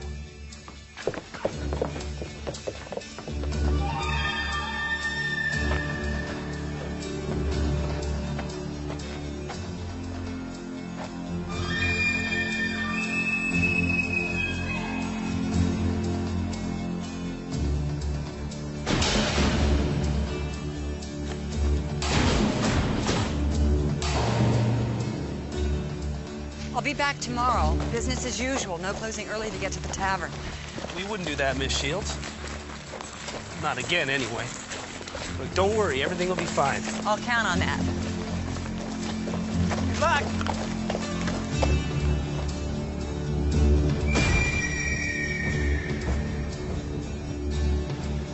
Are you excited about the baby? Yeah. You hoping for a brother or sister? Either one will be fine. Danny, everything will be all right. My Ma and I don't need you. I know what to do. I'm sure you do. But an extra pair of hands can't hurt. How much further?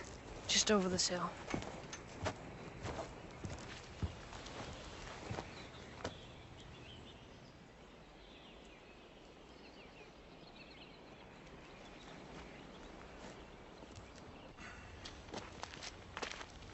Now you cannot tell me that hemp isn't as good as babiche. I caught 2 more fish than you. It wasn't him. It was your fish god. I don't have a fish god. I'm just a better fisherman.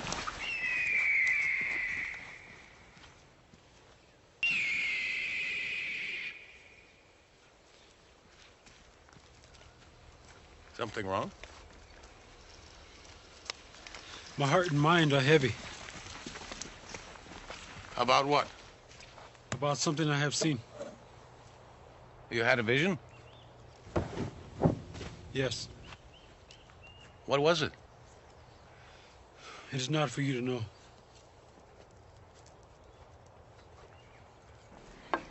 I know you're feeling uncomfortable, but try to get some rest. You're going to need your strength. Oh, thank you so much for coming. I don't know what we would have done. Everything's gonna be all right.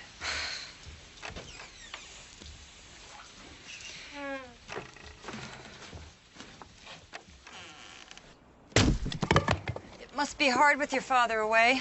We're managing. I can't believe the British would take him away with your mother being so close. He went on his own will. Said the sooner the war's over, the sooner the Brits will head back home. He must be a very good soldier, your father. It ain't how he soldiers as much as what he soldiers with. Besides, it isn't like he left my mom alone. No, but once the baby's here, you'll all be safer back at the fort until he returns. We're fine. And I could have helped my mother all by myself. I've birthed more cows and sheep than I can count. Well, good. That means that you've got a lot more experience at this than I do. Then why'd you come? Because your father asked me to.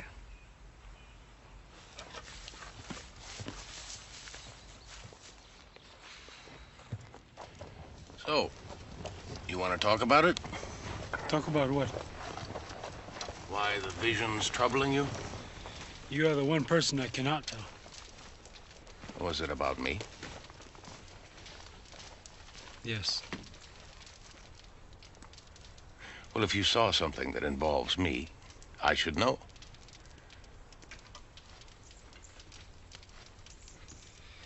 Why do you think my heart is so heavy?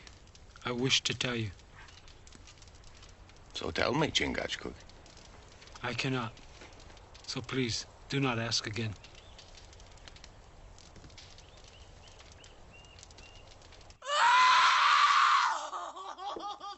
Breathe, Charlotte. Oh, the pain's starting again. That's good. It means the baby's on its way. Oh, it's coming.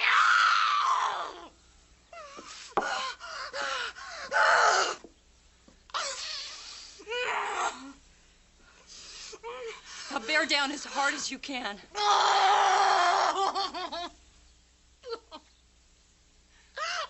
Think about how beautiful this baby's going to be.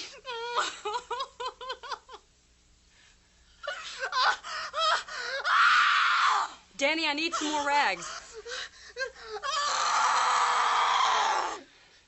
Danny, please. That's it.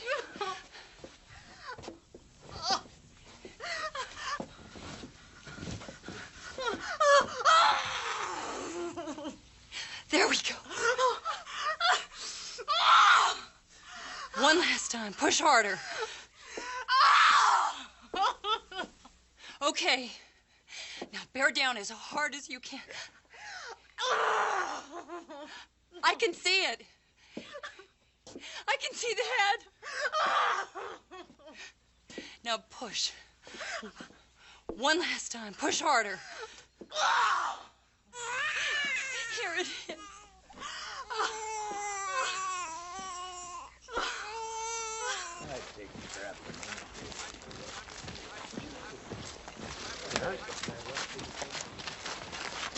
You think we're doing the right thing? Well, what if... Petey! No turning back now. We're men of destiny. Come on.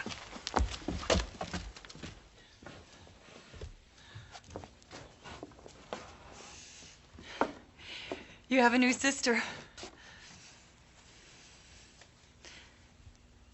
Don't you want to see her?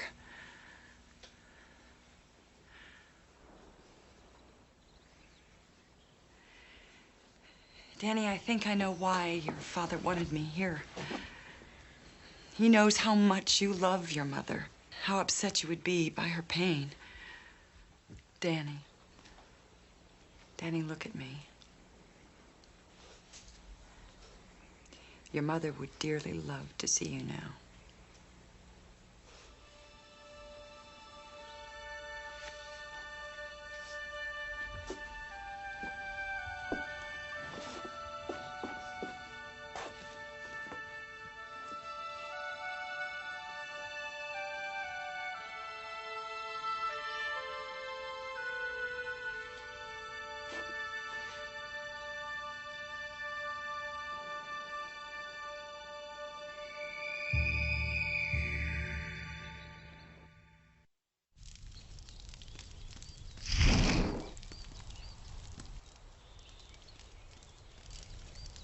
I do not try to change my fate. I do this to help my friend. How can it be so wrong if it feels so right to my heart? You disobey the spirits if you go. If they disapprove, they will show me, and I will accept the unhappiness with my life. You must not do this. It is not our way.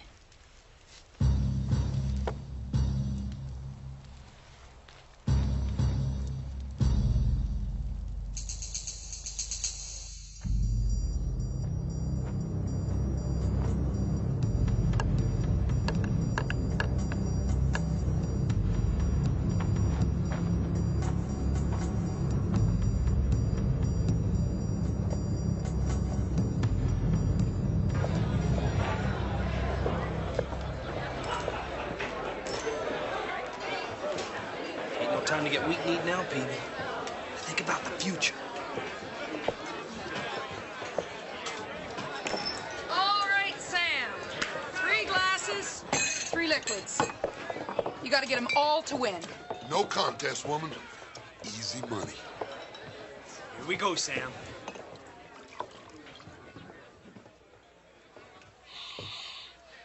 Smells like gangrene.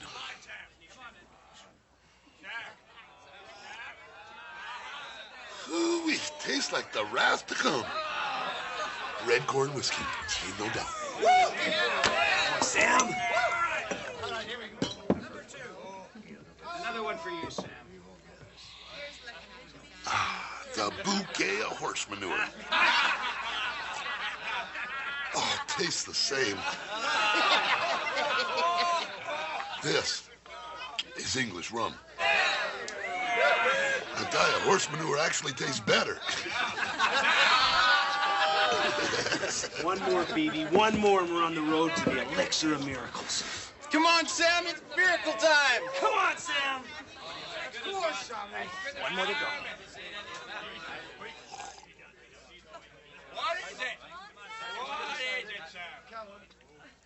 Now listen. Come on, Sam. What is it? Drink up and answer, or pay the piper, Sam.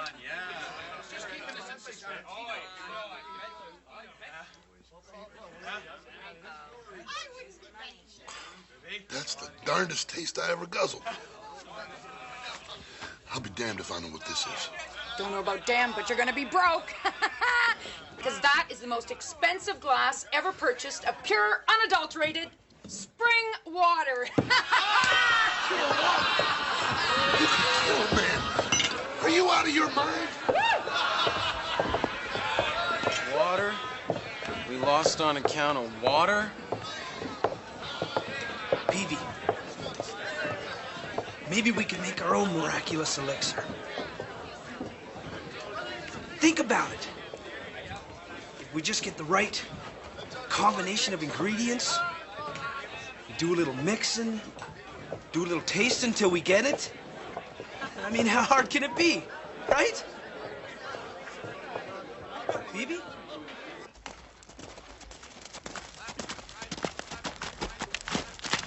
Phoebe, have you seen Elizabeth? She's delivering a baby. Where? The Jacksons over by Bear Creek. Thank you.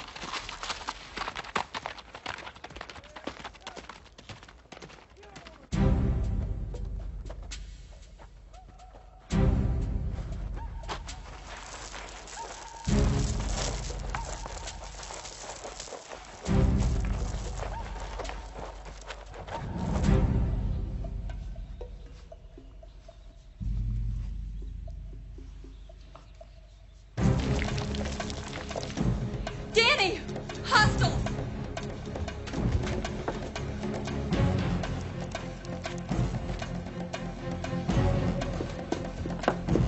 Under the bed. I'm staying here. I can shoot. No, the weapons are under the bed.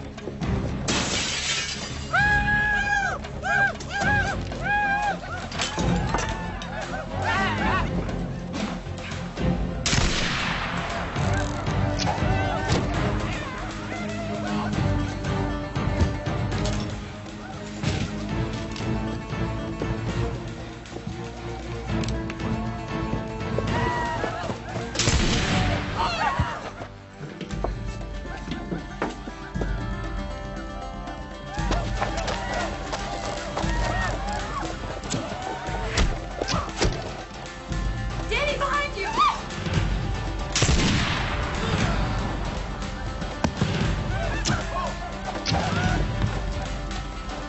What's that? 10 penny nails filled with gunpowder. My daddy made them, just like he made for the Brits. Danny! I've never thrown one. I mean, at real people.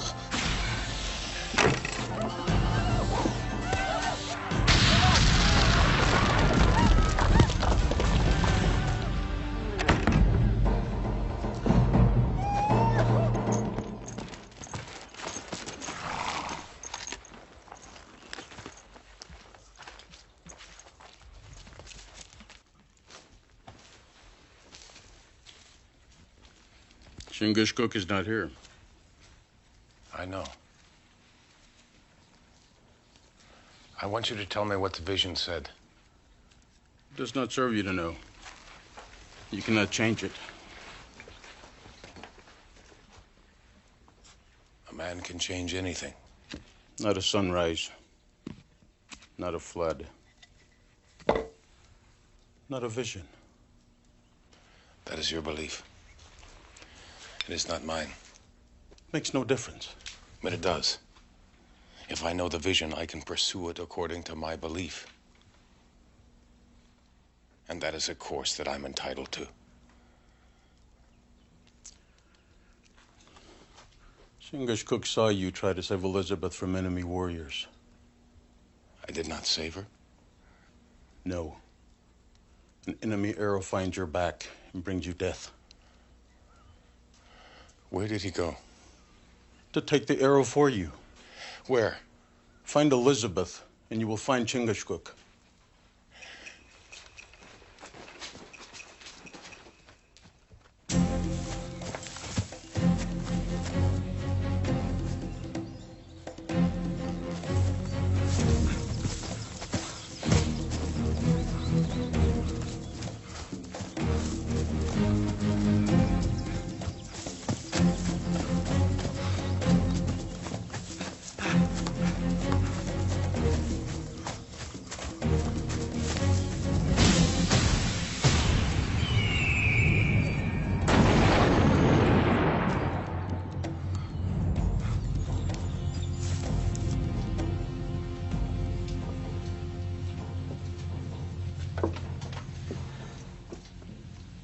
I wonder what they're doing. Regrouping, I imagine. I think those, Grenades.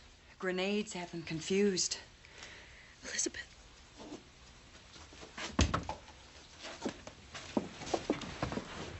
How are you feeling?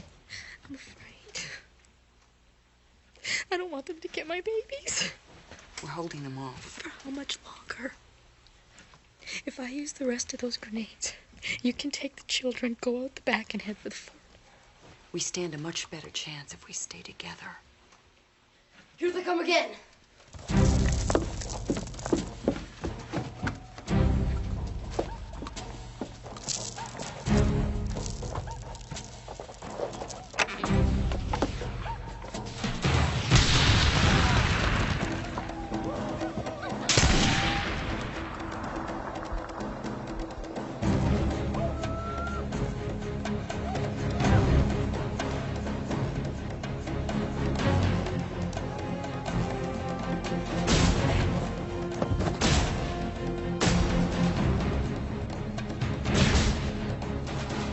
My choice. My path.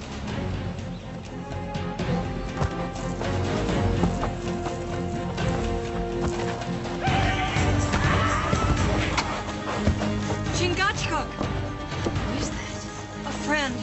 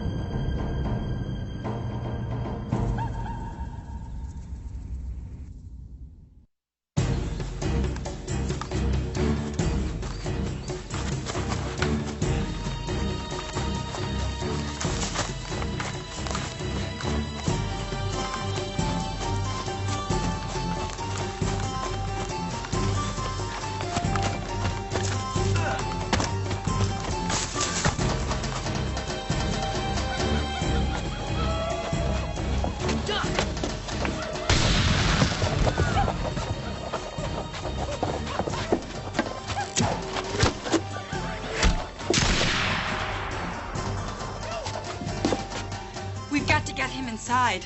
We can't. Not till they stop firing those arrows.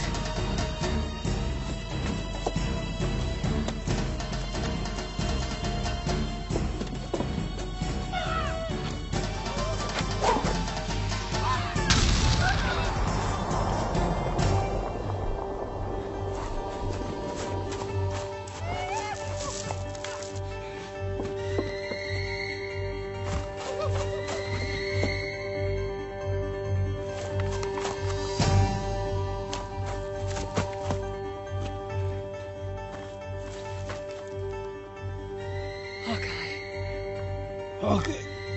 No.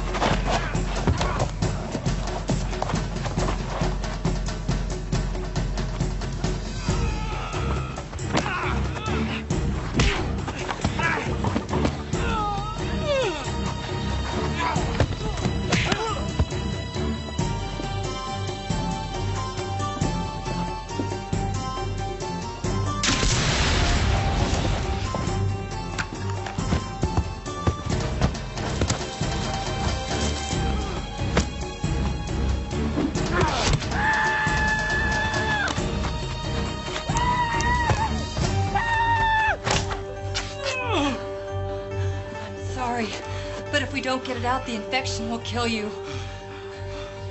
Danny, give me the knife.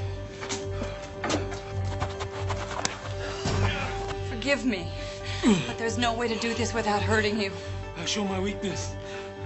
It is I who am sorry.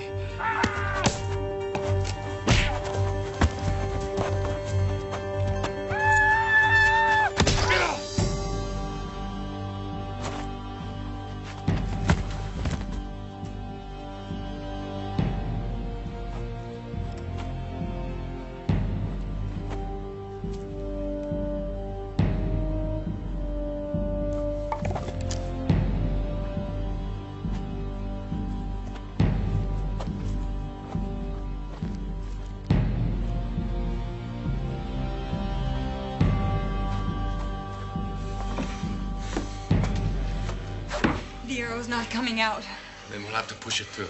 but it's near a lung. It's the only way. You should have not come. Don't talk. Eat the knife. You shouldn't have come without me.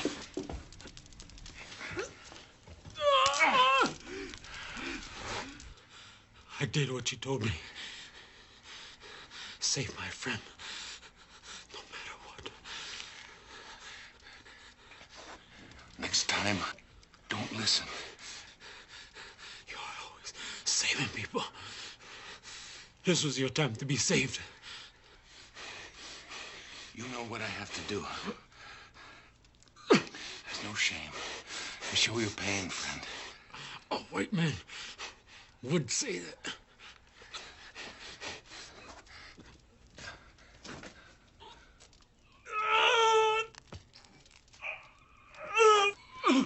Knife.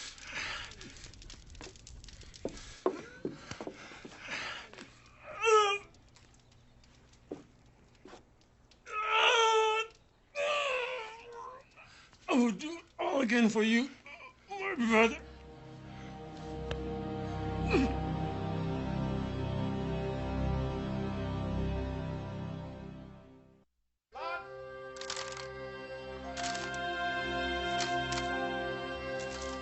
Sometime later, I learned what had happened between Hawkeye and Chingachgook. How they had been willing to die for each other. I can only imagine being loved by someone that much. I can only imagine.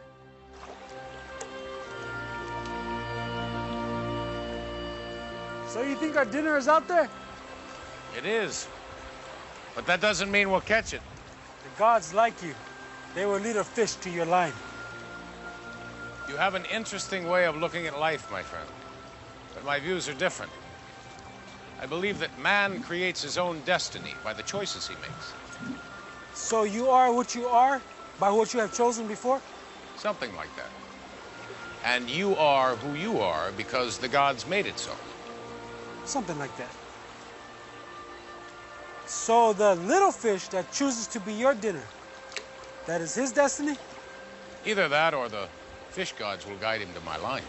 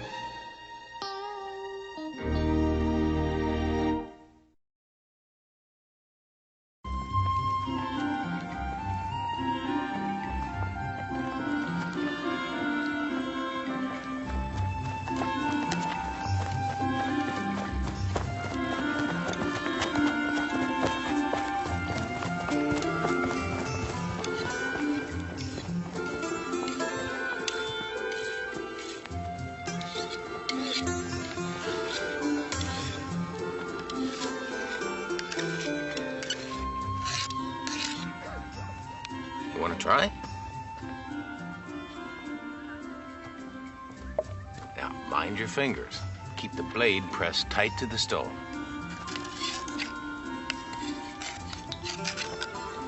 That's it. Very good. Let's just see how sharp a job we did, hmm? Here. You take this. Stand up. I want you to throw it straight up. Good distance.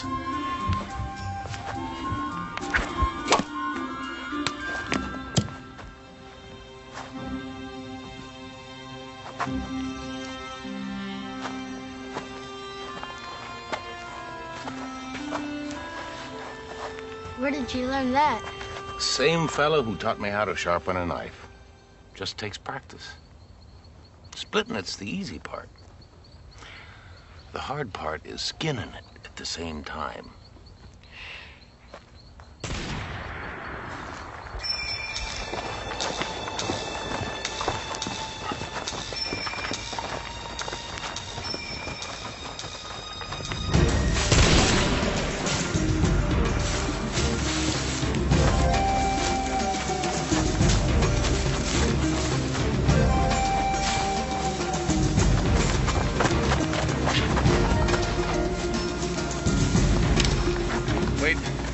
Longfeather.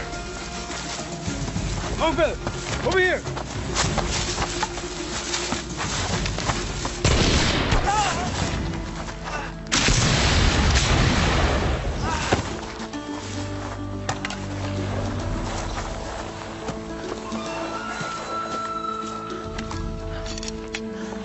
Who are they? French or Huron? I didn't see. It was like a ghost, a spirit that comes from nowhere. Young Wolf. Young Wolf was with you? Where is he?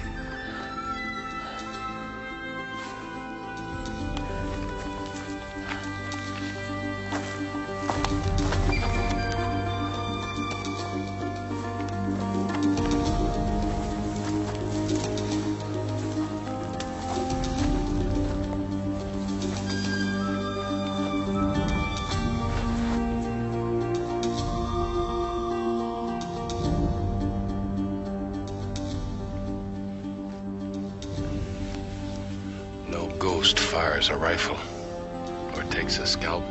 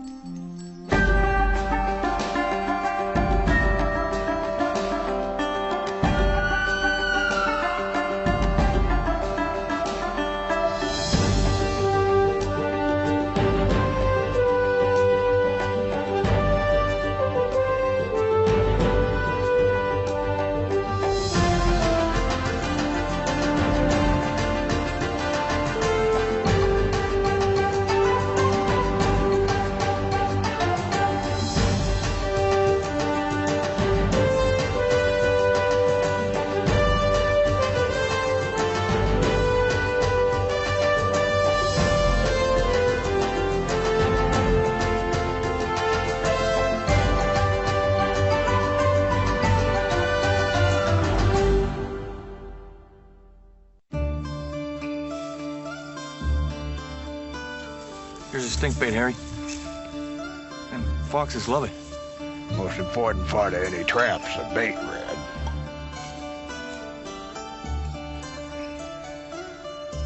That ought to do it. You still gonna go to the fort, Harry? Yes. All he needs is salt and coffee, Red. Candy. Maple sugar candy be good. All right. Well, you keep a sharp weather eye out, Red. I should be back before the next sundown.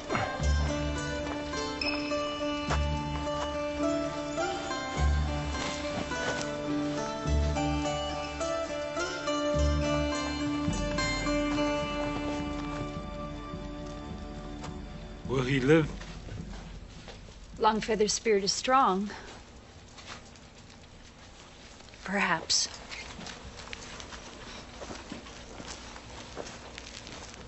Let us know if he finds his speech.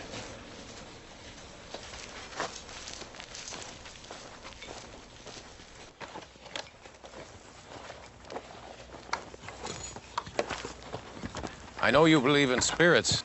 And ghosts? I believe that more than likely this was done by a normal human. If we find his trail, we'll have to be very careful. When we find his trail, we will be. I've hunted ghosts before. And? You never find them. So what happens? They find you. They whistle. They whistle every time I speak. I sound like the wind hollering through a crack in an old barn door. Well, I can see where that would be a bother. Well, it's more than a bother. It's driving me out of my senses. What little I have left at my age. Let's see. This is sweet gum. It comes from a magnolia tree. A little bit around the edges of your teeth, and that wind'll stop hollering. I promise. Oh, well, thank you. And you'll see that my supplies are sent out tomorrow? First thing, Mrs. Jacobs. Thank you. Howdy, ma'am. I need some salt and some coffee. Right with you. Oh, ma'am, I couldn't help but hear you mentioned the magnolia tree. Why, it's the finest white flower. It's got those soft petals just like velvet. It's pretty smell, too. You must have come up here from the south. Virginia, west of the Potomac. Ah, I did a little adventuring down there myself, near Richmond. Now, there's a land of good horses. It's a wood full of game. I remember the water just clear and blue, just like the skies. Yes, I do believe that is the Virginia I know and love. Harry March, Mrs. Shields. Elizabeth Shields. Well, now that we've established our mutual affection for the South, maybe you can help me in another direction. My pleasure. You know anybody about the fort here that knows this territory west of here? There's a woodsman. He lives in the Delaware camp. His name's Hawkeye. Oh, I don't believe I've ever heard of him. Well, he is reputed to be the finest scout in the Hudson Valley. And nothing I've ever heard or seen refutes that. Sounds a little bit like you're sort of a friend of his. Yes, I am. Oh, wow. Any friend of an honest and beautiful woman from the colony of Virginia ought to be talked to. Thank you, ma'am. You're very welcome. Oh, might give me a handful of that maple sugar candy. I'd like to purchase some, if you would, please. Certainly.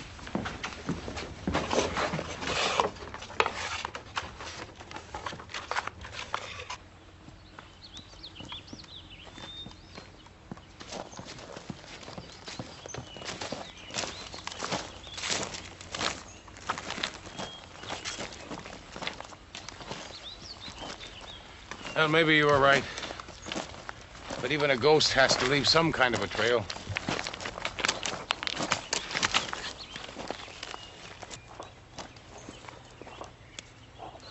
I don't think you can do that again.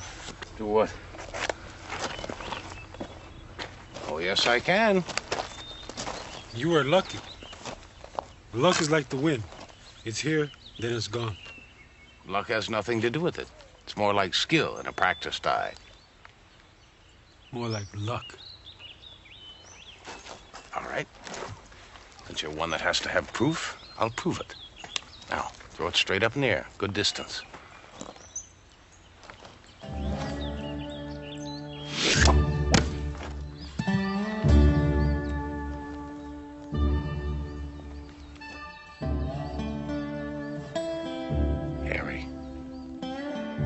Harry March. Nathaniel. You remember splitting it's easy. The hard part's skinning it at the same time. What are you doing in these parts? I'm looking for an old friend. Now I found him.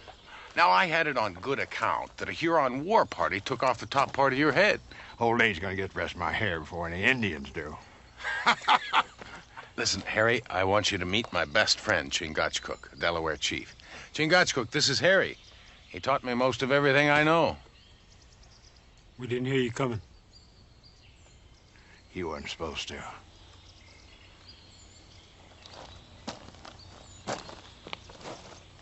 Oh, you boys off somewhere? Scalpers shot 2 Delaware Braves this morning. I'm sorry to hear that. We're trying to find their trail. Your help would be more than welcome. You still remember everything I taught you? That and then some. Very good. Show me. Okay.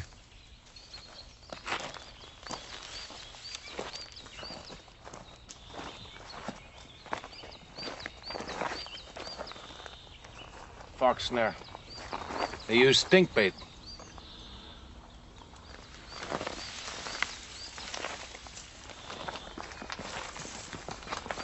Now, look here. Small build. Walks heel to toe like a white man. Wears a pistol on the left. Wears a second knife and ankle harness. Right foot drag.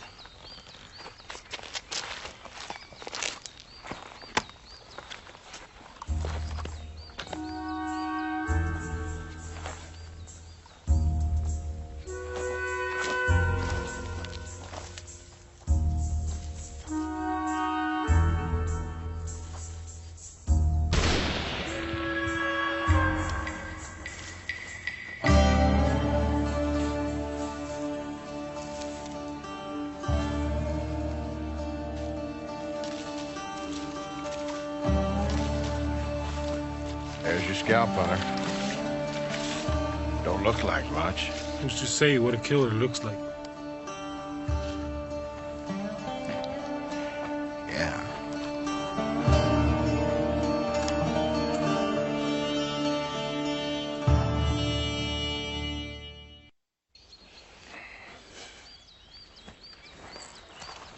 This fella had quite a business going. French still pay 50 pounds apiece for these? Providing it belonged to an enemy. Beaver musk. Huron. You ever make any money this way? No, not my style. I just figured you live with the savages the way you do. You might have picked up some of the habits. Some. Not all. Besides, I don't think of them as savages. Oh, no offense. Just never figured you for someone that'd go native. There are worse things, Harry. Not so many I can think of. They respect the land, respect each other. Seems the white man could learn a thing or two from them. All I ever seen of them was their cunning. Well, that is a lesson they could teach us. Still, I remember a night some years back in Champlain, a couple of Indian gals. I think you and me would have gone any place they'd ask us to go. I seem to recall you'd have married yours. You have too good a memory, Harry. You ever do that? Take yourself a squatter wife? No. How about you? Did you ever get together with Judith? Afraid not. That's a shame. I always figured she'd make someone a fine wife. Yeah, me too.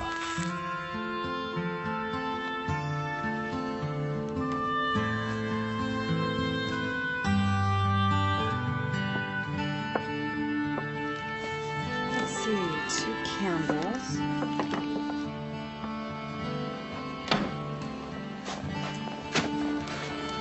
Let me help you with that. Over there. You know, if you women are gonna keep running trading posts, somebody's gonna have to invent a smaller sack. Thank you. My pleasure, ma'am. Did you find Hawkeye? Indeed I did. Turns out he's an old friend of mine. Of course, when I knew him, he was still Nathaniel Bumpo. And how long ago was that? Long enough, so I still had all my hair. 20 years.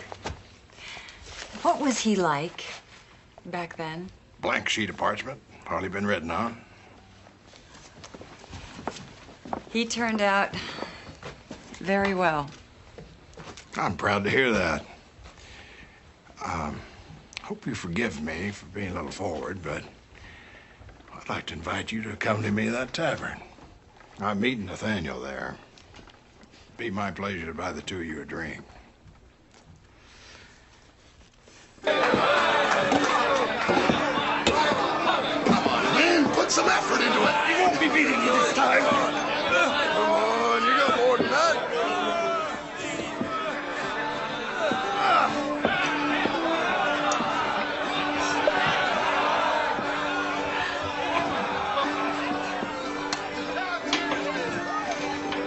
You don't spend much time in taverns, do you? Well, you hold your tankard like a teacup.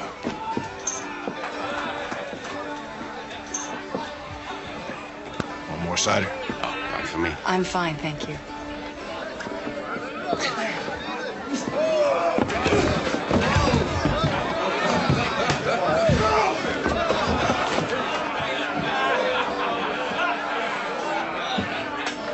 How about you, big man?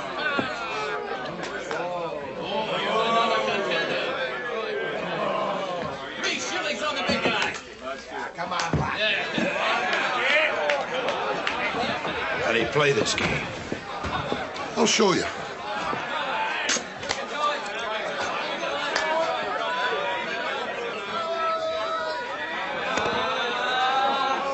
Do you think he stands a chance? Only one man I know can beat him. Ready? I expect I am. Go!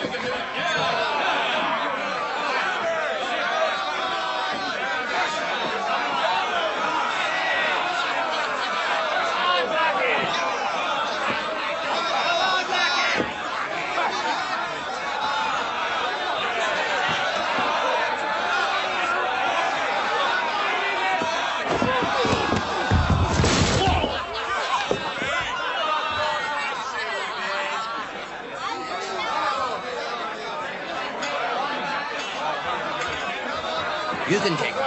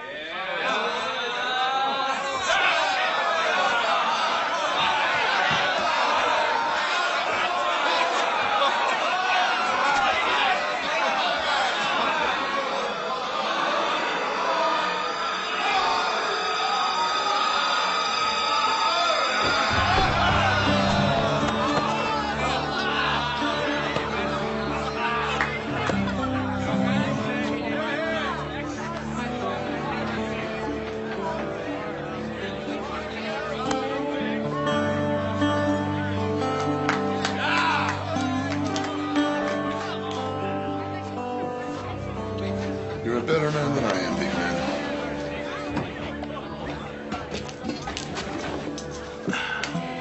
And here I thought the one man who could beat him was you. Well, sometimes winning isn't the most important thing.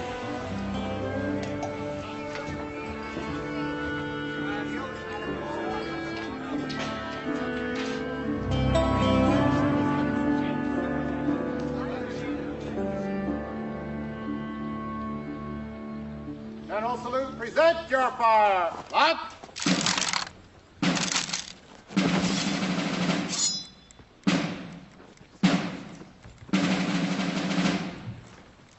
There you go. Got anything else, ma'am? Just the flour. I'll get it.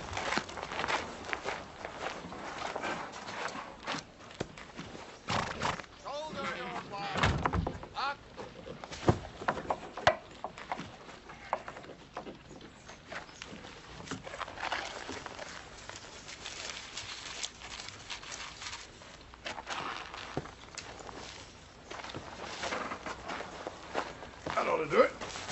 Well, I can't thank you enough for helping me, Harry. My pleasure, ma'am. Listen, there's been an awful lot of shooting in the woods lately. Might be a good idea if somebody accompanied you while you made those deliveries. I would be delighted with the company, Mr. March. Okay, all set? Yes? Yeah. Company, square to ground arms. Round your fire. Lock.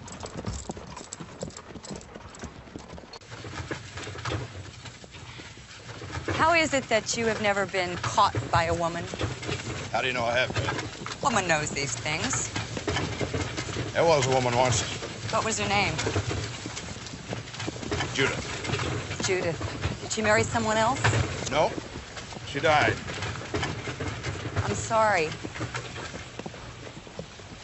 So was I.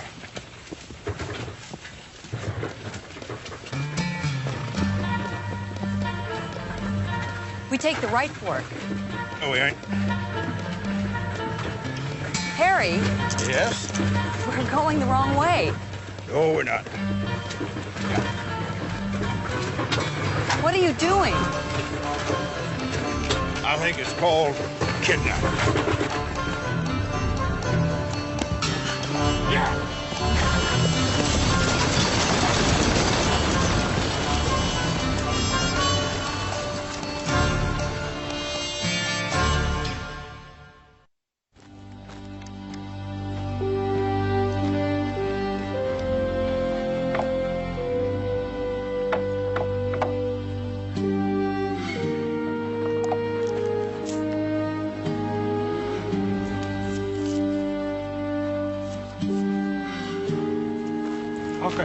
Did you get some powder?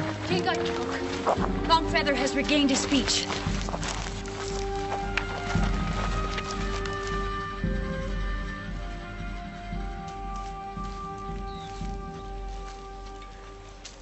You are better, friend? Yes. What of young Wolf?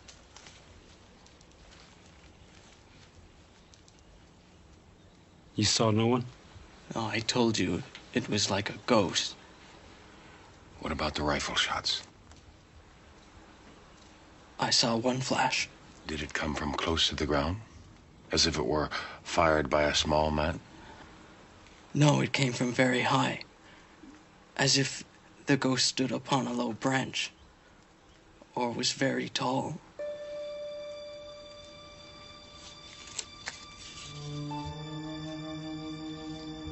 It's Harry.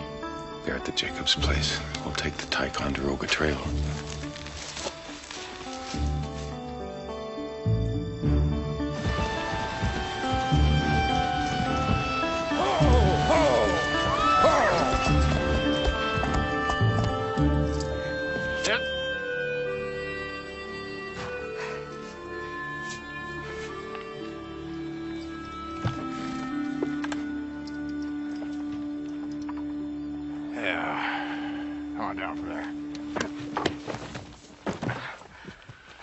We walk from here. Why are you doing this? You'll know soon enough, Missy. Now, come on.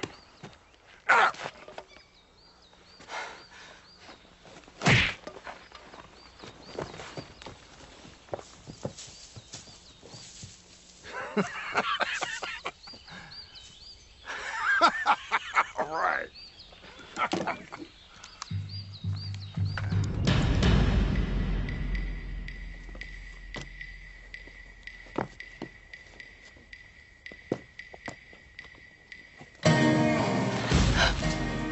I didn't have use for you. You'd be dead right now. You take that riverbed. Move.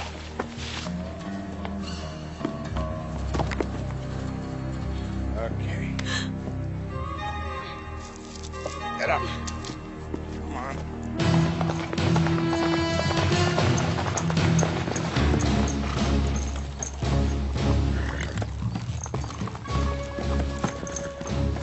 Heavier track goes left.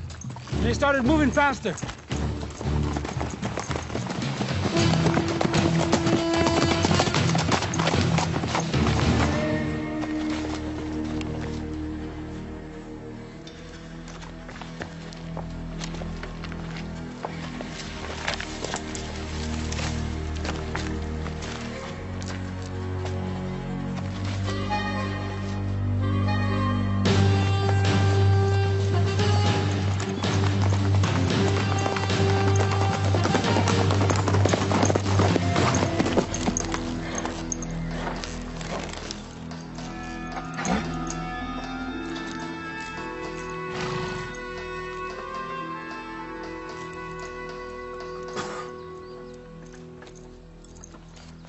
They struggled here.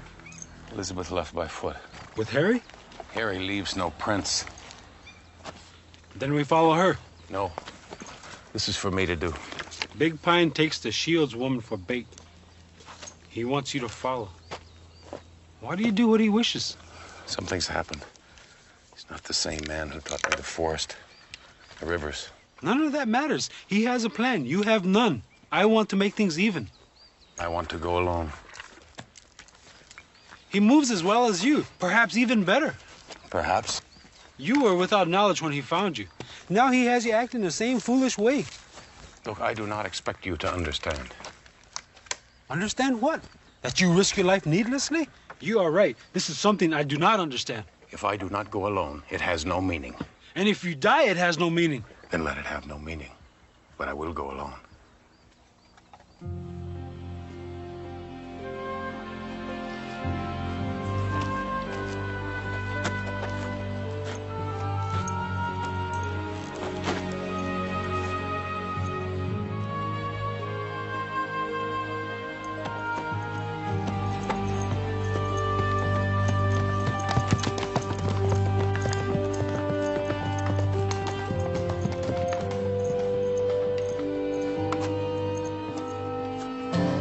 will find us. Of course he will. I told him everything he knows. Thing is, I didn't teach him everything I know. Which was what? All right. You gotta become one with your surroundings. You gotta slow your breathing, match it to the breeze in the trees. And you gotta let loose of time. Time's a thing of man. You want to become one with nature, you gotta cut loose all the things of man.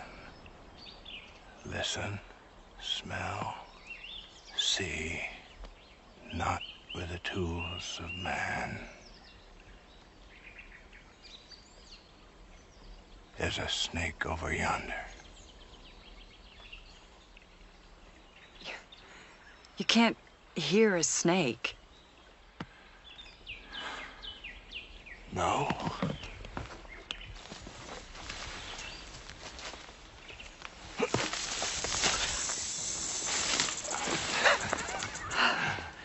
I guess you can't hear a snake, can you? But how? Not the sound the snake makes. It's what the presence of this snake does to all the other critters around it. Ah, yeah. Bird scolding. Squirrel warning the young. And frogs. Afraid they're gonna be the snake's supper. Yeah, it's like following a clear trail right to the source of the ruckus.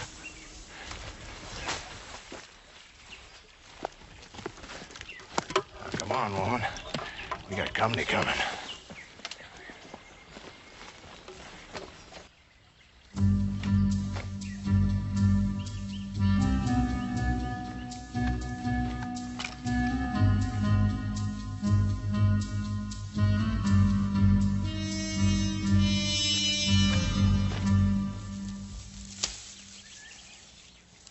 Go ahead, ask. All right. I'm asking. He stole something from me. Hawkeye doesn't steal.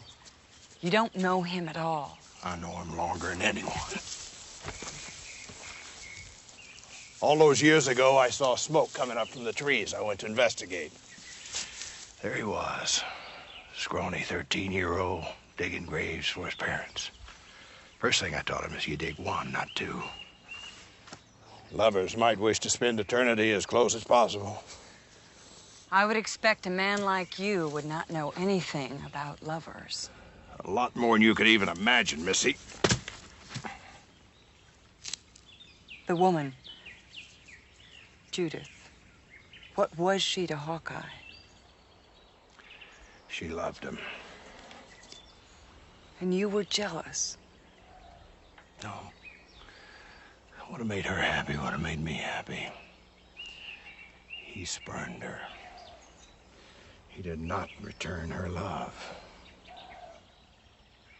Maybe he was not able to. No matter, he left.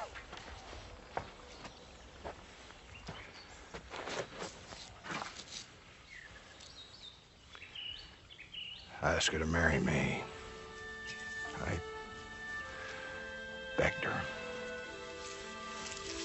She could not think of anything but him. For 15 years, she could not think of anything but him. And finally, she just wasted away. A broken heart is a slow way to die. Now it's time to even things out. He's gonna follow that little trail of pebbles you've been leaving. Yeah. He's gonna circle this clearing, look for the perfect way in. And that's when he's gonna push this branch back.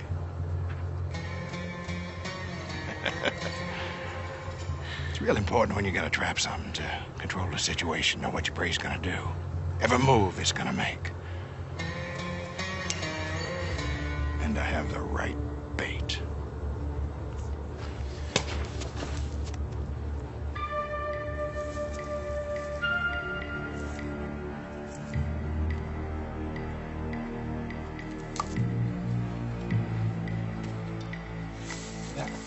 Down.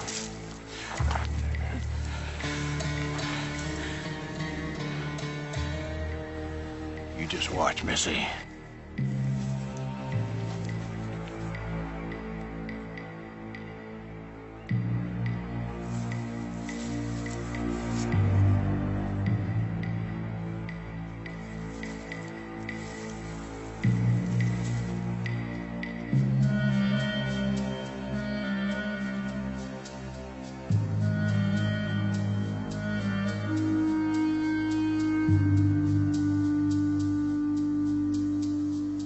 It's a trap, Hawkeye!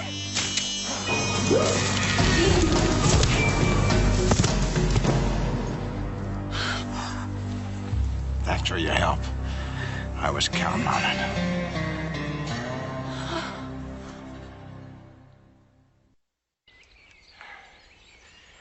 Thing about it is, Nathaniel got himself disoriented.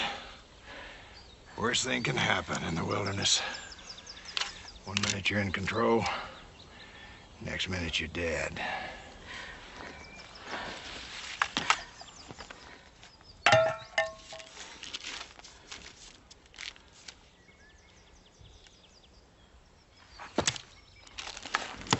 Listen here. I let you live once because I had reason for it. Don't you push me, woman.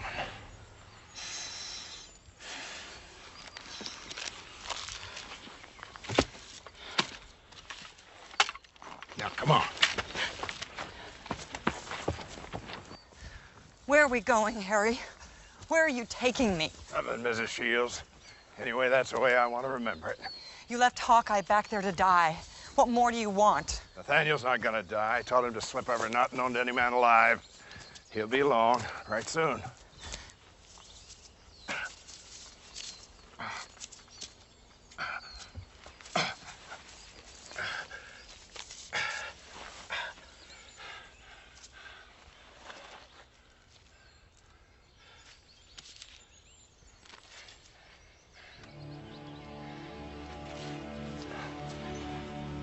The Glimmer Glass. That's what Judith called this lake from the time she was a little girl. You ever see any place more beautiful, more magical? She lived here, didn't she? Oh, she was the most handsome gal in this whole Hudson Valley. At least she was, till he shamed her. You ever love anybody that didn't love you? That's how he killed her. I'm not loving her. You can't make someone love you, Harry. He broke her heart. After that, she could never feel anything for anyone. I laid her here when she passed. I knew she wanted to be close to the Glimmer Glass.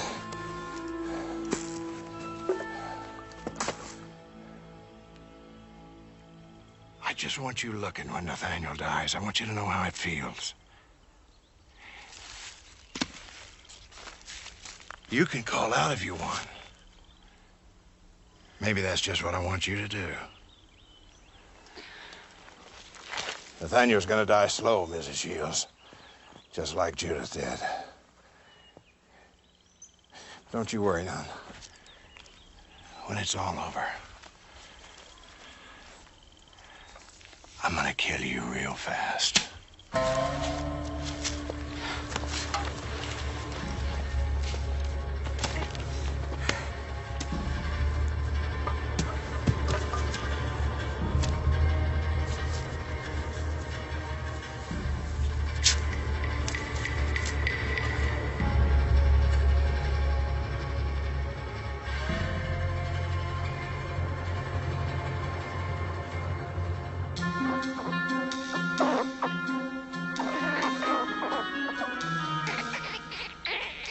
Easy, little fella.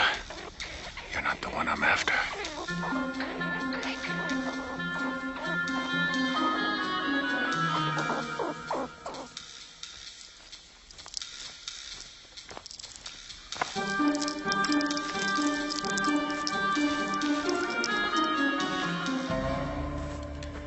He should be here soon. Although he's probably out there now trying to figure out some way to trick me. And you know a snake can't move through the woods without all them other creatures fixing up a fuss.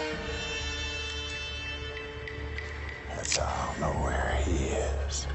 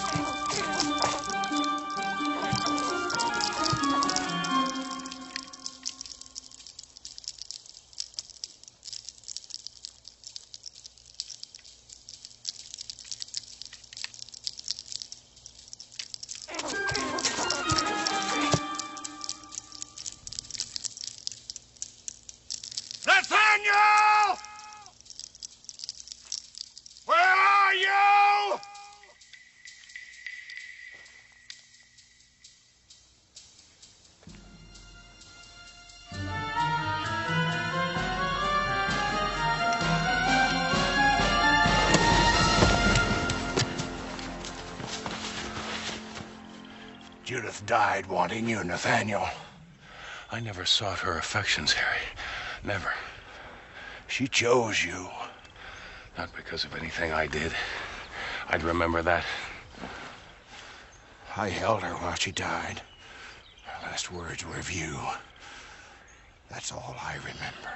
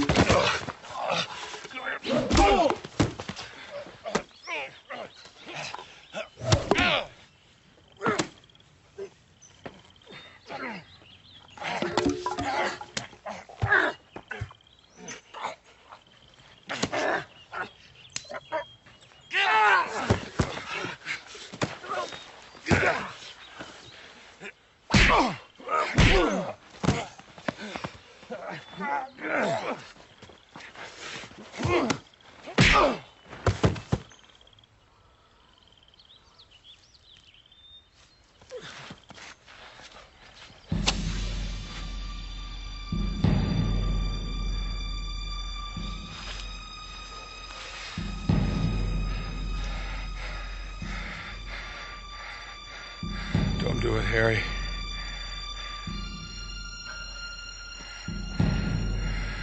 Don't cling to the past. Let it go.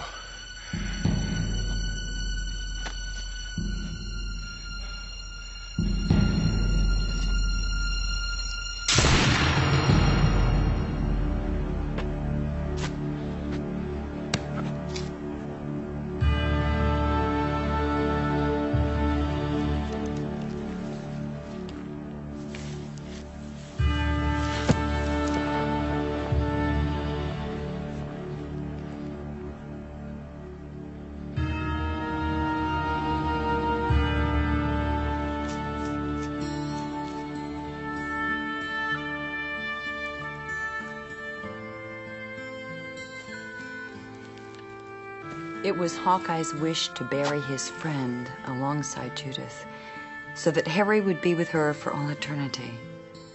It was a noble gesture from Hawkeye. This strong and honorable man, I would expect no less. But there are times when I find myself wanting so much more.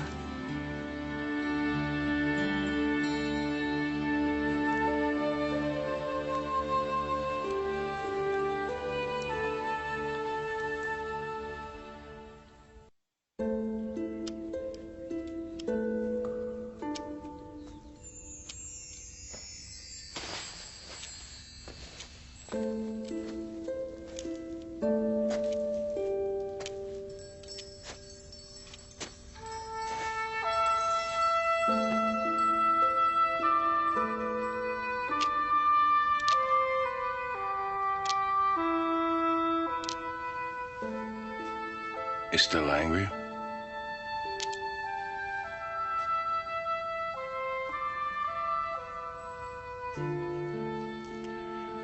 Fair enough.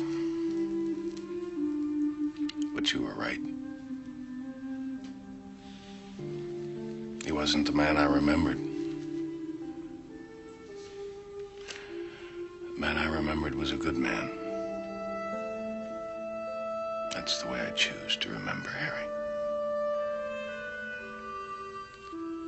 So he was a ghost? This man who came here?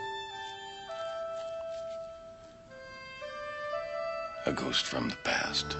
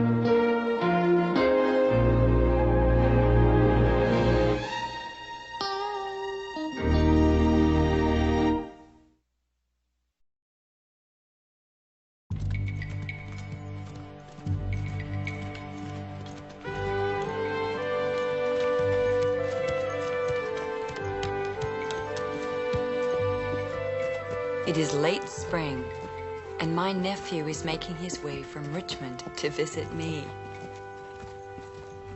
He has always been my favorite, the son I have always wished for. But anxious as I am to see him, I fear for his safety, for there are persistent rumors of an attack by the French.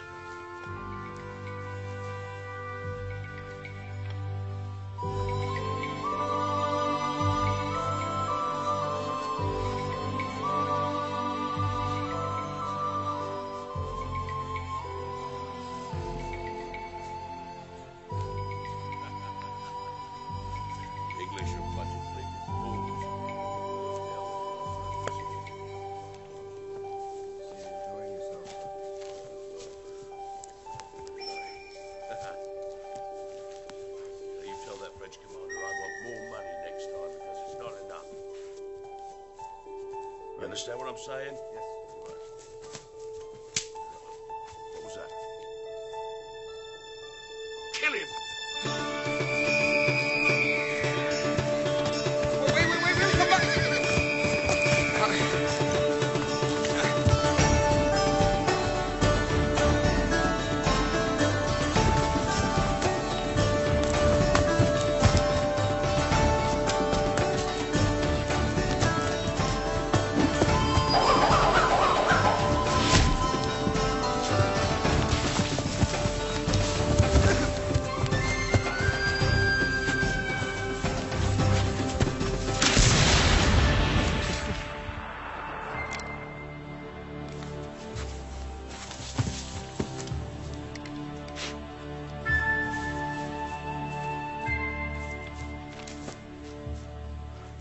I'm deeply in your debt, gentlemen. It's our pleasure to help. I did nothing to provoke them. It's your red waistcoat. They thought you were a British soldier. Shall we find your horse?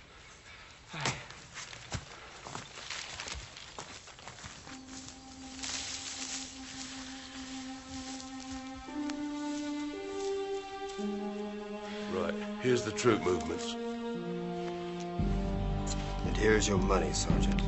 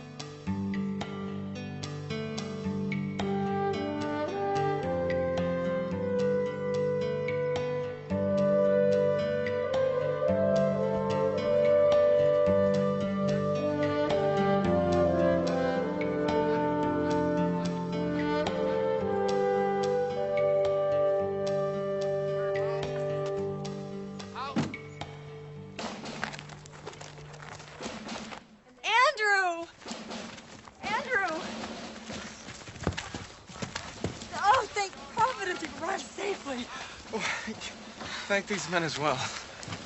Boy challenged some Hurons to a foot race. And he was losing. We decided to aid in the outcome. Then I owe you once again. Come, I want to hear all the news from home.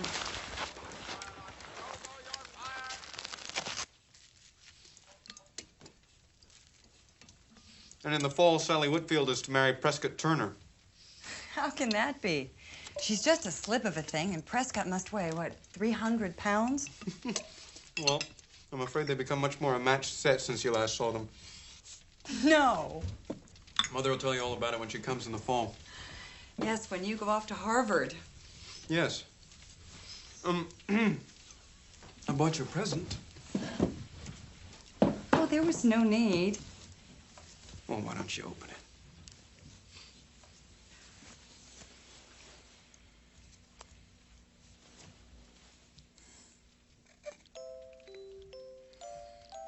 Thank you.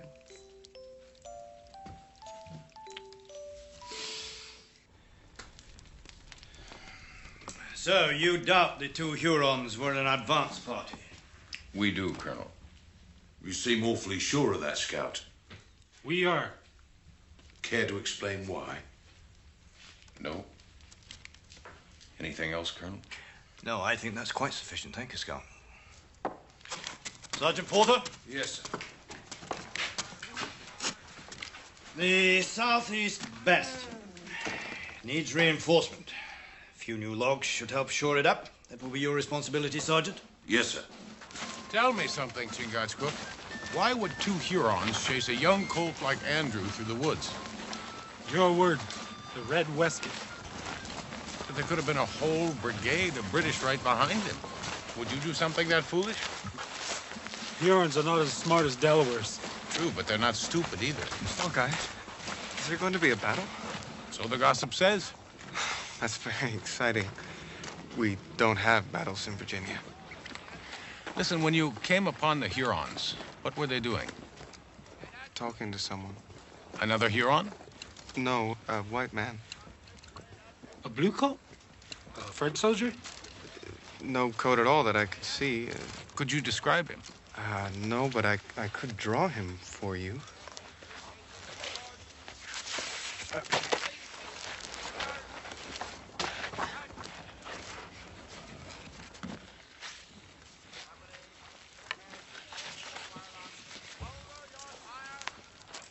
Why do you draw these plants? To study them. Are you going to grow them? No, just teach people about them. Are they going to grow them? No, just so that they know about them. Then what is the purpose? I've been asking myself that same question a great deal of late.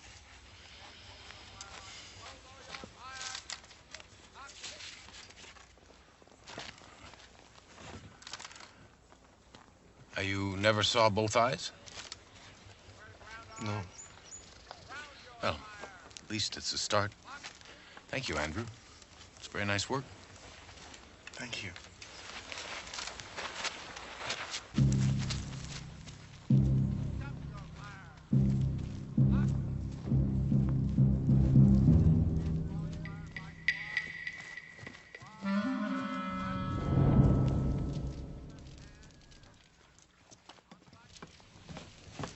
Are you boys finished putting away those blankets and pickle barrels? Yes, ma'am. Good. We thought we'd get to know your nephew, sort of show him around a little. Well, that is very thoughtful of you. I think Andrew would enjoy spending time with young men his own age. Thank you.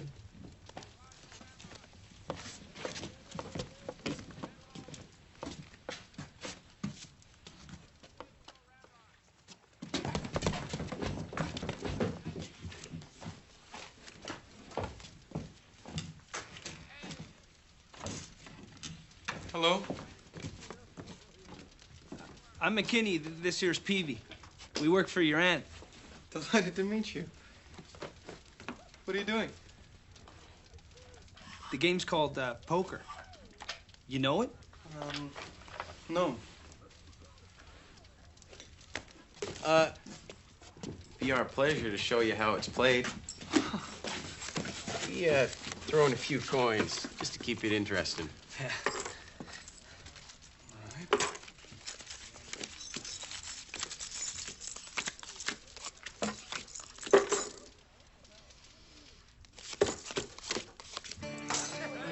2 more. Drinks all around. Hey! Well, there you are, Hawkeye. Well, thank you, lad. And may I offer my condolences. For what, sir? For the relative who passed on and left one of you this windfall. Oh, no, sir. 'Tweren't nothing more than a rush of good fortune at cards. Well, then, my condolences to the loser. Not to worry, Andrew can afford it. Mrs. Shields' nephew? Come on, Peavy. Let's make sure everyone has a tankard.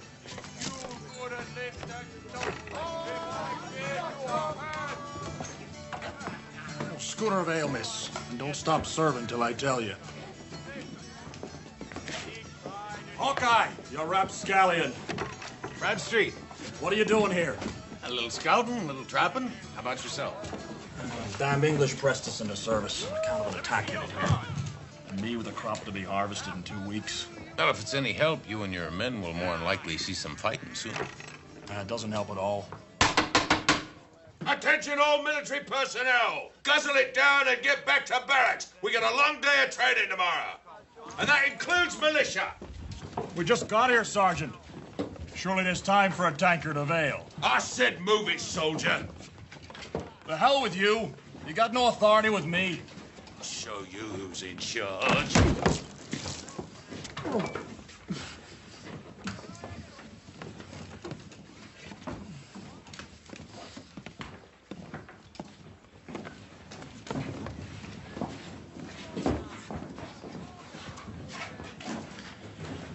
I suggest you find another means of showing your authority. And I suggest you stay out of affairs that are none of your concern. Be my pleasure. Except for this lap full of ale. Not my problem, Scout. It may become that.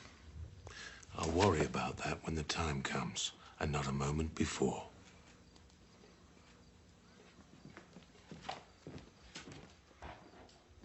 Front! March! Turn to halt! Halt! Turn about! Haste! Front! March! Turn to halt! Halt! Right aim out! Haste! You make it appear almost inviting. It is. I find little to admire in the anticipation of men to kill one another. I can see how you might feel that way, but a soldier, and that's what he lives for. I doubt he looks forward to it. They must. Life is most precious at that moment when one stands to lose it. We should view life as precious all of the time, Andrew. We should, but we don't. We simply go from day to dreary day, searching for the point of it all, waiting instead of doing. Andrew, what are you saying?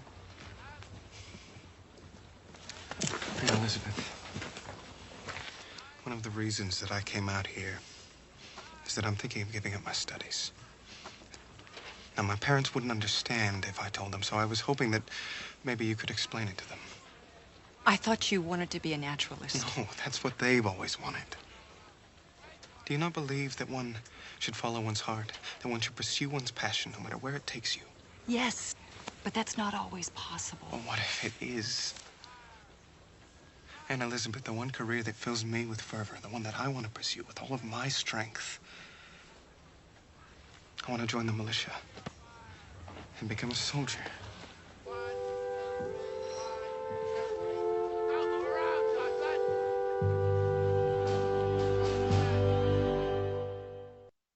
Regiment! Halt! Front rank! Make! Ready! Peas in! Fire! Front rank, retire! Quickly, gentlemen! Front rank! Make! Ready! Peas in! Fire! Front rank, retire! Quickly, gentlemen! Come on, come on, come on! Front rank! Make! Ready! Peas in! Fire! Front rank, retire! Front rank! Make! Ready! Peas in! Fire! Front rank, retire! Front rank! Ready! Present! Fire! I feel so foolish. Why? Simply told the boy to follow his own mind. But I should have known what he was thinking. Yes, well, the gift of visions is most unusual in a white woman. No, from the way his gaze was fixed on the training. No matter. It's done. Well, perhaps you can undo it. How exactly would you have me do that? He looks up to you. You could talk to him and try to convince him to resume his studies. No. He's following his instincts. It's how a man survives. Will you at least keep an eye on him and make sure that he's learning what he needs to know? Now that I would be glad to do.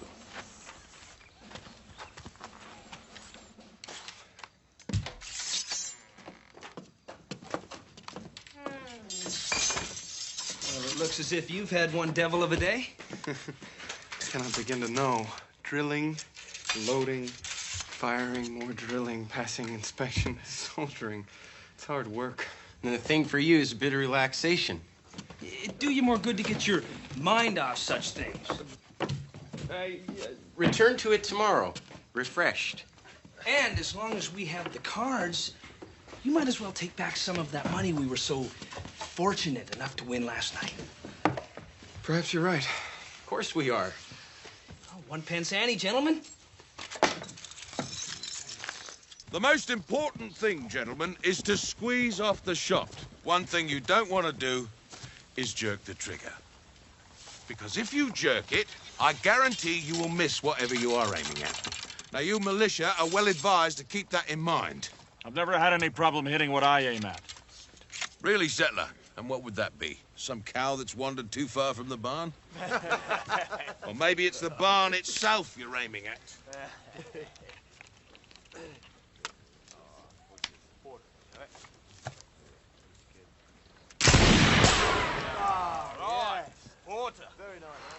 As fine a shot as I've ever seen. Thank you, Dimwitty.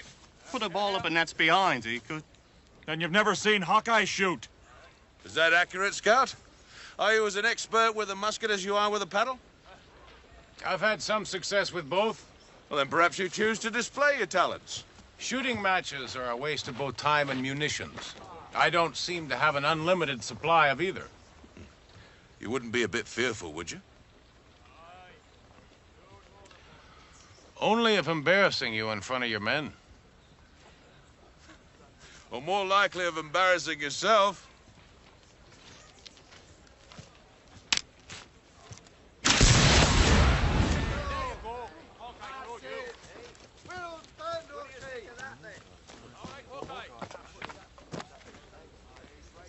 He's missed it clean.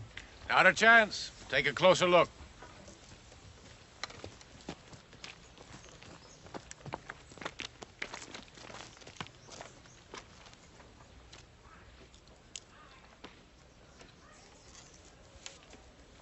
Hawkeye!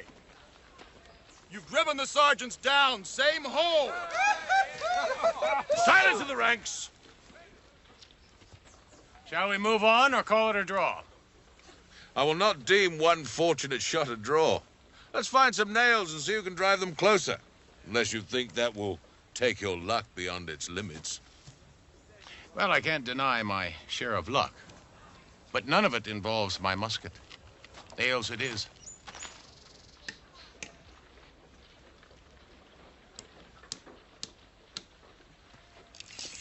Now, Sergeant, you're first.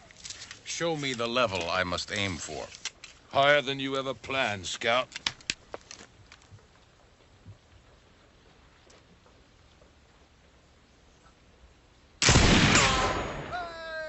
Oh. Definite high water mark? Improve on it if you can. I can.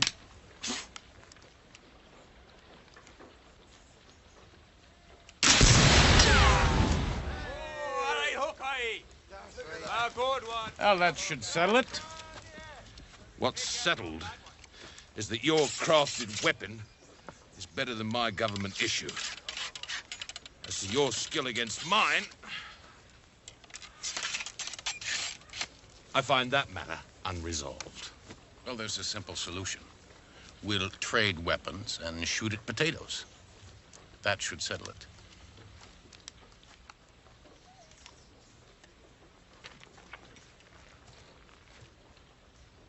You ready, Sergeant? I am.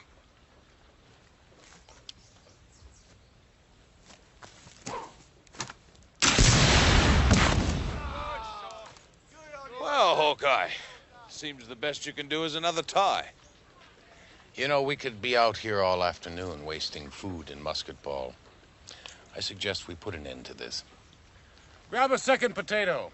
Andrew, is that musket of yours loaded? It is. Please, come stand by me. Now, give them a good high toss.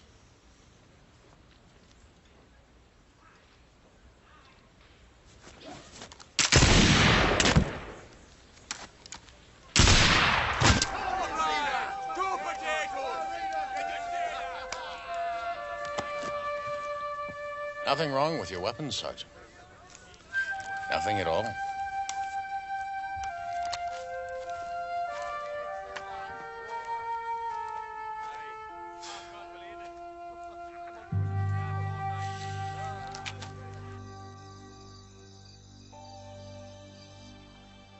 I remember how I envied my sister when she gave birth to Andrew. But I suddenly comprehend what a terrible price she paid for that child.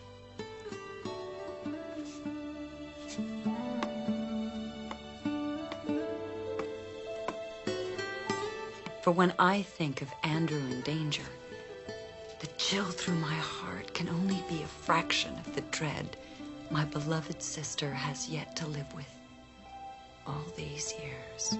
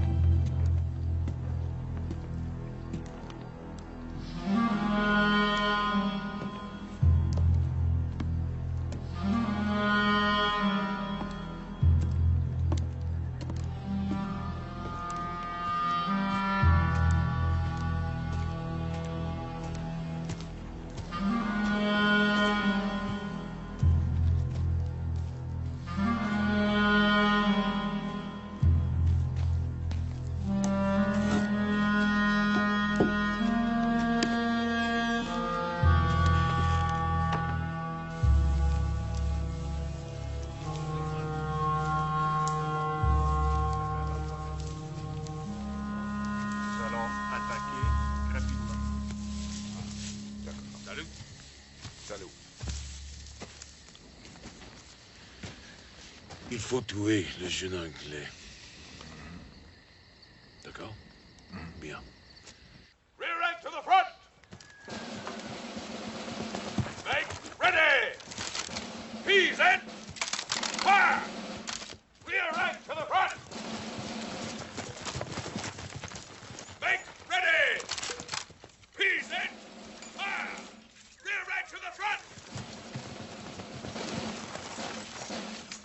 Make ready! Peas in! Fire! Reload! Party! Take those buckets down to the river and get us some water. Yes, Sergeant! Bradstreet, you and Zachary go with him. Yes, Sergeant! Yes, Sergeant! Rear rank to the front! Why don't you tell us what you're doing here? Same as yourselves. Getting trained? Nothing about you is the same as us. Not your clothes, your talk, or your manners. Well, we all want to fight the French, don't we? I'm not interested in fighting anybody. I came here to raise cows and corn. As far as I'm concerned, them fellas in the fancy red uniforms, they can do all the fighting.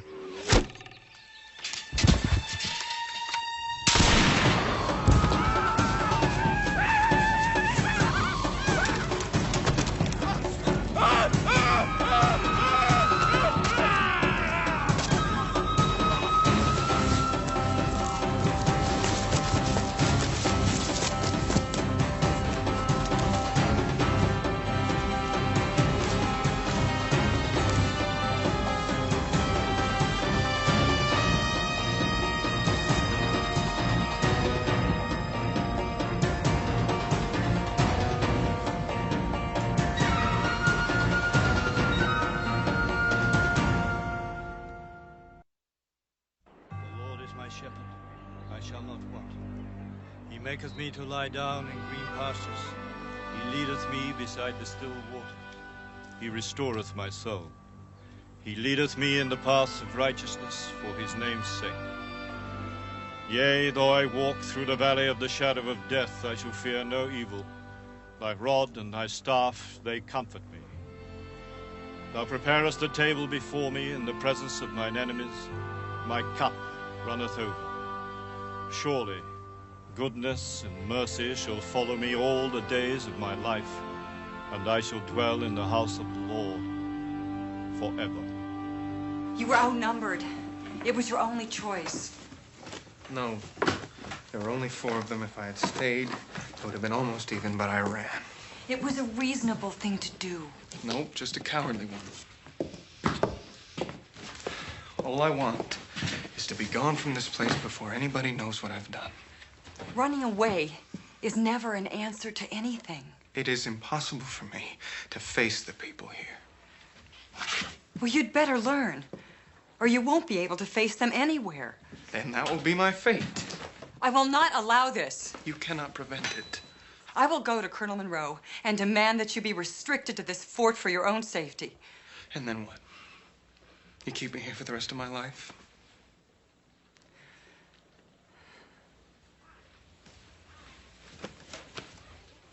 Forgive me, but you were the one asking me to discourage the lad from soldiering. Well, I was wrong. I have some reservations as to how Andrew is going to react the first time he sees enemy fire. Sergeant Porter is training him for that eventuality. Yes, but he gives instruction to 20 men. I think Andrew needs something more along the lines of, well, private tutoring. As usual, I am prepared to pay. As usual. But I'm no teacher. But you've been in battle. Never by choice. You must have gained some knowledge. Meaning I know how to kill people? Yes. Is that what you want him to learn? No, I want him to be prepared to defend himself. Sometimes that means killing.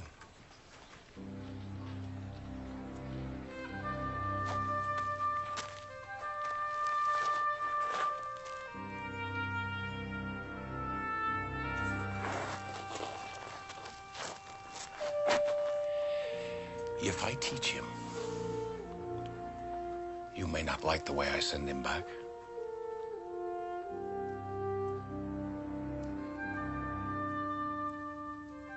That's a problem that I will have to deal with.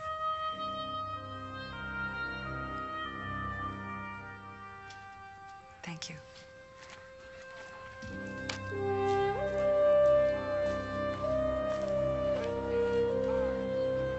You said kill white men, we kill white men. I told you to kill them all. We couldn't find the third. No matter. I'll take care of it during the attack. Dennis. Now, the southeast bastion is the one under repair. It's the best place to attack. Vous comprenez? Yeah. My aunt put you up to this? She was concerned that you might be a bit skittish when the French attacked the fort. There's nothing unusual about that. Happens to every man the first time he comes face to face with the possibility of dying. Did it happen to you? Well, let's just say I've been aware of my mortality longer than most. Now, you stand here. Now, fire your weapon into the brush there. Why? So we'll both know it's unloaded.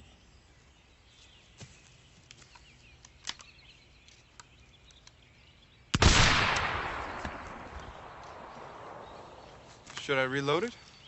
Afraid you're not gonna have time for that, son.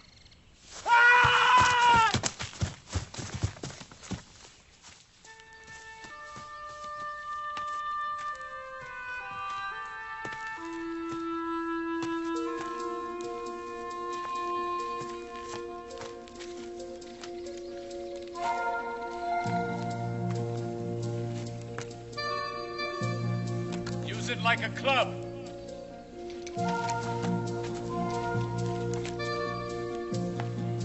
Block me with your rifle. Block it now. Very good. Now, what are you going to do about him?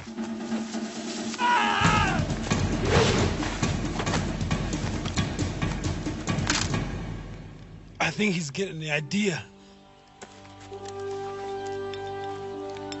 Now we'll just keep to it till it becomes as natural for you as drawing a tree or a bird.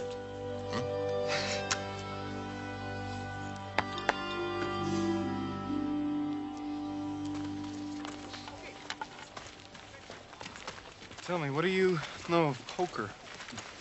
Enough to not play it. My knowledge is the same as the Delawares, save for this one thing.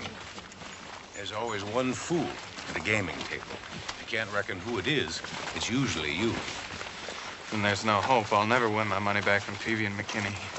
When they think you a fool, it is easier to fool them. How does that help me with them? They wager a certain way because they believe you don't understand. But now you understand.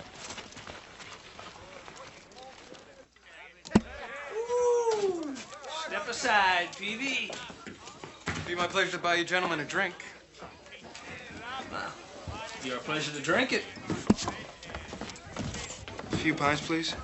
Militia paid you already? No. I had to borrow some money from my aunt to tide me over. To your health. To yours as well. You know, there's an empty table near the back. We could amuse ourselves with a game of cards. No, I don't think so. You're so much better than I. No, we just had a run of luck. Besides, wouldn't be good manners not to give you a chance to win your chits back. Well, all right. In the name of good manners.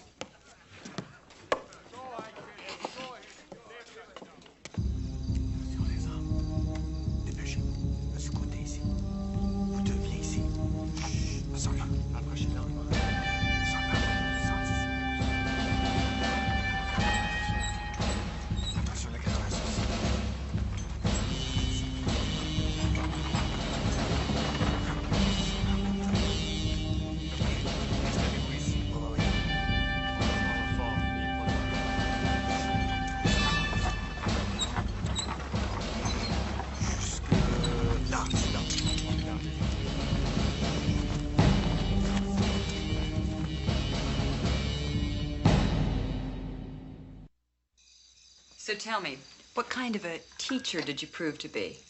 No better than my pupil. But surely no worse. Well, that remains to be seen. Test will come when there's real powder and shot in the muskets that are aimed at him.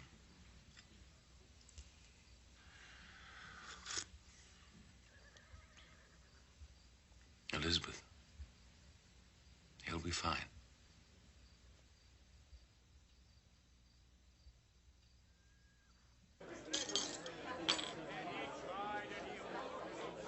Well, I guess my money's in. Mine too. 3 7s. Never seen anything like it. It's like the devil himself was playing your hands. No, it's just my luck balancing out, that's all. You know, more than balancing out, I'd say. You're gonna have to ask Miss Shields for an advance. You think you could say something to her on my account? Oh, absolutely. It'd be my pleasure.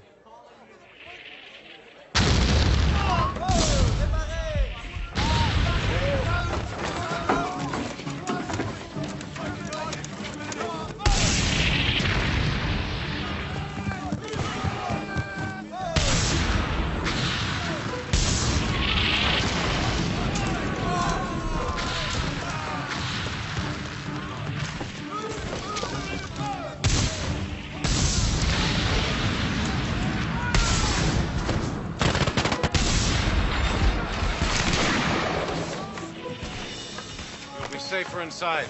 No, I have to help.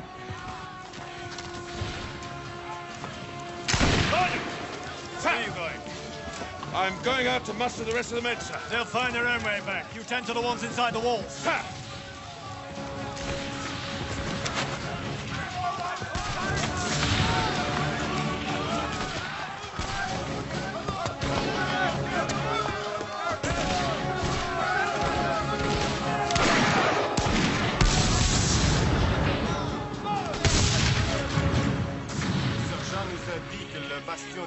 est faible. Tu vois? Juste ici.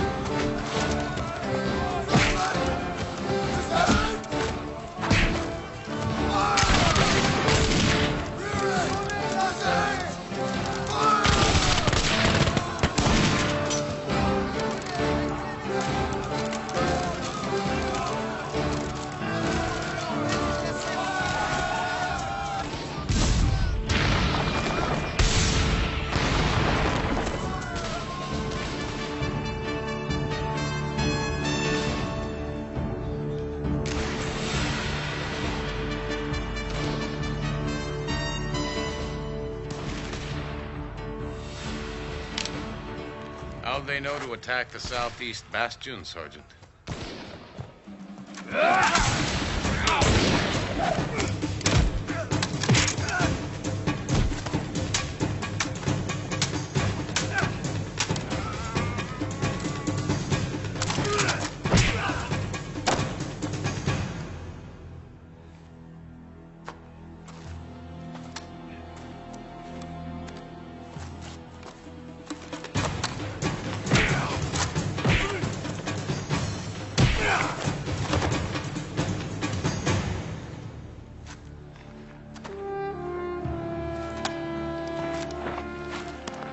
How your aunt's doing. Open the gates!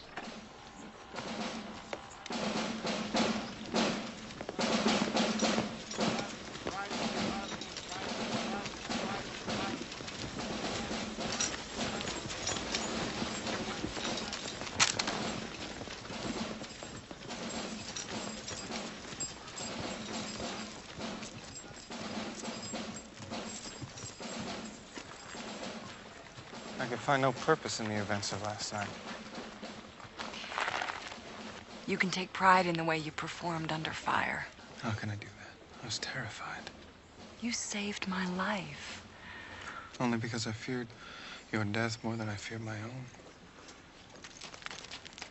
You can certainly return home now. Not yet. Not until I can perform without fear. The same manner of power that Hawkeye had. It's only the power to destroy. You've got something else, something special.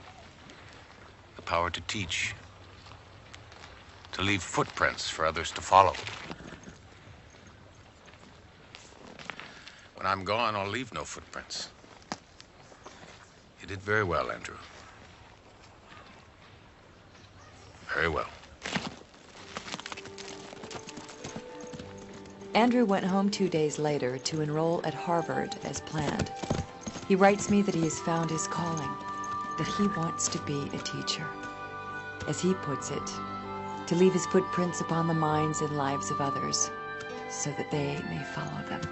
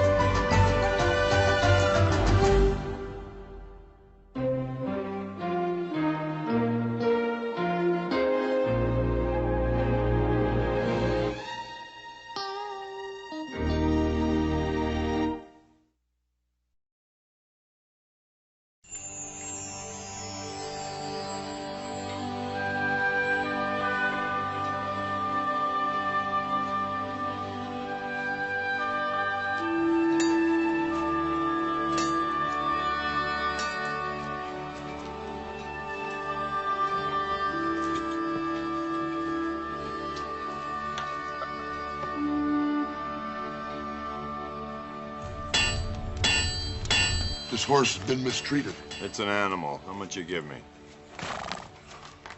Depends. With the gear or without?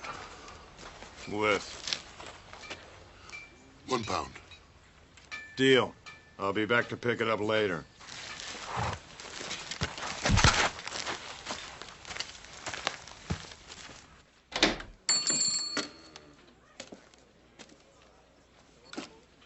I'll be right with you.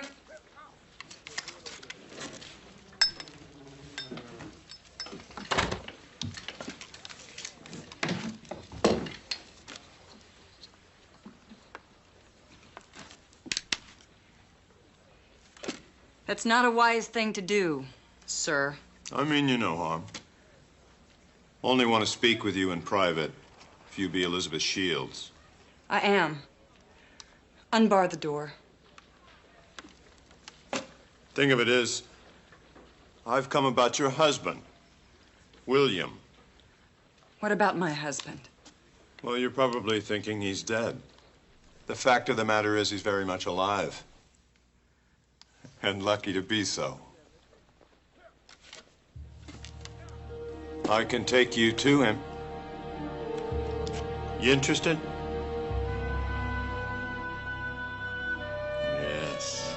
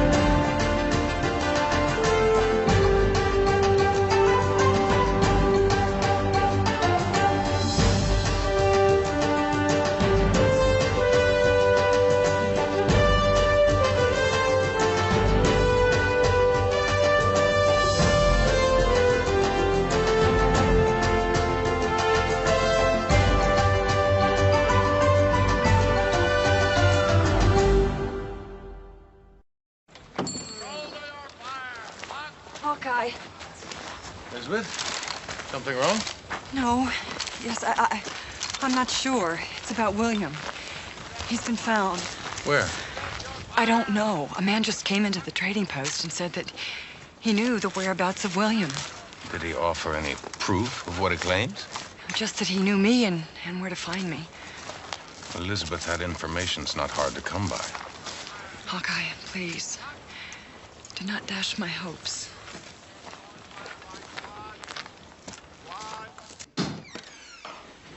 Taylor, I must speak with you. Elizabeth, if you wish an appointment. It's about William being alive. Thank you, Captain. Tell me. William is within a 3-day trip. What? Yes, a man named Sharp is willing to take me there for a price. Of course, what a price. What price? 200 pounds sterling. An enormous sum, considering my brother is most likely dead. We don't know that. Elizabeth, I think... Regardless of what you think, I have to believe he's alive, whether this man is telling the truth or not. There's no time to send to Virginia for funds. I have sufficient funds if it is required. Where is this man now? He said he'd wait at the tavern for exactly 1 hour.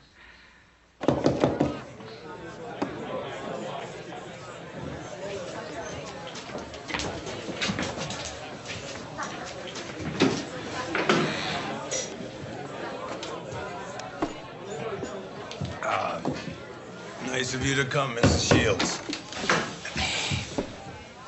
Who are you? I'm Taylor Shields, William's brother. Oh, yes. William has mentioned you. Pleasure to finally meet you. And if I told you William Shields does not have a brother? Then you'd be a liar. Because William bought his brother a commission in King George's army, paid enough for him to be a captain. Captain. Let us cut through the muck, shall we?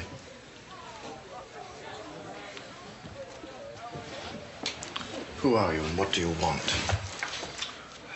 Name's Jack Sharp. Already told the lady here what I want. What proof are you offering that William is alive? My word. Your word? And based on your word, you expect a king's ransom of 200 pounds? I never said anything about a king's ransom, just reasonable payment for my services. What services? Reuniting the missus with her husband. I went to a lot of trouble. First to find you, then to get here. I took a lot of risks. I also took good care of old William. He needs it.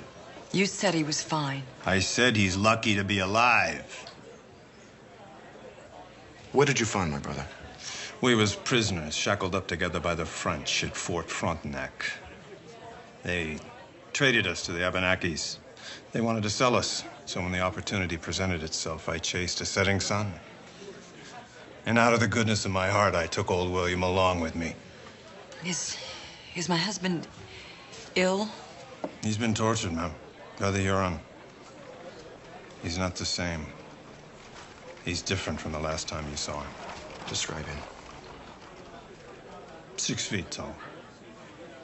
Weighs almost nothing now. Hair lightish brown. Wears a blanket on his head because he's ashamed of the gash that used to be his scalp. They scarred him up quite a bit. Is he of his right mind? Taylor. We must know, Elizabeth. Well? He curses the black of night, curses names, curses your name, Captain. He is not of his right mind. I'd rather find that out for myself. I'll be ready to leave within the hour. You have half that time. Bad manners are a rather small issue to die for. Bad manners be damned, I've got your brother. What about my fee? You'll have your fee. I swear.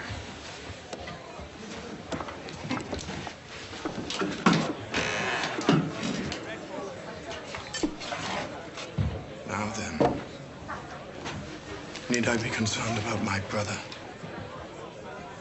That depends on what you fear, Captain.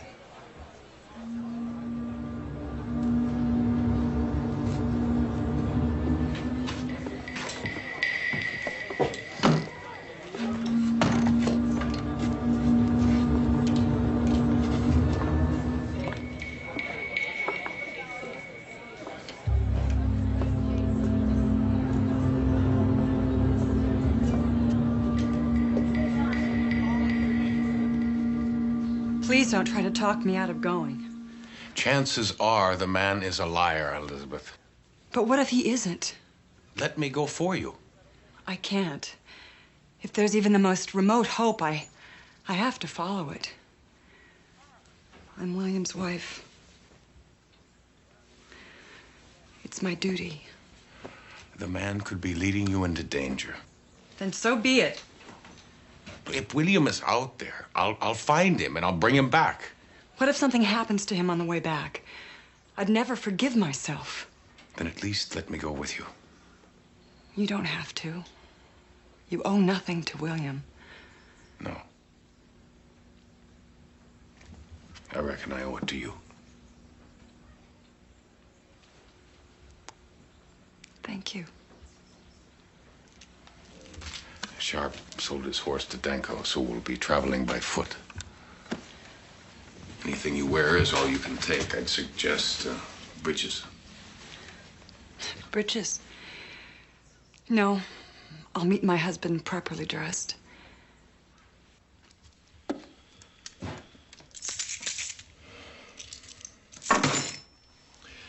I don't think your assistance is necessary. After all, I am perfectly capable in this matter. I'm sure you are. It's just that two sets of eyes watching the same snake might render it less a threat. Perhaps. If we are to go together, we must be of the same mind regarding Mr. Sharp. I see. And what's your read on him? He is probably a liar. In which case, he will prove to be a dead liar. Elizabeth thinks he's telling the truth. She would also joust with windmills or believe in miracles. I just pray she has some idea what to expect when she finds him. In what regard?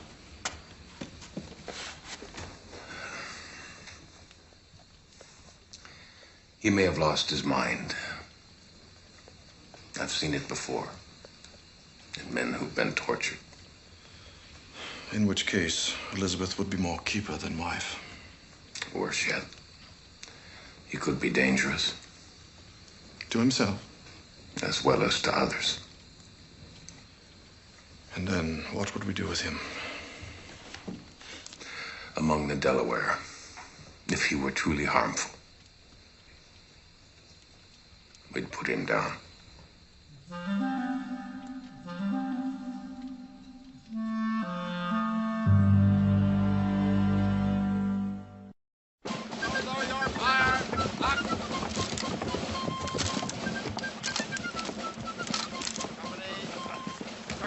All right. I'd like to verify that I'm going to get paid for my hard work.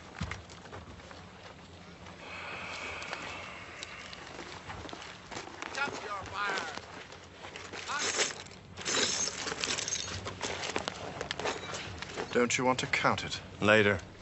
I just wanted to make sure it was silver from top to bottom. Let's get a move on. This first leg's the easiest.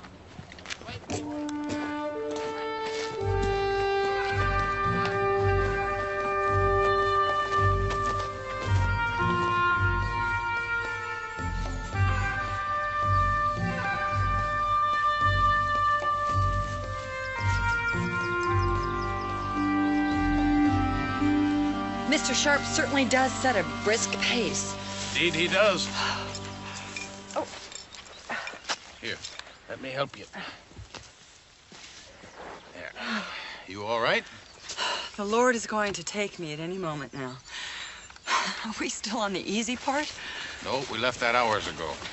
Well, I wish I would have known that. Why is that? Well, if I know in advance that something's going to be difficult, then I just set my mind to it, and it isn't so hard. Well, that mind of yours certainly works in strange and wonderful ways. Sharp, Mrs. Shields would benefit greatly if we set up camp soon. Place we're gonna stay is just ahead, through the trees. Which trees? These trees or those trees? Miles away. You'll make it. Elizabeth, there is something Hawkeye and I must discuss with you. What? It is in regards to William. Now, I pray this is a course of action we are never brought to confront, but it should be discussed. We could pick a better time, Shields. And when will that be, Scout? When my beloved brother is making his wretched way toward us, his mind so destroyed he does not recognize us? Is that your notion of a proper time for discussion? What are you saying, Taylor? If we should find William, we have to face the possibility that he might be dangerous. Now, if, for instance, he should see you and respond violently, you must know that Hawkeye and I could not stand by and do nothing. And you and Hawkeye have discussed this.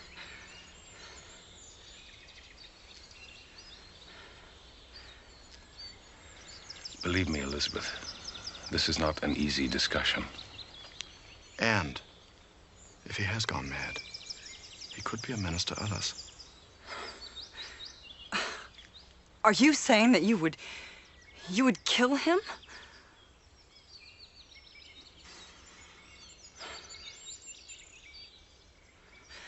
And you agree with this? It would be the kindest thing. No. He is my husband, and he is your brother, Taylor. I will hear no more mention of this.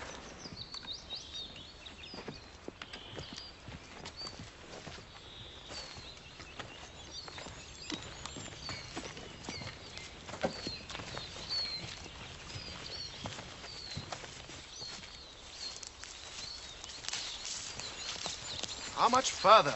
Just through the trees. You keep saying that. Spend the night there, in that cabin.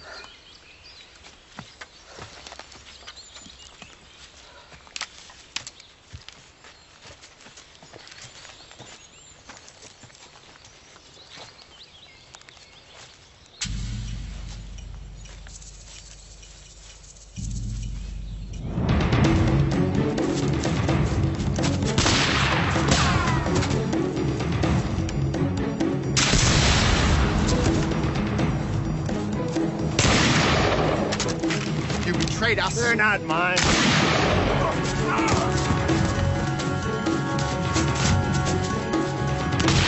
down.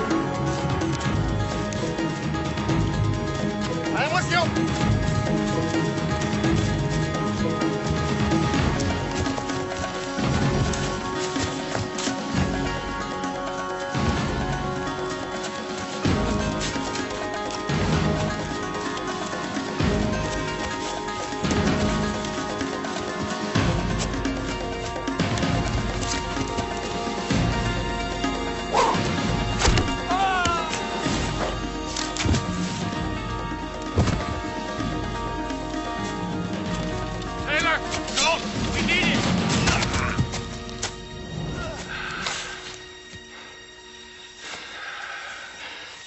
Tried to kill me. Well, I guess you showed him.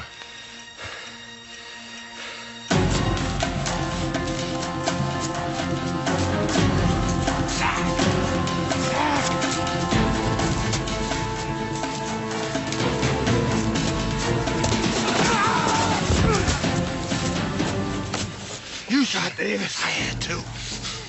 You killed him. I had no choice. What are you gonna do with me? I have no choice.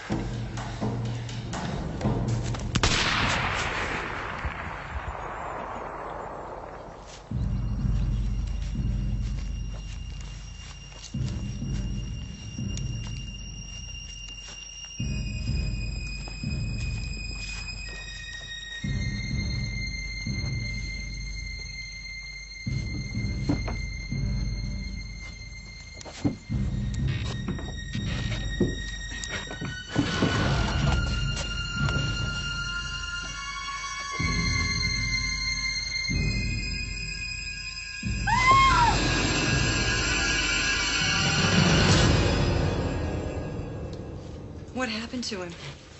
Probably just didn't wake up one morning. How long ago? A couple of years at least. Taylor, what are you doing? Giving the man a Christian burial. Afterwards, the captain and I'll take the first watch.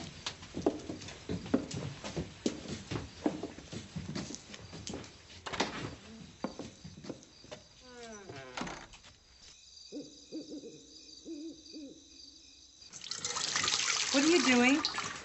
Fixing up the bed for you. I'm not gonna sleep in there.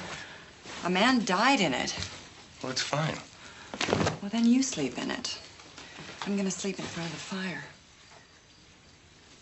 On the bearskin? Yes. Why? Is something wrong with it? No, just the bear died in it. How can you make fun? I'm sorry. That was just my attempt at levity. Raise your spirits. That's a kind thought.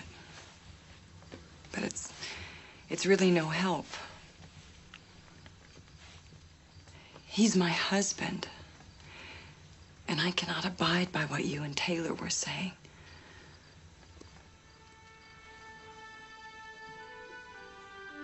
It's a hard thing to contemplate. I can't even begin to. There comes a point, Elizabeth, when a person is no longer as we knew them. Sometimes better, sometimes much worse. A time like that when the pain of living outweighs the joy. It would be an act of mercy to end that pain. But he's still a human being. When a man can no longer think, or feel, or love.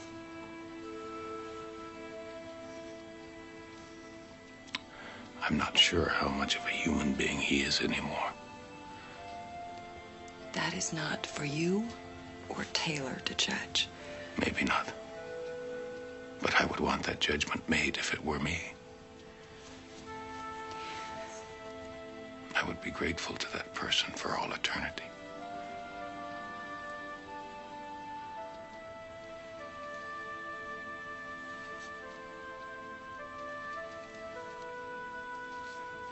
Oh, I brought these along. You might want to wear them tomorrow. They're much better suited to the woods than petticoats and overskirts.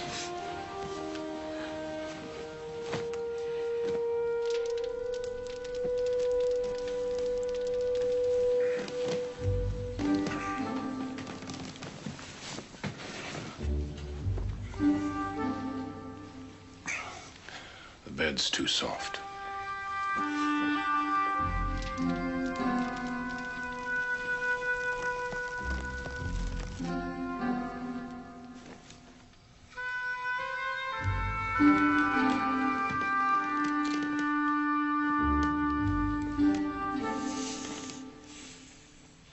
What are you doing? Floor's too hard.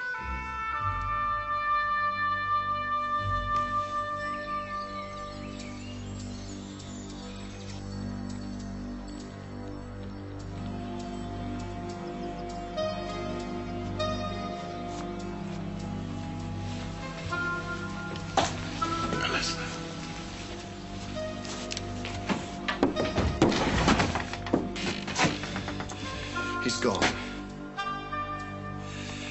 And he has taken the money.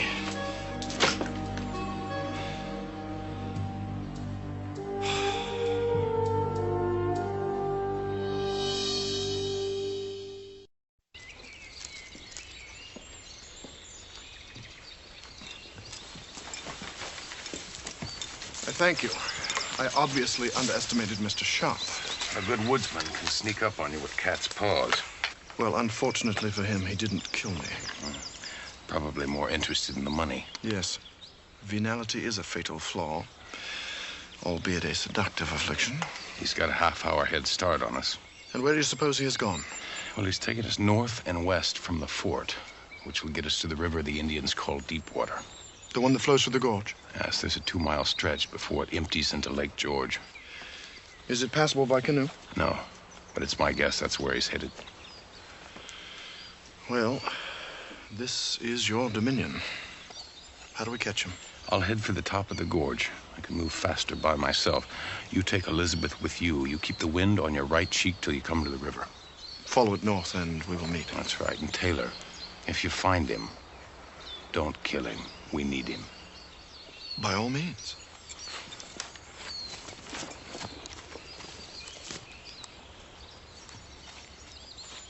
And when the need is finished, so is Mr. Sharp.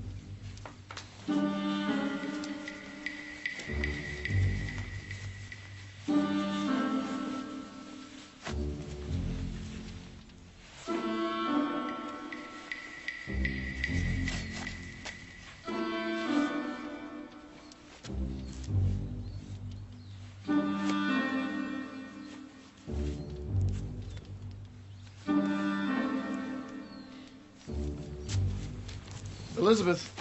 Oh. We must hurry. Just a moment. He can't have gotten too far. And if William still lives, we must be close by.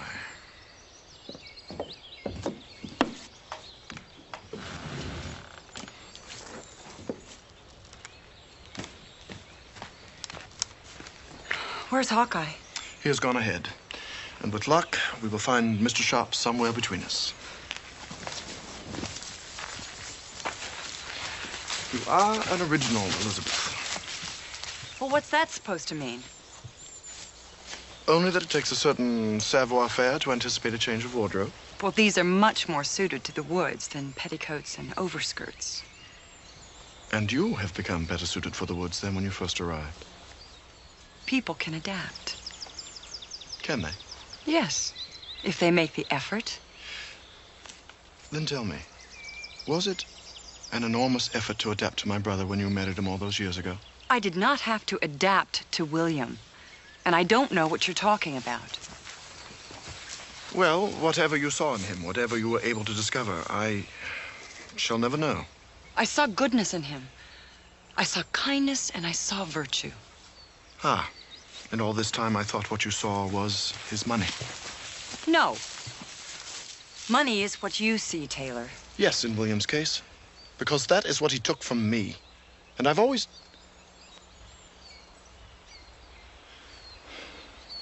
wondered if it is not the reason he took you from me as well. William did not take me from you, and neither did money. Then what? Taylor, no amount of effort can make someone adapt to love. It's either there or it isn't. We're wasting time we don't have.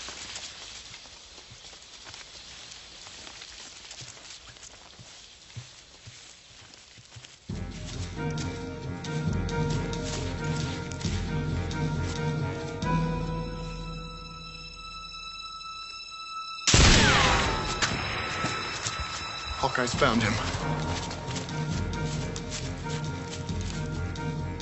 I got no business with you, woodsman!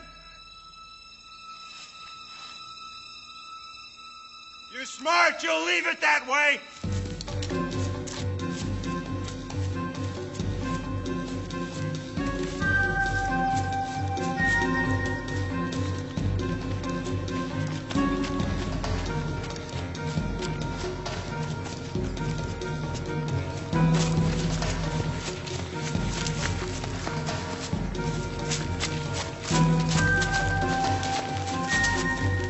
follow the river north.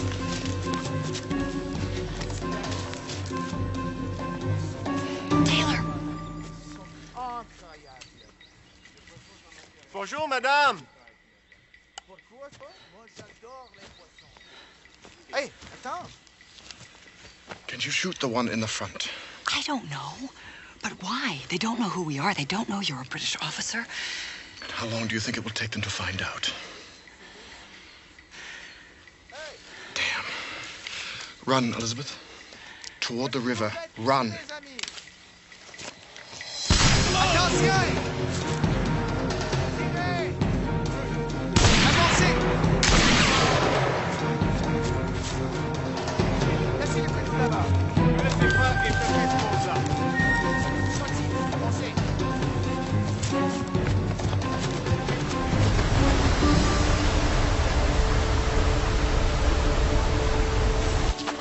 How many of them are there? 4, but there will certainly be more. We'll have to jump forward and swim across. What? Have you lost your mind? Besides, they will just follow us. Would you follow anyone over this? Now you've got to go feet first. Clear the rocks. I'll be right behind you. If you get in trouble, swim for me.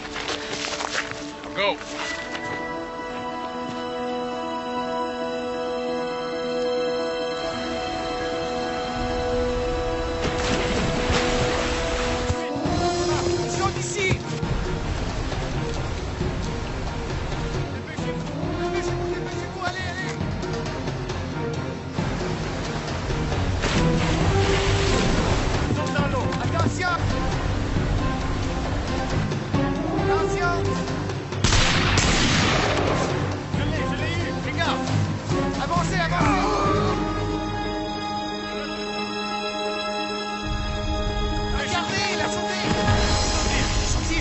À gauche. Attention, au pied.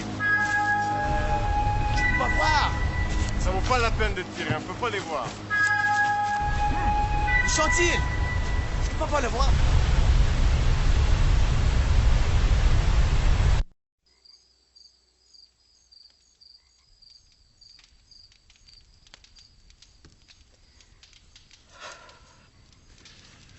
You don't get those clothes off, you'll never get warm. I have nothing to cover up with. What's under the coat? Just my chemise. Yeah, let's get the coat off. No. Elizabeth, you'll catch your death. All right. Let me do it.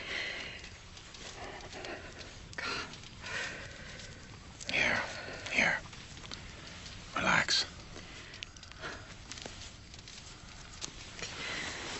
Oh. Get this dry. Do you think that Taylor made it to shore? More than likely. Gotta get the blood flowing again.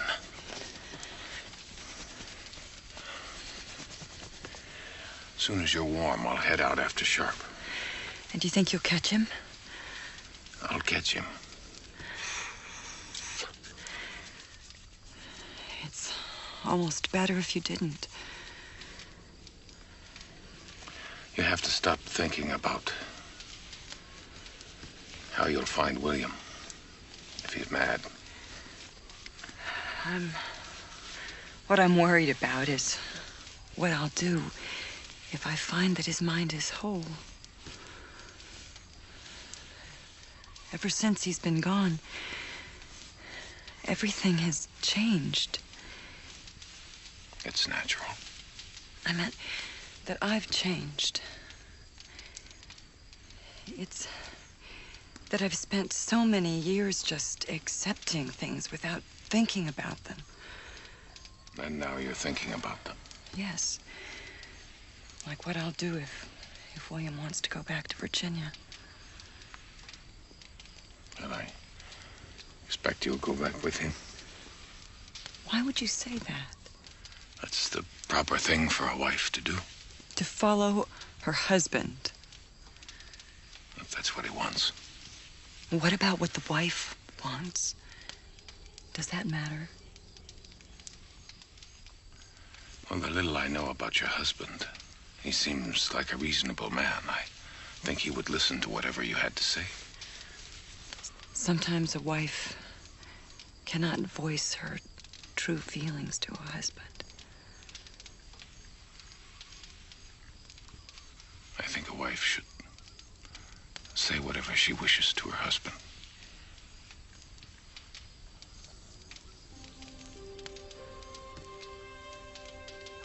What if she no longer wishes to be his wife?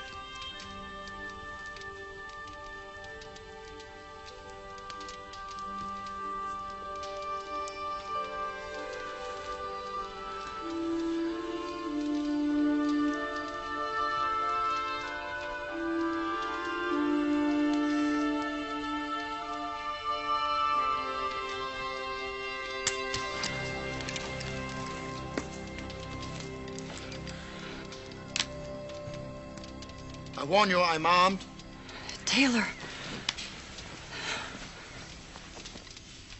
Thank God.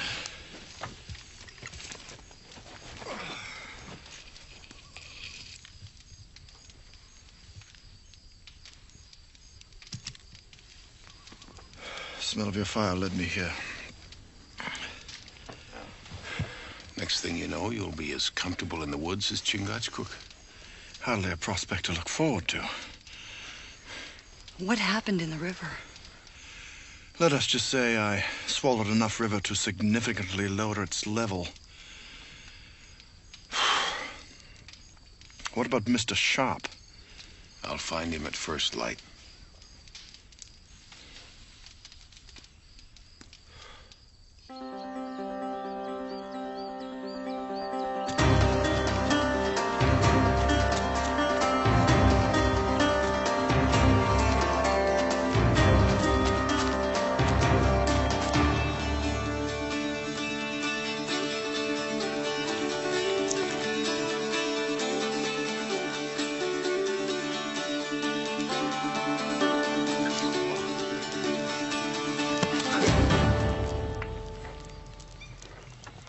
If you wanted part of my breakfast, all you had to do was ask. You don't strike me as the kind who's much on Sharon. That just proves how poor a judge of character you are. You mind adjusting that pig sticker some? It's fine right where it is. Now, I believe you have some information for me. Better than that. I've got 100 pounds sterling. Half of what I've got. If I wanted the money, all I'd have to do is kill you and take it. You're not that kind of fella. Proves what a poor judge of character you are. All right, Woodsman, we both know that you're not going to use that knife. All you want is to know where William is, and I'm the only one can tell you that. Oh, you'll tell me. By the time I'm finished peeling all the skin off one arm. But I may not be ready to listen. I may wait until the only thing left is the nose on your face. No need to be savage about all this. Figured you might see it that way.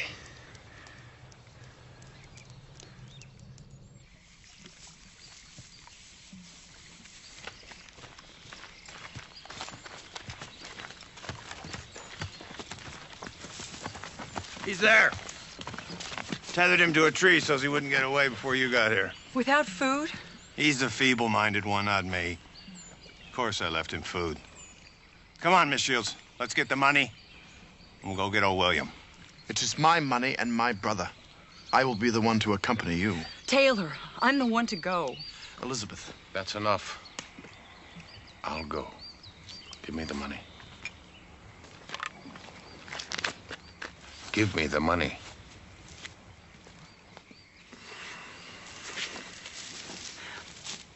Hawkeye, you must bring William back safely. No matter what condition he's in. Promise me. Promise me. I promise you.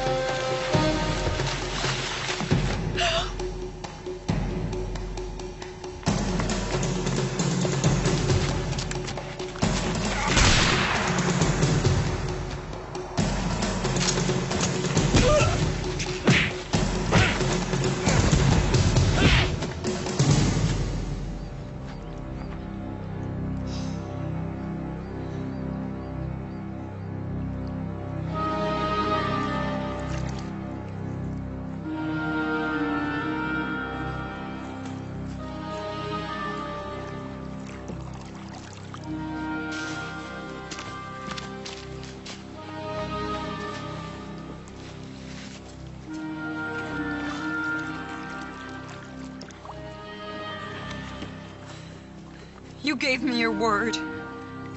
Elizabeth. You promised me, no matter what the problem with him, you promised me. Elizabeth. It's not William. It's the man Sharp chased from the cabin.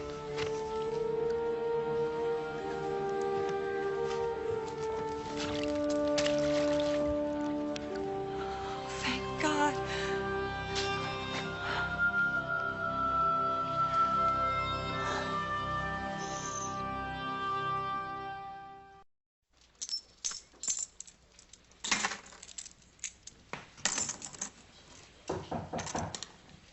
Come.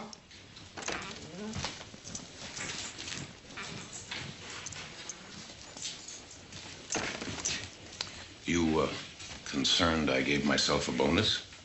Simply anxious to see that nothing fell out along the way. Were you able to ascertain if anything Mr. Sharp said was valid? Well, the way he tells it, the way the French moved him around, forts they sent him to, all sounds right. Mm-hmm. If he's telling the truth, that means your brother's still alive. Yes. That indeed would be reason to rejoice. That's what I expected. Mr. Sharp will bear talking to again. Not for long. He will be hanged at dawn. Thank you, Scout.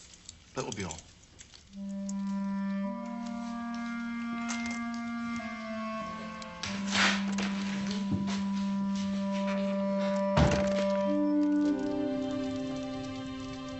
When I admitted I might no longer wish to be William's wife, I feel I crossed an ocean from which there is no return.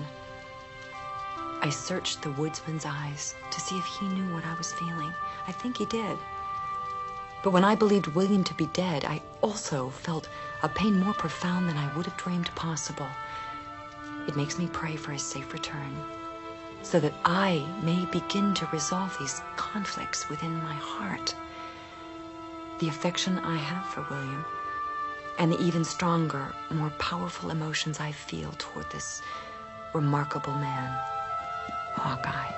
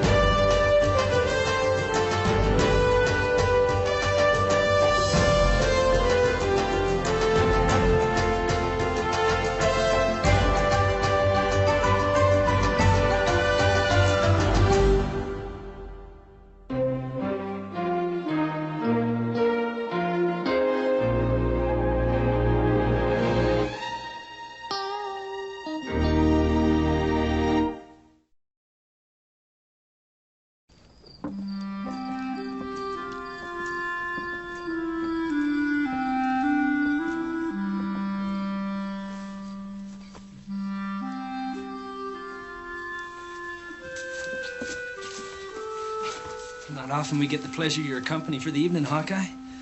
Well, by the time I got those settlers here, it was too late to be heading home for the Delaware camp. Night. Night, Hawkeye. Night, boys.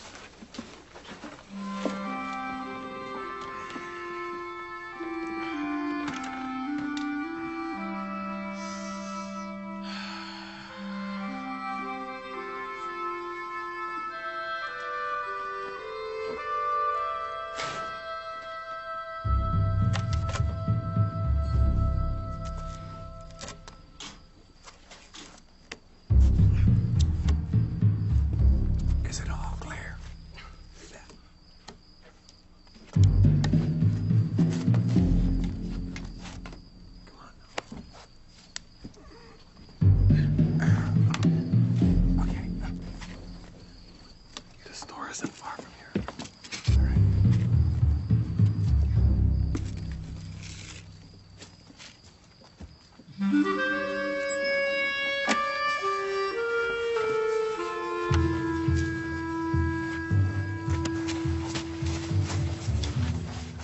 eyes open, Tim.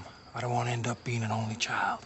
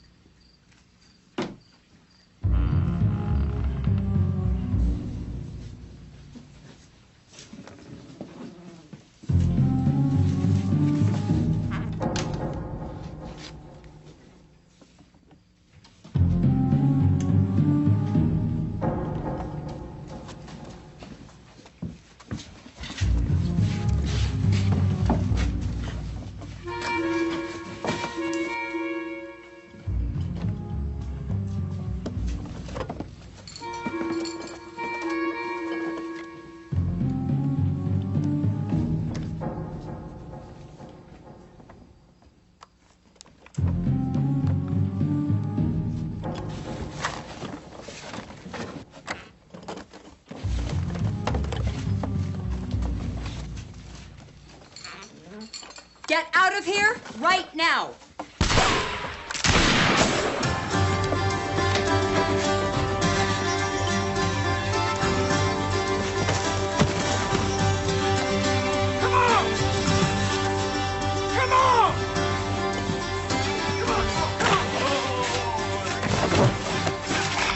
Easy, son.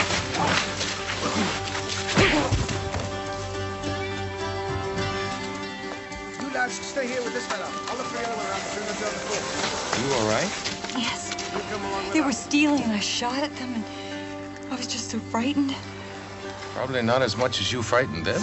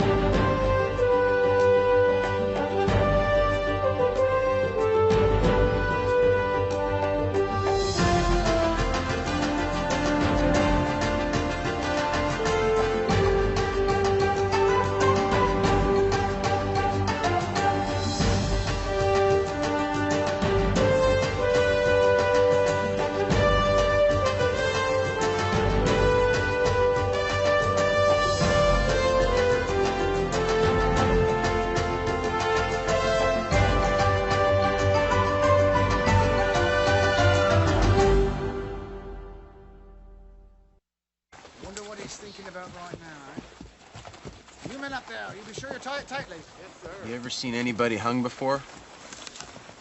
You? Mm-mm.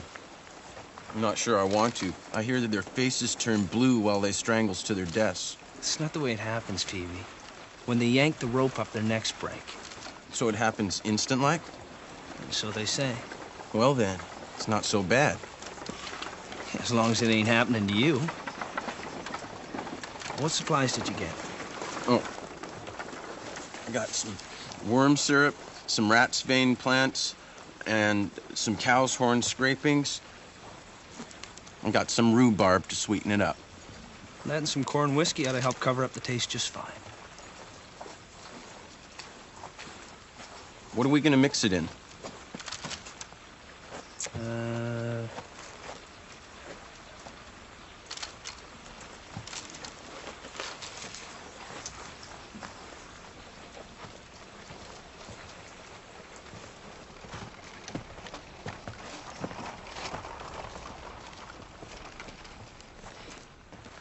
I've never been present at a hanging. Not a pleasant thing. No, but I can't forget that this man tried to kill me. More of a boy than a man.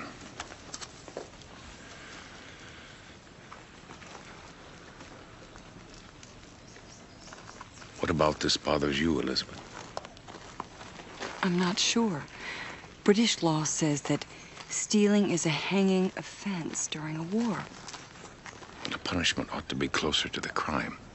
You would have shot this man on the spot. It is not as though you're a stranger to the taking of a life. No. But it's one thing to kill in the heat of battle. It's quite another to do so in cold blood.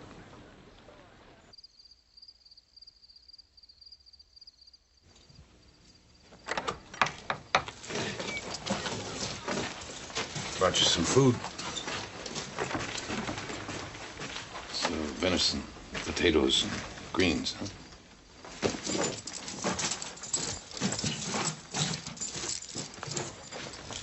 Why are you doing this? Truth to tell, I'm not sure. Where you from, son? What matters it to you, mister? Folks around here call me Hawkeye. Surrey.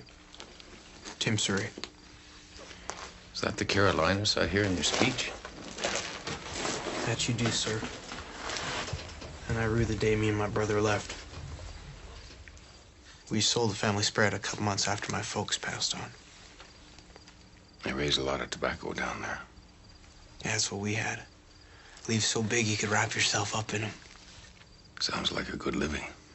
It was. But my brother, he didn't fancy himself to be a farmer for the rest of his days. He said there was bigger money to be made on the frontier. But I wasn't wrong about that. That may be. But it wasn't made by us. First fellow we ran into in Albany had some kind of scheme on how we could double our money. I didn't believe him, but my brother said it was about the best idea he'd ever heard. I take it you were the one that was right. You better believe it. That fella ran off with every cent we had. Next thing you know, we're stealing from trading posts. Was that your brother with you last night? No, he headed up north. Last night was a fella I hooked up with the other side of Albany. I see. Is there any way I can reach him? Tell him what's happened. I'm afraid not. Although I expect he'll learn soon enough. I'd appreciate you giving this to him if he comes here.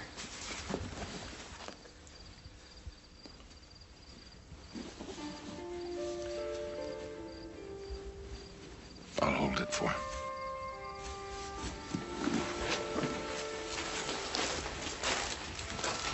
I thank you for your kindness, mister.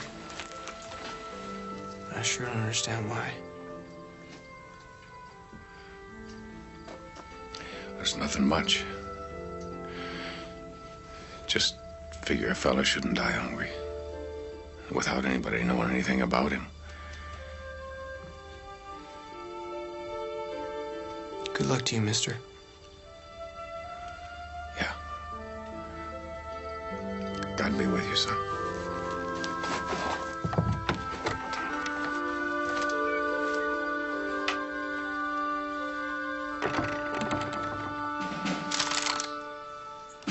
Form square.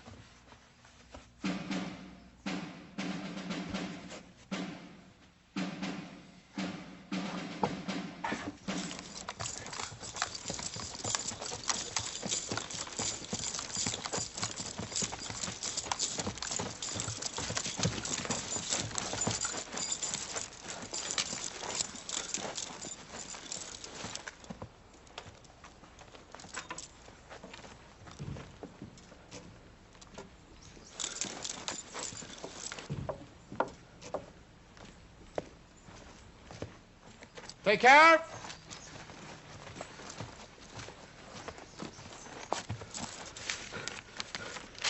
Timothy Serry, having been found guilty of attempting to steal vital goods during wartime and of striking a soldier in His Majesty's army, you are herewith sentenced to be hanged by the neck until dead. Have you any statement? I didn't mean to hurt nobody. Nothing I did merits my being killed. Please, you have to know this isn't the right thing to do. You have disgraced the colonies enough already. Can you not act with honor in a manner expected from a subject of the crown?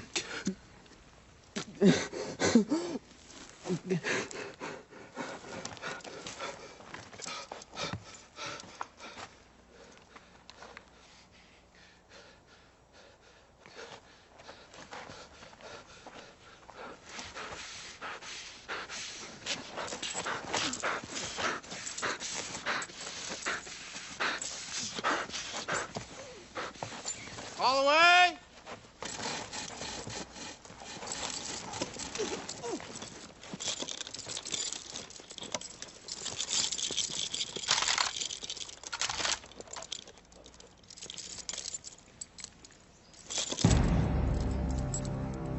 This.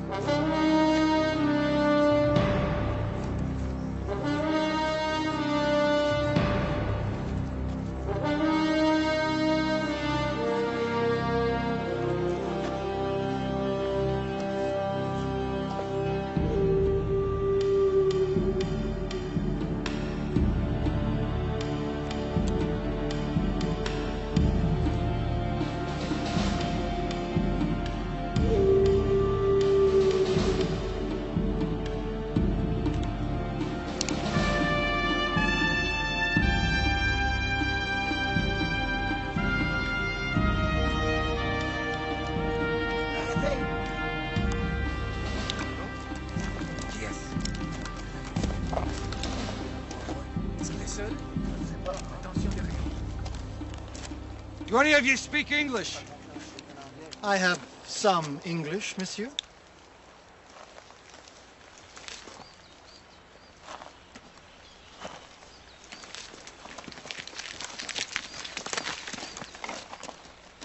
What would it be worth to you to capture a captain of the English army?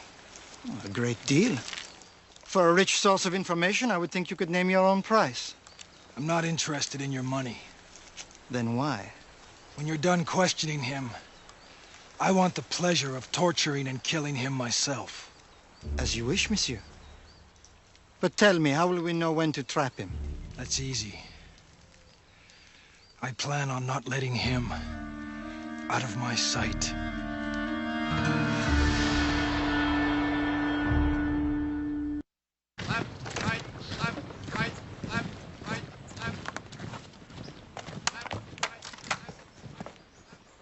And 3 empty crates. And 3 empty crates?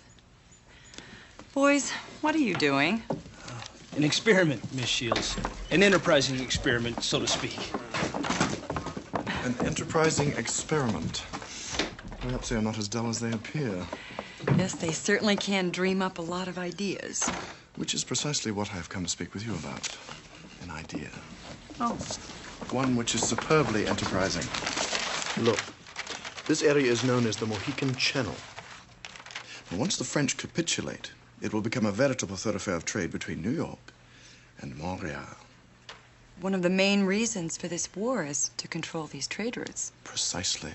And such trade routes require waterways and roads. Now, from New York, it is possible to ship goods entirely by boat to Montreal, with the exception of one small stretch here, where portage becomes necessary.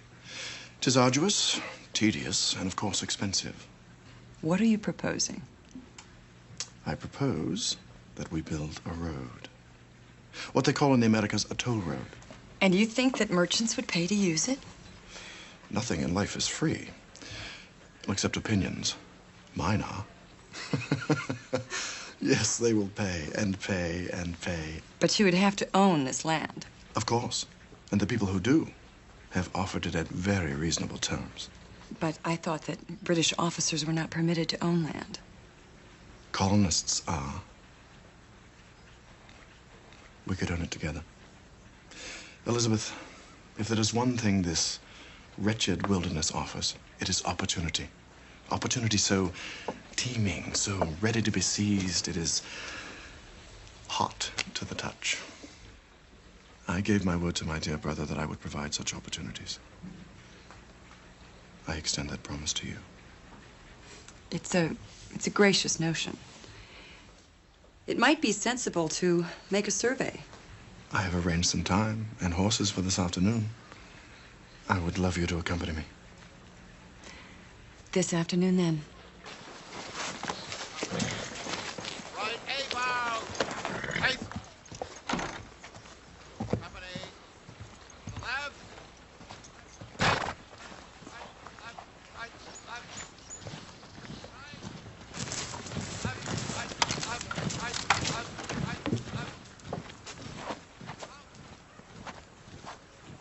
Your brother wanted me to make sure that you got this. Not much left to account for a man's whole life. No. But the account on the other night is still not closed yet. Say what you mean, Hawkeye. There were 2 men running from the trading post. So? You wouldn't happen to know who the other man was. You were there, you tell me. I didn't get a look at his face. Well, how in the devil's name would I know? Why should I care? And it just seems a shame that one man should hang for the sins of at least 2.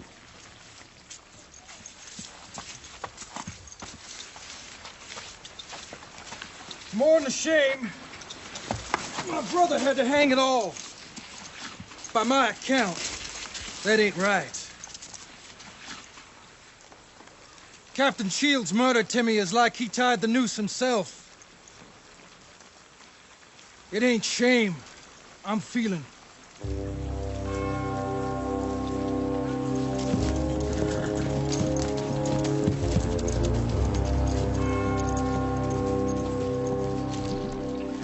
Now she's boiling. Means all the impurities should be gone. It smells awful. Well, you ever drunk a medicine that didn't?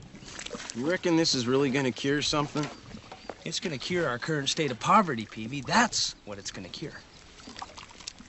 All right. There you are. How come I'm the one who has to taste it? Because one of us has to watch and sees what happens. And that's me.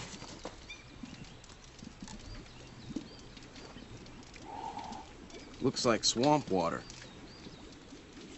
Go ahead, give her a taste.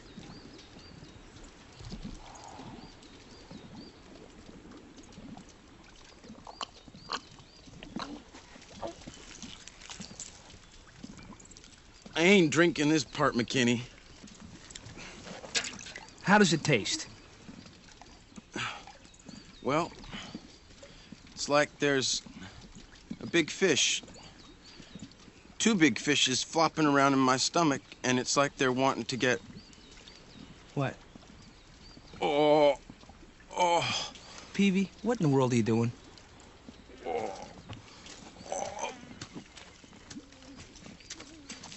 Not the election!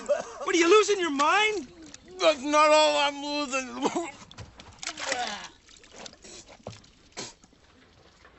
It's called a toll road. I've heard of them, but I can't say as I see the purpose. Well, it provides an easier way for people to transport goods, and for that convenience, they pay a fee. So a person has to pay to ride along your road. Yes, Why don't they just ride around it? because that way would be more difficult. And less expensive. It just seems like a complicated way to get people to pay for something they don't need. Even if it's the only way they have to get where they need to go? Well, there's always another path. Yes, but another path might not be economical. Hawkeye, you're just not a man of commerce. No, I don't reckon I am.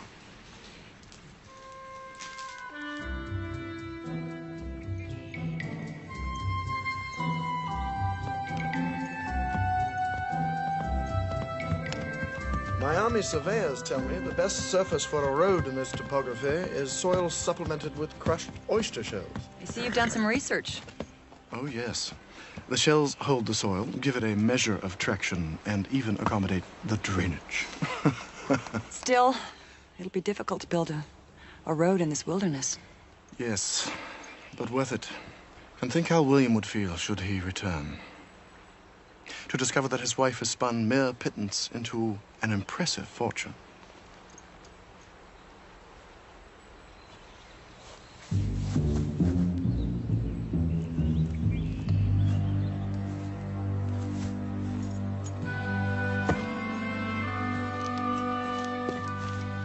Come. I want to show you something.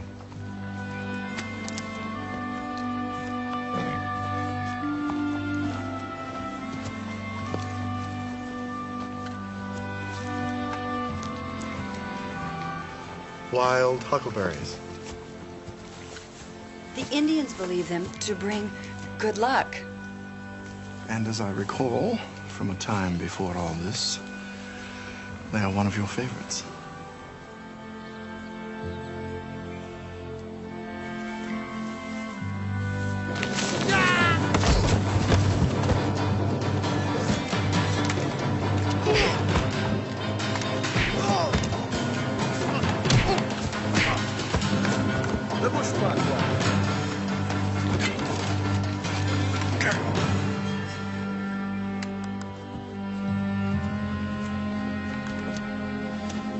Well now, Captain Shields. Caught like a rat in a trap. Et la femme? Her too. A bonus for Lieutenant Monton.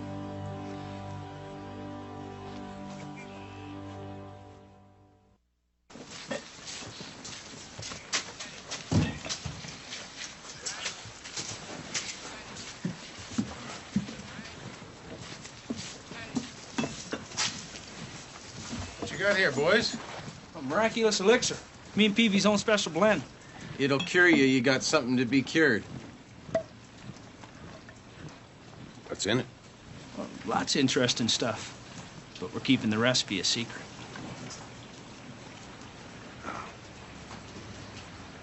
Has Elizabeth come back yet? No. Been hours now that you mention it. She should have been back by now.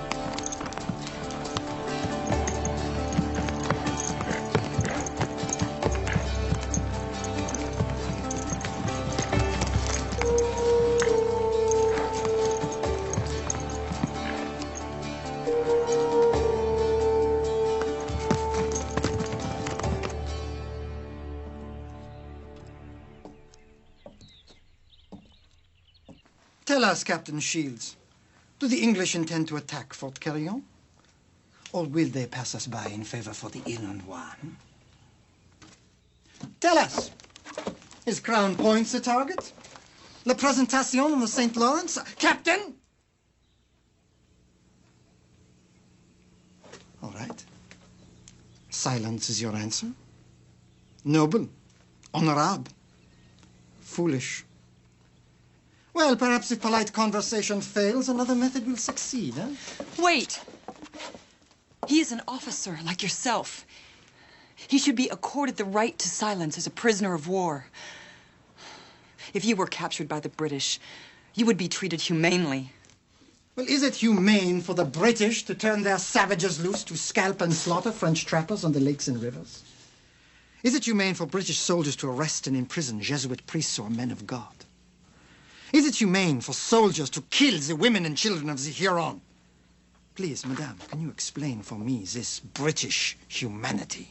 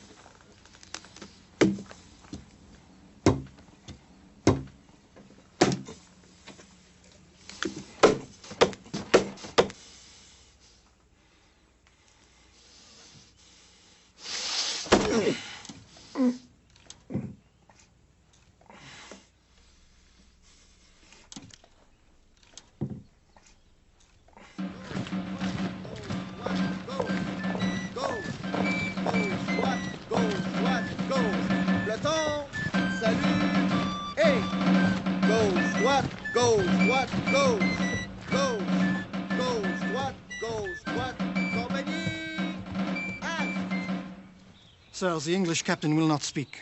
Shall we have a Huron question him? The prisoners usually die before they say too much. What of a woman? Handsome, as far as the colonists go, I fear she knows nothing. But they are together, no? Lieutenant Montand, sometimes a small threat succeeds where larger threats fail.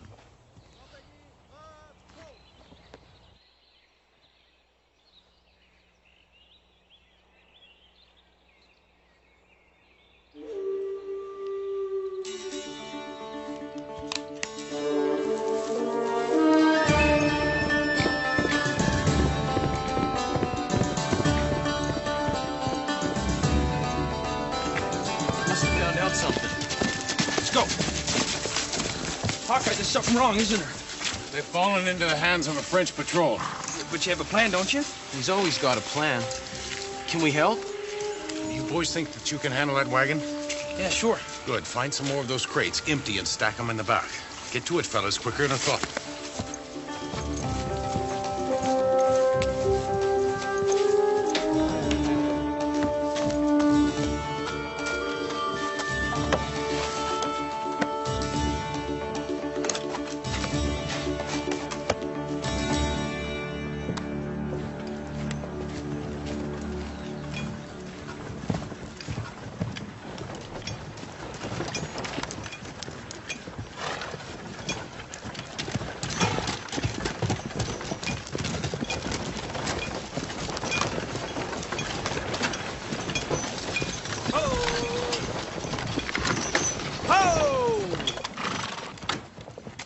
Bonjour, mon ami. Bonjour. Name's McKinney. This here's Mr. Peavy. We've come to provide you fellas with a little something to cure your ills, make you feel better. And keep you warm at night. Hey, you want women? Where are the women? No, not women, but something almost as good. Show 'em, Peavy. Qu'est-ce que c'est? Ça coûte combien, ça? On va s'amuser ce soir. Ah oui? $1. Le montant. Le corps des bois pour parler à propos des prisonniers. They're prisoners of war. What is there to talk about? With the woman, Mrs. Shields. She has nothing to do with this war. You waste your time. Well, I don't want to do that. Now, maybe I have an offer to make. You are the ones they call La Longue Carabine. Well, I've heard it said, but I go by the name of Hawkeye. Well, does your offer include detailed information about British troop movements? As I am not a willing participant in the war, and choose no sides, no, it does not. Then, as I said, you waste your time. Now, I suggest you leave the fort, Hawkeye, before I change my mind about allowing you to do so.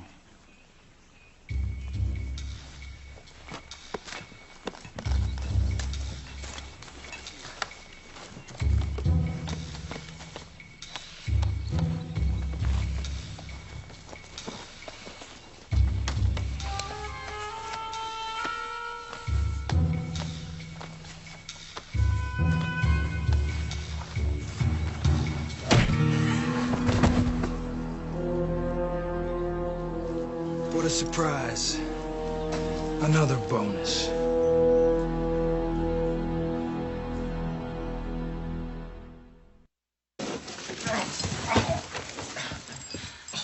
Oh, I knew. And just how did you know? I have faith. Well, faith is good, but sometimes it's also good to have a plan. Plans are your province. Faith is mine. Are you all right? Yes. Where's Taylor? Well, the French are trying to get information out of him. Well, I figured by now he would be down to telling them where he buys his wigs. Archons, attention! Now, my friend here has an awful pain in his leg. Show him, Pete.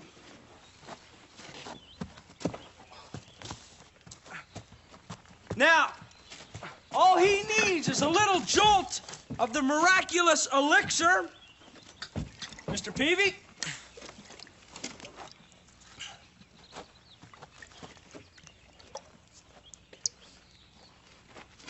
All right. Do you feel it taking effect? Oh, I sure do. Then show the folks.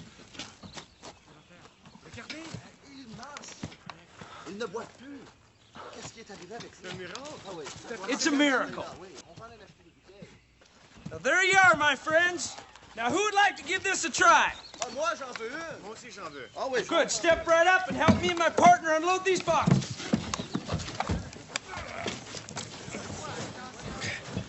Careful, gentlemen.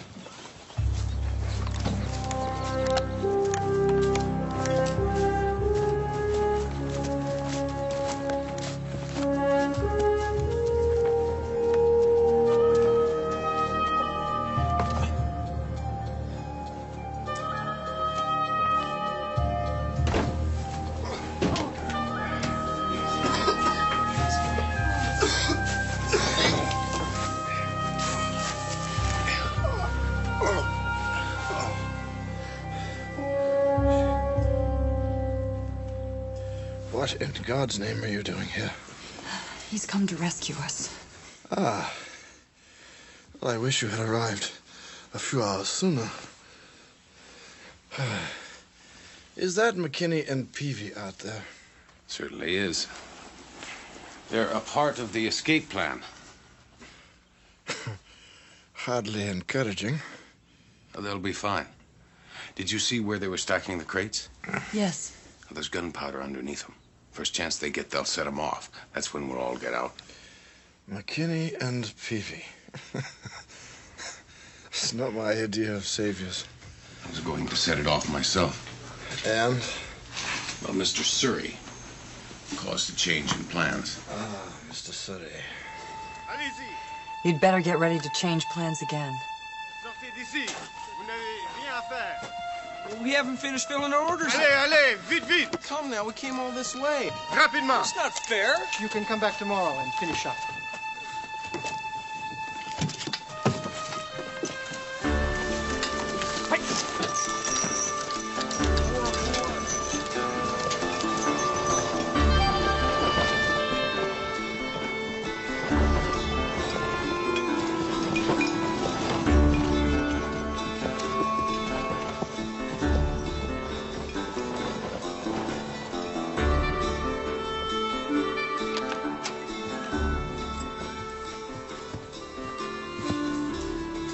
You have left us no choice. Your woman will face the firing squad first thing in the morning. Better you should not have been so brave.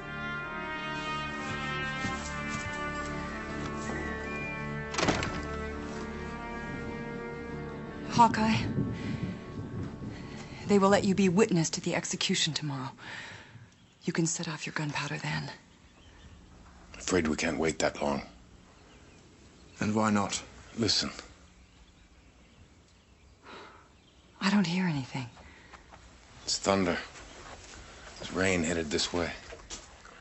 That means there won't be any dry powder to set off in the morning.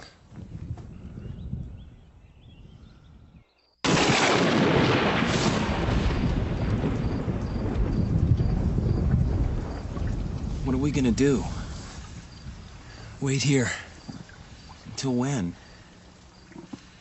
Until I figure out what Hawkeye'd want us to do.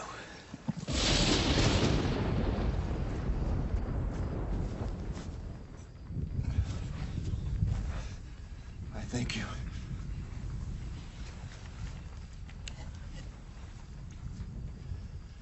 Well, Scout, has divine intervention become our greatest hope?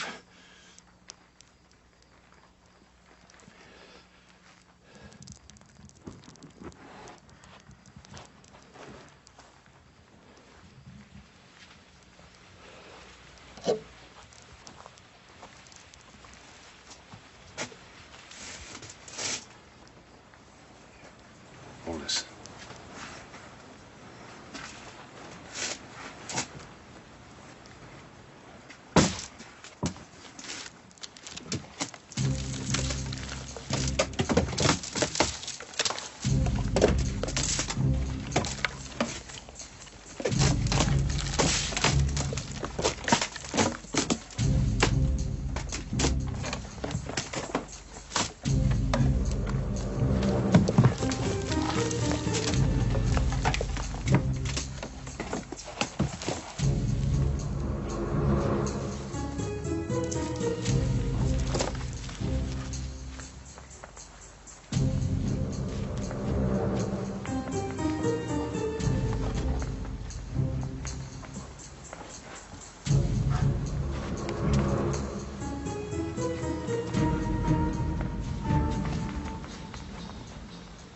Elizabeth, you get Taylor to the door and wait for me. And if this plan doesn't work? Then you better start looking for divine intervention. Elizabeth, you be careful. Me?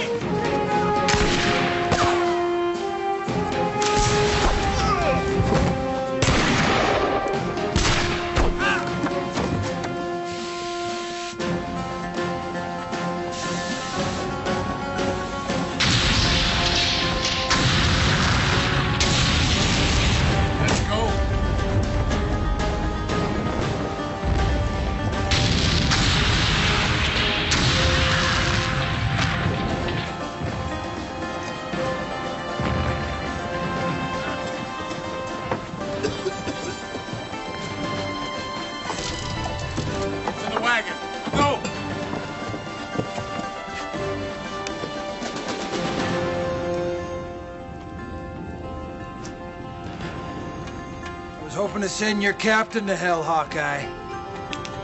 But I'll settle for you.